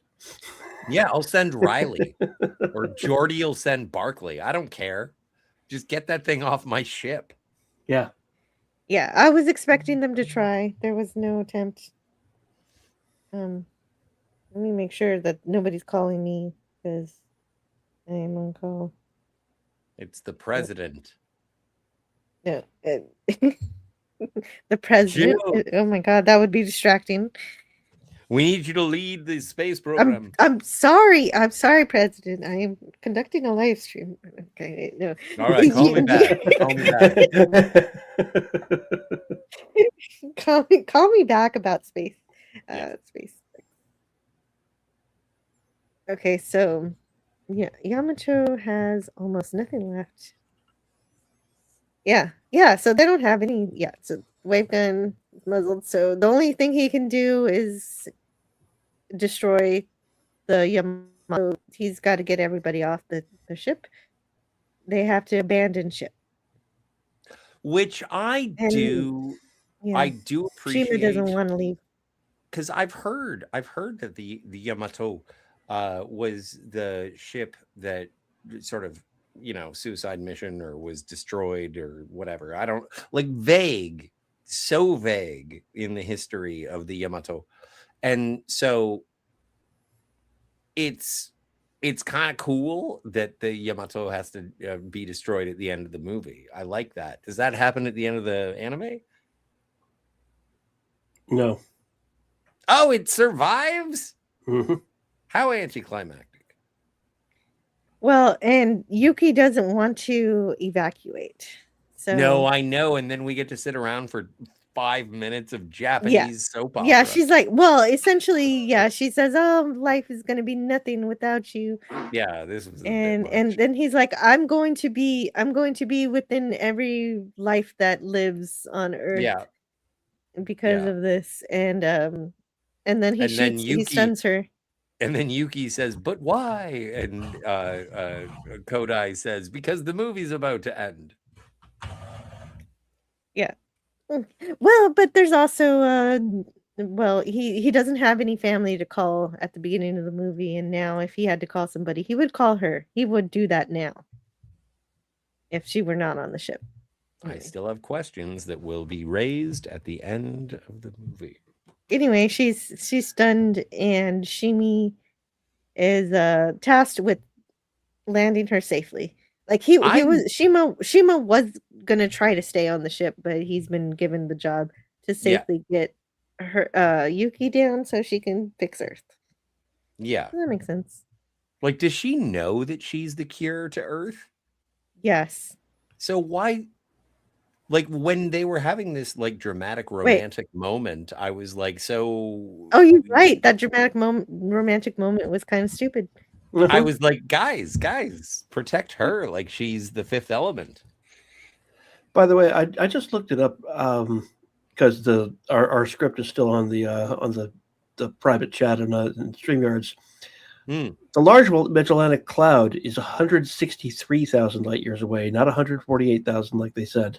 And that doesn't sound like a lot, but we're still talking 15,000 light years further. All right. But in this movie, it's not that kind of movie, kid. But they could have Googled that. Even in 2010, they could have. Yeah, they could have. I'm fine with it. If I should die and Earth comes back, I'll be alive in every living thing there. Can you feel the love tonight? No. It's the circle of life. So anyway, soap opera. Does the male doctor carry the cat like a baby like that too? Not that I recall. Yeah. I think it's like slung over one arm. Yeah, that makes more sense. Like, yeah, the cat wants to be on his belly. Like I don't carry my cat like this. Oh, but speaking of the romance, just to flash back a little bit, didn't you like it when they kissed and they went to warp? Like, that was a beautiful shot. Yes. Yeah. I talked all about it. But that romance was still, at that point, it was just so forced. It was. Yeah, we it talked started about out that of too. nowhere. You're right. And yeah. But I still enjoyed that shot. And I liked that they faded to black. Yes. Although one interesting thing about Yuki's acting is that she had to do that last scene that we just saw first. It was the first scene she had to do. Really? So she had, yeah, and so everybody else already knew everybody and everything, and yeah. So you know how things are filmed out of order. One thing I learned. I believe that's why they call it acting. Yep. Acting. Brilliant. So the 12 survivors evacuate the Yamato, and Yes. Kodai tells them, Do you guys make know sure what they the reach her. original crew complement of the Yamato is? You mean the World War II battleship, or No, this? I mean the space this battleship. one. Yeah, how many were originally stationed on this Yes. vessel? Yeah, I want to know that too. So we How large is 69? the crew of the Argo? 72. So Kodai I'm does just wondering because his, if 12 are the does, last people who he launches. leave, it's He essentially he says launch the Yamato because the Yamato is now the weapon yeah. to get rid of the Gamma's ship. Jesus, 420? But his last word is 114. Yuki. Yuki. And I love that because it is back to that shot of her doing like her big teeth grin, and then like there's a sincere smile afterwards, and it is endearing. The actress is brilliant at doing it. She doesn't seem like a brat. She seems like she's flirting with Kodai, and I like that in Yuki. And then the Force ghosts that are there as a representation of all of our colleagues and our comrades, not in the Russian way, that we have left behind. And I thought that this all came to a culmination. The running with his brother on a green earth, and there goes them Kodai boys again. This is so poignant, and then it does what every Japanese movie I have ever seen in my entire life is that the last thing that happens right before the credits roll is the last thing that happens that is important to the story. And I was like, oh, is it over now? I always like essentially the only epilogue we get is over there's the a credits baby with Steven Tyler.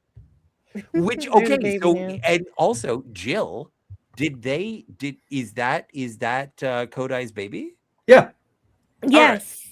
They definitely start going horizontal right before they go to when they go to warp. Yep. And I was like, wow, what is so in retrospect they absolutely did. Yeah. By the way, you asked how many crew? 114 young volunteers. Well, they're all dead except for 12. Yeah. Yeah. So 102, that's 102 lost. That's crazy. But also, again, it's the maturity of Japanese storytelling, which I do give credit for. Mm-hmm. So the Argo's small crew of 114 is attributed to extensive automation, with many crew members holding double roles, which is also true. Yuki was actually a nurse, and she was also I think navigation or logistics. I forget. And that explains why the doctor was checking everyone in. Oh, okay. Well, I'm glad we figured that out. Did we lose somebody, or did I? Wait. No, still up 5. Did Wes K go back, by the way? Oh yeah, I'm here. I'm here. Okay, so I was wondering why you put this. Oh no, that was the wave motion gun. I forgot I had shared that, but Scotty gave you the noise already. Oh, okay. Okay, cool. I'm glad I got the right noise. Oh I yeah. was wondering what that was about. If only the movie had. So it didn't it take is you long to available on find it. Crunchyroll, like the original series. It's not there. It's not on Crunchyroll? Nope, I've looked. Okay. All they have is something called Star Blazers $31.99. Yeah, I just started watching that one. It looks, I don't know. I would say it looks silly. So the original series is called Space Battleship Yamato. Yes. All right. Now I'm gonna go for DVD because I'm a cheap ass. Tim says so many. He's dead, Jim. He's dead. They don't even have the DVD. Oh no, McCoy was smart enough. They're dead, Jim. Right on. They're dead, Jim. Oh shit! What? I just found Yuki, and I'm like, oh damn, girl! It's an action figure. Yeah. They have. They have Oh. plenty of. They have plenty of figurines too. You can buy on Amazon. Well, I'm gonna get it. Really cool. I'm gonna get a Jill Valentine before I get a Yuki. Okay. Mark Harkness says the one. Oh my god, what? this is so crazy. I can't find it. The one flaw in 2199 remake is that the 74 Starsha was totally benevolent, but in 2199, Queen Starsha nearly refuses them the Cosmo DNA because they use the wave motion energy as a weapon. Oh, okay. You know what? I read this one earlier, but I'm reading it and paying attention to it a little better now. Now I can understand what's happening here. And yeah. And then StreamYard jumped on me, so I don't know where I was. There we go. Gamera. They're being attacked by flying turtles, says Tim. Are they teenaged? Phantom Outsider says, then overcomes they hear, oh, nom nom nom. Oh, wait a minute. What? It's not a Poopa series?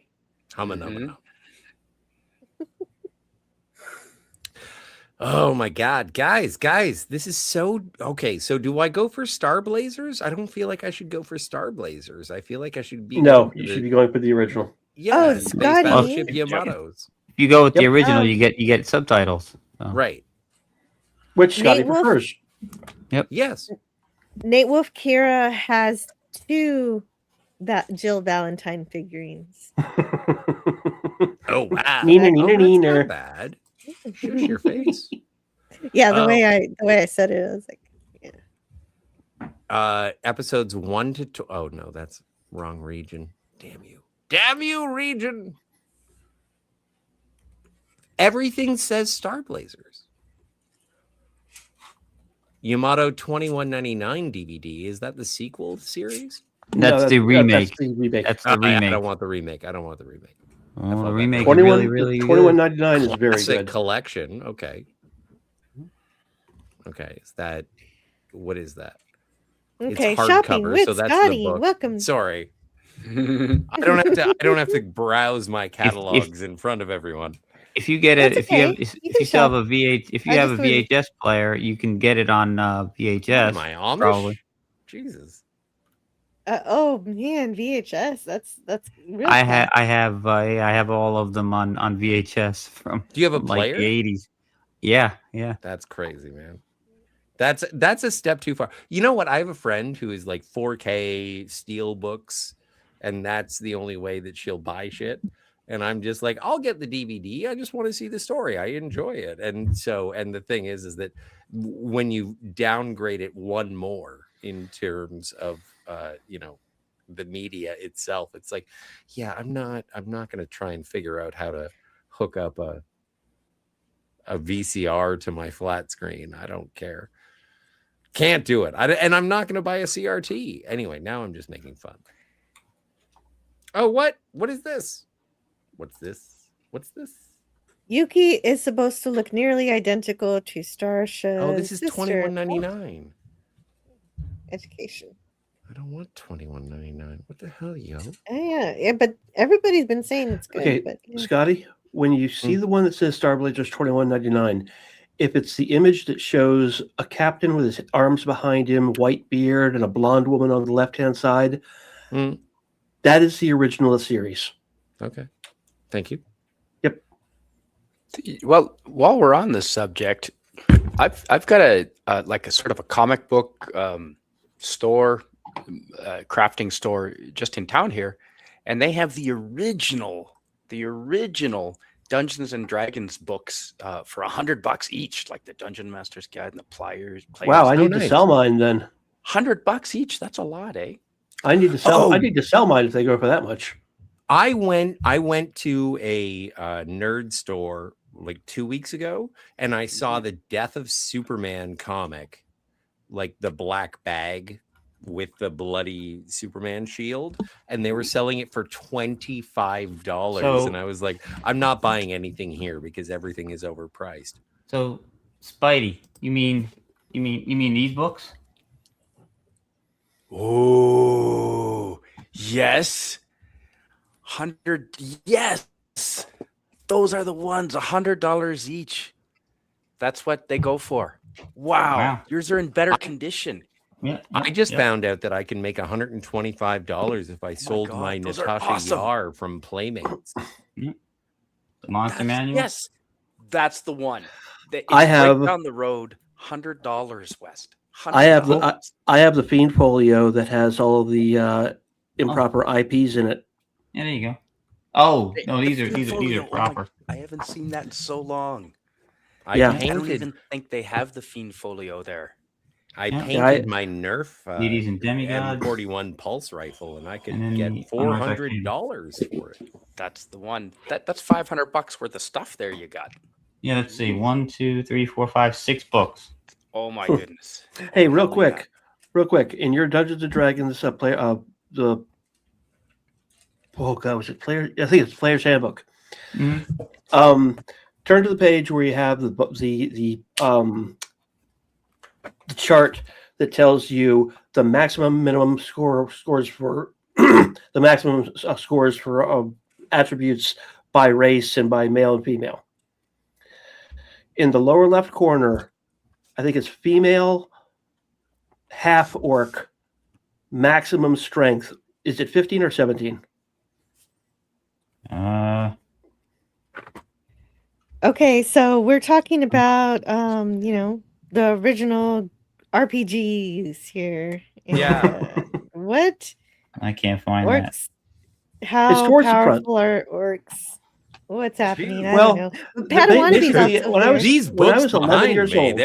they're not just for show. They include a lot of information. They Okay, do. 15 They is have 15 is one of that. the original printings. When I was 11 years old, I got these books Well, as I'm a just Christmas trying to gift. frame it.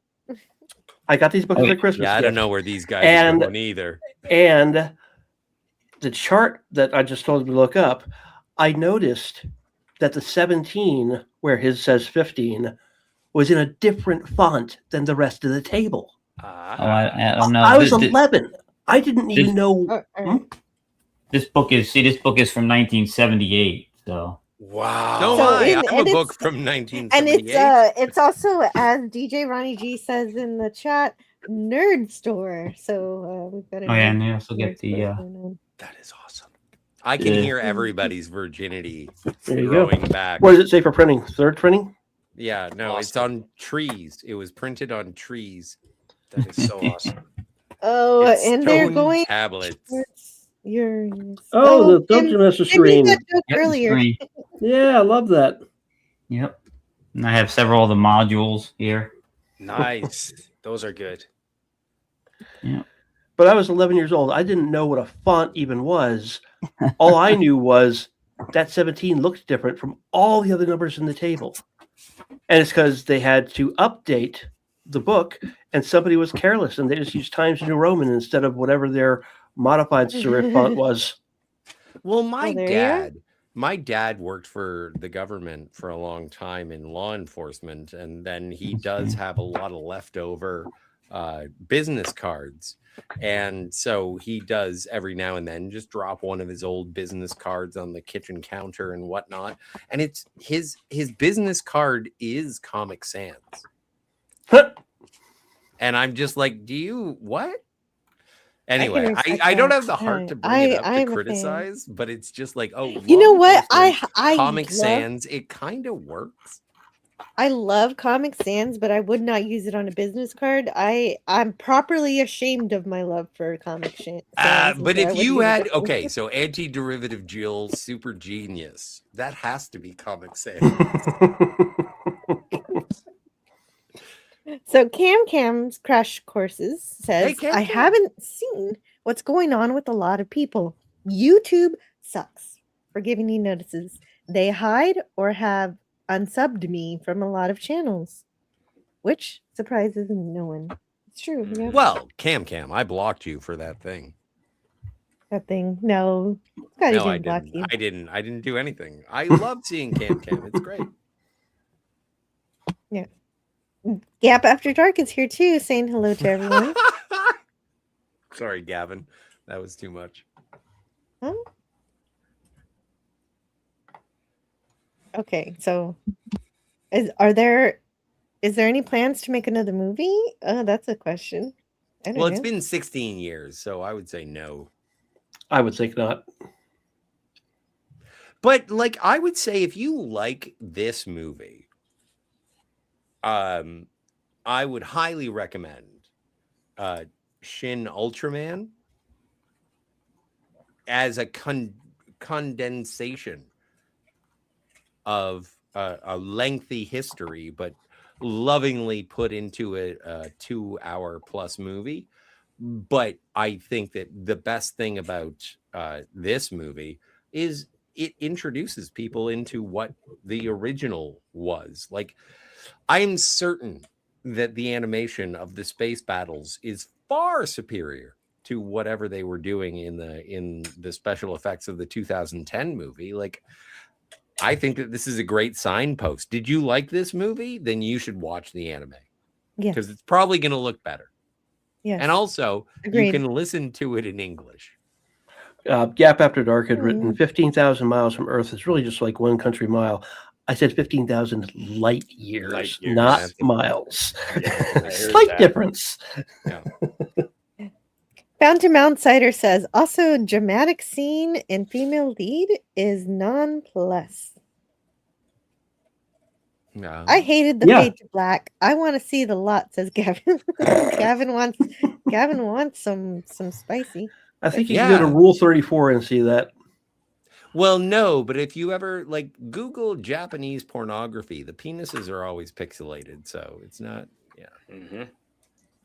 It's not revealing. Spidey knows what I'm talking. Good to know. Thanks. I don't think I ever needed to know that. Well, no, but it's not. I'm not alone. Apparently not. Yeah. There is a. It's so weird. It's like watching Cops.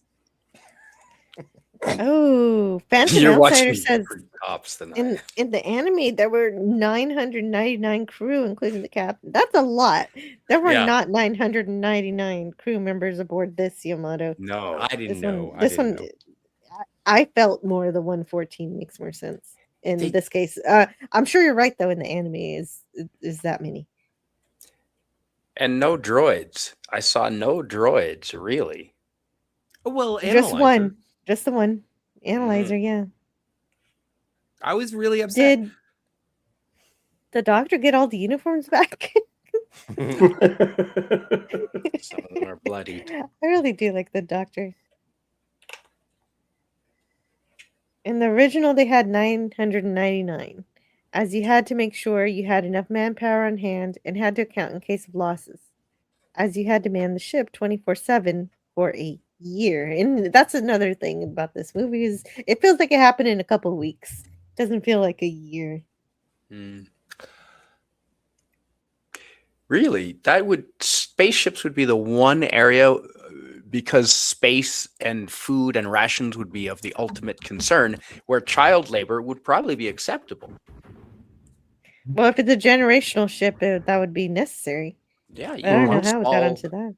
People. Yeah, but the movie is about sort of the Yamato being an experimental ship with its wave beam and then the warp, and we're testing everything, and then it works, and then we go out into the galaxy and try and defend ourselves and defeat a foe. And so it does feel very short. I would say this movie takes place over the course of a month. Yeah, and in the original anime, the time element is hugely stressed. As a matter of fact, at the end of every episode, they tell you that hurry, Yamato. The Earth has only, and they've been counting down because it has a year left when they head out, and until everything's extinct. And so they at the end of every episode they say that the Earth only has 168 days left, and yada yada yada, and they count it down, every episode. Okay, I just looked it up. Here's the truth. It was originally designed as a Noah's Ark, which would have held 999 passengers. Supposed to be a generational ship. Right. It was supposed to be that originally.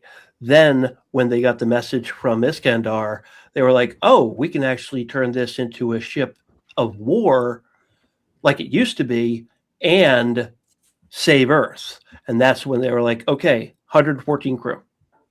Is that Okay, that makes in the sense original? because the idea Yeah. is that the Earth is hopeless, and so we got to send as many humans off to be humans somewhere else and find another planet, and then they got hope that they could save Earth, so then they send it out as a last mission. There was like a That's moment cool. there when they get to Iskandar, and it was like, yeah, the whole thing was a lie. And it's like, okay, so now you live on Iskandar and you're going to be like you're living on the planet that you're going to repopulate in the name of humanity, like colonialization or whatever. They actually, in the original, they actually a portion of the crew, when they get to Iskandar, doesn't believe that they can make it back in time and save Earth, so they rebel and kidnap Nova and hold up on an island on Iskandar and say, we're not leaving, we're staying here, we're going to repopulate the human race here on Iskandar. That makes sense that some people would feel that way. Yeah, it does. Unfortunately, they only had one female, though. I don't know what they thought they were going to be doing. Oh no, that's Euler not Greg! good. Euler Greg, Hey, Euler hello, yeah, Greg. I think yeah, you could that, have, that's a bit of a problem. you can no men can have in this babies. movie they have three. Men See, they can have have three babies. women Yes, in they this. can. It's illegal.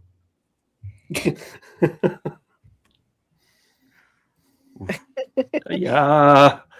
Mark Harkness says the second season of the original anime, they actually poke at the successor class to the Yamato. The Andromeda is more automated, and the attitude is don't know what they'll do in an emergency. Yeah. It's kind of like the Enterprise and the Excelsior. Thanks to everyone on the panel and in the chat. Great stream. Cool to hang out with y'all. Have a good weekend. Take it easy, everybody, and have some fun. Yes, it's is true. Friday. We did review the movie. And It is that was the Friday. movie. And it's Friday. I don't believe it. And I Well, you got to get down on Friday. Yesterday was Friday. Friday. Especially since Scotty's liver is impermeable to alcohol. We can go hard. I am the golden Wait a god. second. I don't know if we want to perpetrate that. Like, Yeah, if no, that's don't worry really about it. what I we want know. to say. Part of the reason I go Well, into the doctor is to try and take care of myself. And while other people will encourage me to continue to defile, no, the entire reason I'm going to the doctor is to make sure that I don't defile. I'm willing to risk so it. that I can live long enough to watch the entire original anime of Space Battleship Yamato. Well, I was going to did you punctuate find a- my statement with this joke. He's from Mars, officer. Whiskey does not affect alien beings.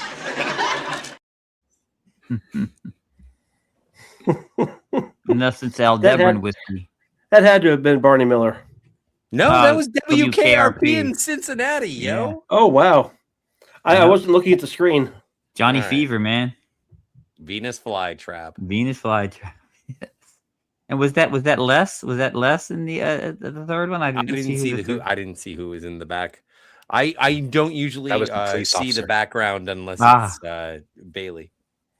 Yes. Bailey. You know what? Really? Bailey over. I forget her name in the show. Lonnie Anderson. Jennifer. Jennifer, yeah. Bailey over Jennifer. I'm sorry. You oh, absolutely, Bailey over Jennifer. You guys were all fans of Firefly, right? Yes, Mm, I no. was. Never watched it. That's a shame. You're in for a There's- treat if you'd like to check it out. You'll have. I would laugh. highly recommend it. Yeah. There's a bad guy who shows up a couple times named Niska. The Black actor. guy. What? Black guy. The old white guy with the white hair. The Okay. Russian gangster. My mistake. Yeah, he's in a couple episodes. That actor is the shoe store manager who shoos Les Nessman away from his storefront when they're doing the Great Turkey Drop. Oh, I'm like, God. oh my God, it's Niska. That's awesome. Yeah. No, I was thinking.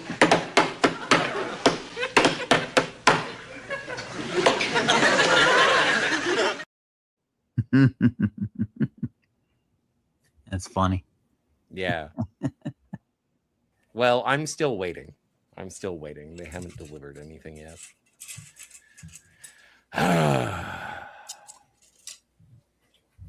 And I'm just looking for people to raid, so I'm a little Oh, distracted. you're doing business? You're doing I'm business doing behind the business. scenes? I'm doing Scotty, business behind the scenes. Yes, Scotty, did you find a copy of Star Blazers that was actually Region 1? No, I stopped. No, Yeah, I didn't. No, I think that I'd have to go specifically to a distributor's a publisher's website, because I was looking on Amazon and they were giving me the manga, but they were not giving me the DVDs. Yeah, I saw the VHS on Amazon, but I when I got my DVDs about 10 years ago or so, maybe a little bit longer, they came from Australia, so it was the wrong region. Fortunately, my VHS, my DVD player, I'm sorry, I was playing it on my computer, had a DVD ROM in it, and it allowed me to change regions. Unfortunately, I was only able to do it once, so my old computer only plays region 4 now. Yeah.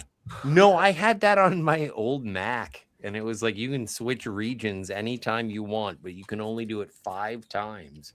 And I was like, why can I only do it 5 times? You obviously have the capacity in the technology to play it whenever I fucking want. Sorry about the swear. And you're saying, no, you can only do it 5 times. Why? Why are you? You're the machine. You're the thing that's supposed to work for me. You're not supposed to set rules. Right. So I got really angry, and then I threw it at a dog.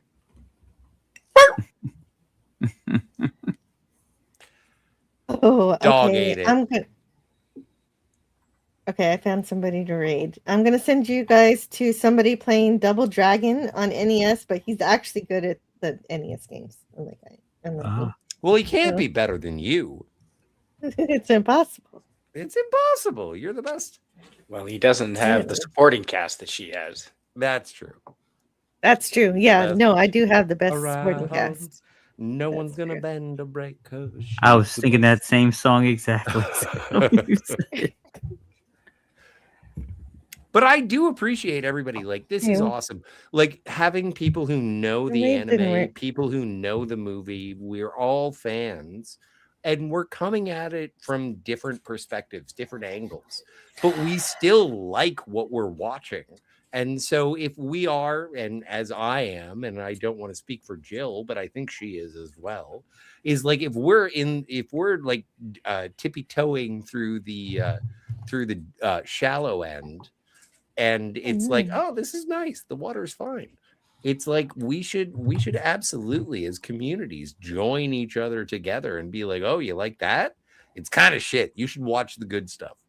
And, get together, start talking about this. This is stuff. Yeah, I'm glad I learned about it. Thank you. Yeah, me too. For suggesting it. Canadian Spider-Man. Hells yes. Great choice. Yeah. No, you're I'm very happy. Because it's all well and good to say the anime is the best, but I can't review an entire series in one live stream. So this we tried with Rocky and Bullwinkle. It didn't go well. We did half of one story. Yeah. So we got to come back for part 2 one day. Moose and squirrel. It is absolutely worth it, but it is extra work to do Rocky and Bullwinkle because you got to pull all the pieces together. Well, and also, when you're editing slideshows, when you're watching Rocky and Bullwinkle, you're just falling in love and like, why do I have to work? I just want to watch this. Go ahead. I know in the X chat I kind of pooed this movie, saying it wasn't that great, and the only reason I enjoyed it was because of I watched the dub and the voice actors and actors, but I tried not to poo it here. I just wanted to point out its differences. I appreciate it. I had no pride on. Like I said, again, I've said this before. You like what you like. If you love this movie and it gives you joy, God bless you. That's fantastic. God bless your hearts. Yes. I hate you for liking things. Yeah. No, I don't. How I dare don't you? ever. I don't ever begrudge anybody loving what they enjoy. So. Amen. Well, I love it until I, watch the better version. So we'll see what happens. And so, yes, thank you to everybody who was here. Thank you to Jedi Master 2022 who was here earlier to talk about this movie. And so he was very he had his opinions and he let us know. It was really He good. was frustrated. Yeah. Well, yeah. The movie did not live up to his expectations, to say the least.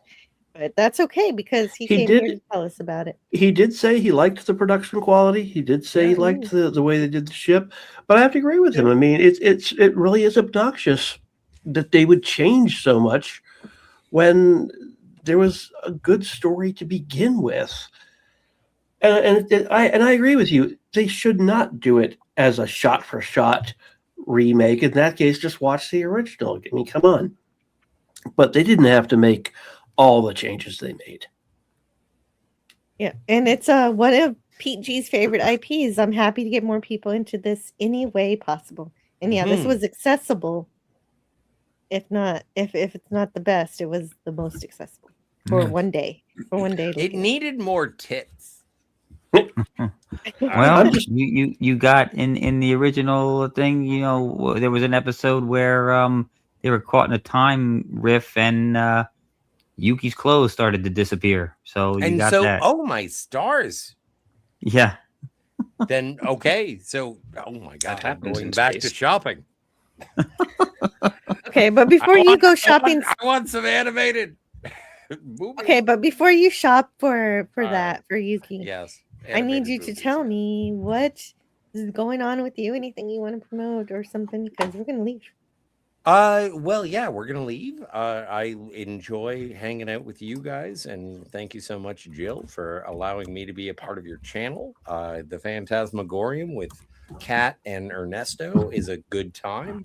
Check out Cinema Gulp. And on Tuesday, I said that Coyote versus Acme was coming out on the 19th. It's actually coming out on the 29th. So the 28th. Yep. 28th. I'm hoping it's good. I have heard nothing but Fabu, and even if it's not good, I'm gonna lie to everyone I know. And I knew that's what you're doing. Go see it because it's amazing. So yeah, no, Coyote versus Acme in theaters. Oh, Classic Comics loved Star Blazers too. And then we've also got Canadian Spider-Man here. Thank you so much for suggesting this movie. I always appreciate your contributions to Battleship Month.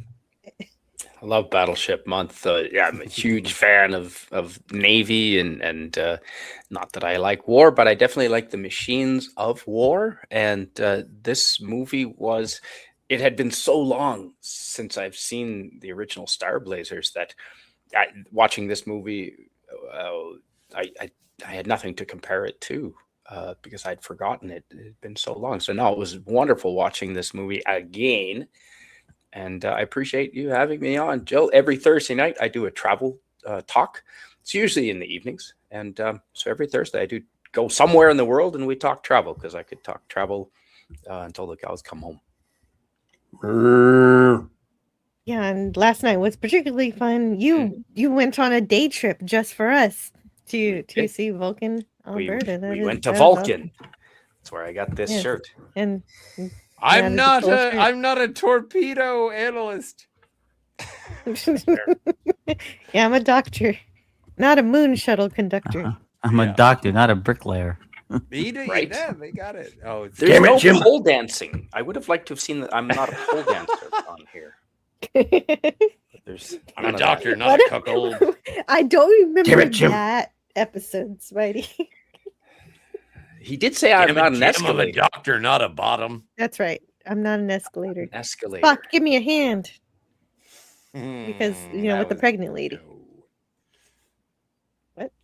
Okay, West Kegel, is there anything you want to? No. I'm nobody. I'm probably just gonna I'm gonna go to sleep. I was up with you guys watching the thing, the travel last night, and I didn't sleep either. So well, yeah, that's my plan too. I'm gonna take a nap. Hooray, team nap. Yay. But I do also have to pack because I'm, doing stuff. But thank you for being here, Wes Cagle. You were an amazing resource and friend, and happy to learn. Absolutely. I love this anime. It was this one and Mach Go Go Go or Speed Racer were the first two anime that one and Space Science Ninja Team Gotcha Man or Battle of the Planets. Those were my first three when I was a kid. Jill, have we Planets. reviewed What about Marine Boy? Jill, Not have that we one. I haven't reviewed seen that Speed Racer? No, but I'm more interested in the Battle of the Planets. But Okay, Speed fair enough. Racer. Yeah, Casey Speed Kasem Racer's really good. is in Battle of the Planets. He does a voice of Mark in Battle of the Planets. Yep. Oh, hi, But, Mark. I think I watched a little bit of Speed Racer when I was a kid. Because it was they would put it on Cartoon Network sometimes. That's what happened. Battle of the Planets was an Americanized version of a Japanese cartoon called Gatchaman. I thought that was G-Force. Yep. G-Force is the team in Battle. Yeah, the team in Battle of the Planets. Yeah. Yeah. By the way, the G stands for Gotcha Man, not G-Force. Right. And in Speed Racer, you might notice that Speed has a G on his on his shirt. That's because Go is his last name, and the Mach 5 is the Mach 5 because Go means 5. I was gonna say. Fantastic. Yep. Keith E says, I survived the feed. See you all later. Yeah, see you next time. And thank you, Dutch Gradient, for lending your knowledge on this anime to the show. Oh, absolutely! Thank you for having me on board. Yeah. This really was a great show. I wish I could find a copy of the original animation. I found one on eBay. They're asking $169 for all 7 Blu-rays. And they don't even say what region it is. I'm not dropping close to $2 on something I don't even know what the region is. Yeah. Yeah, you've got to know. You got to have all the information. But anyway, thank you guys. And thank you everyone in the chat too. I do believe we did have one super chat from Sig Baldison. Thank you so much, Siggy, for that. Does anybody know how to say this properly? I didn't say it properly earlier when I read it. What? Oh, we're off in outer space. We're leaving Mother Earth to save the human race. Dun, dun, dun, dun. Our star blazers. And Perfect. none of them Thank wore you. blazers, coincidentally enough. Well, No, they didn't. They Uchu had Senkan Yamato.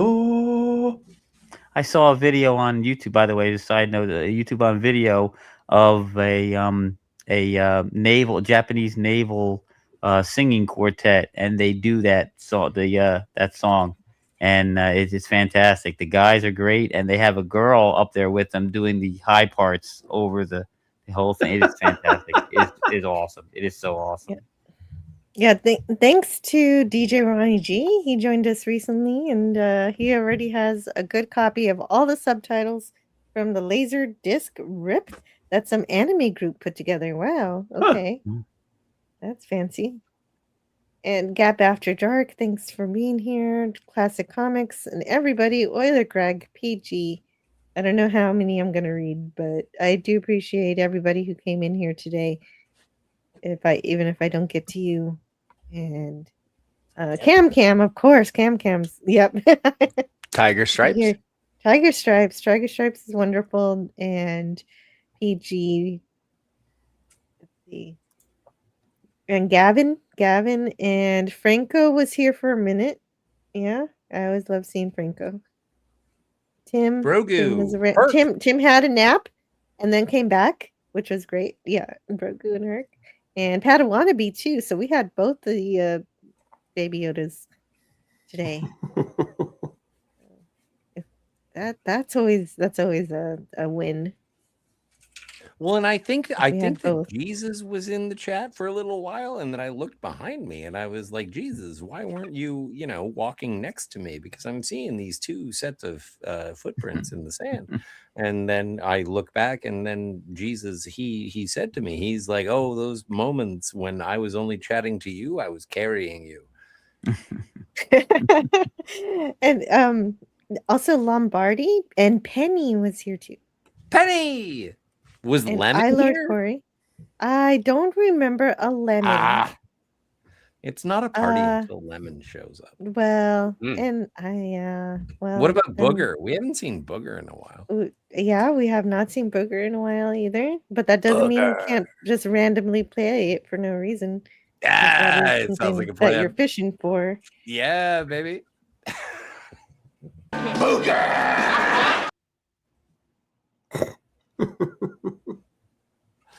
Oh, Yeah, my and stars. of course, It's so expensive right now. I gotta wait till it goes on sale. Snortapoopas Cuber. And Poopus. it was really great to hang out with you. Great to hang out with everybody who spent some time with us today, including Tommy and Mark Harkness. Mark Harkness had a ton of amazing information, just like last time, as well as Phantom Outsider. And so many of you guys know this stuff, and I am happy to learn about it. And so, but enjoy the rest of your Friday. Thanks for talking about this movie with me, and have a great weekend. Good night, everyone. Happy Friday. Happy Friday. Yeah.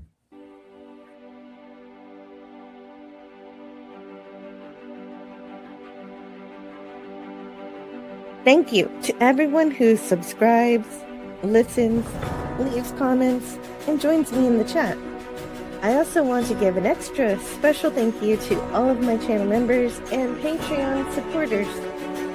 Every month, we have exclusive membership streams on YouTube, and I'm coming up with new content to upload to my Patreon too.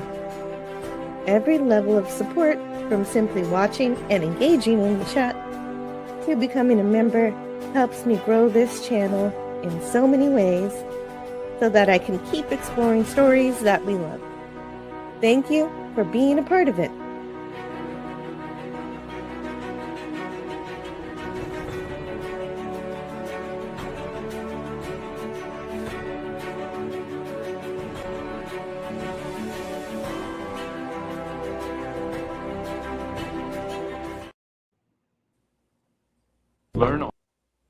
Learn all that is learnable. So I hope you learned something today. And the ways our differences combine to create meaning and beauty.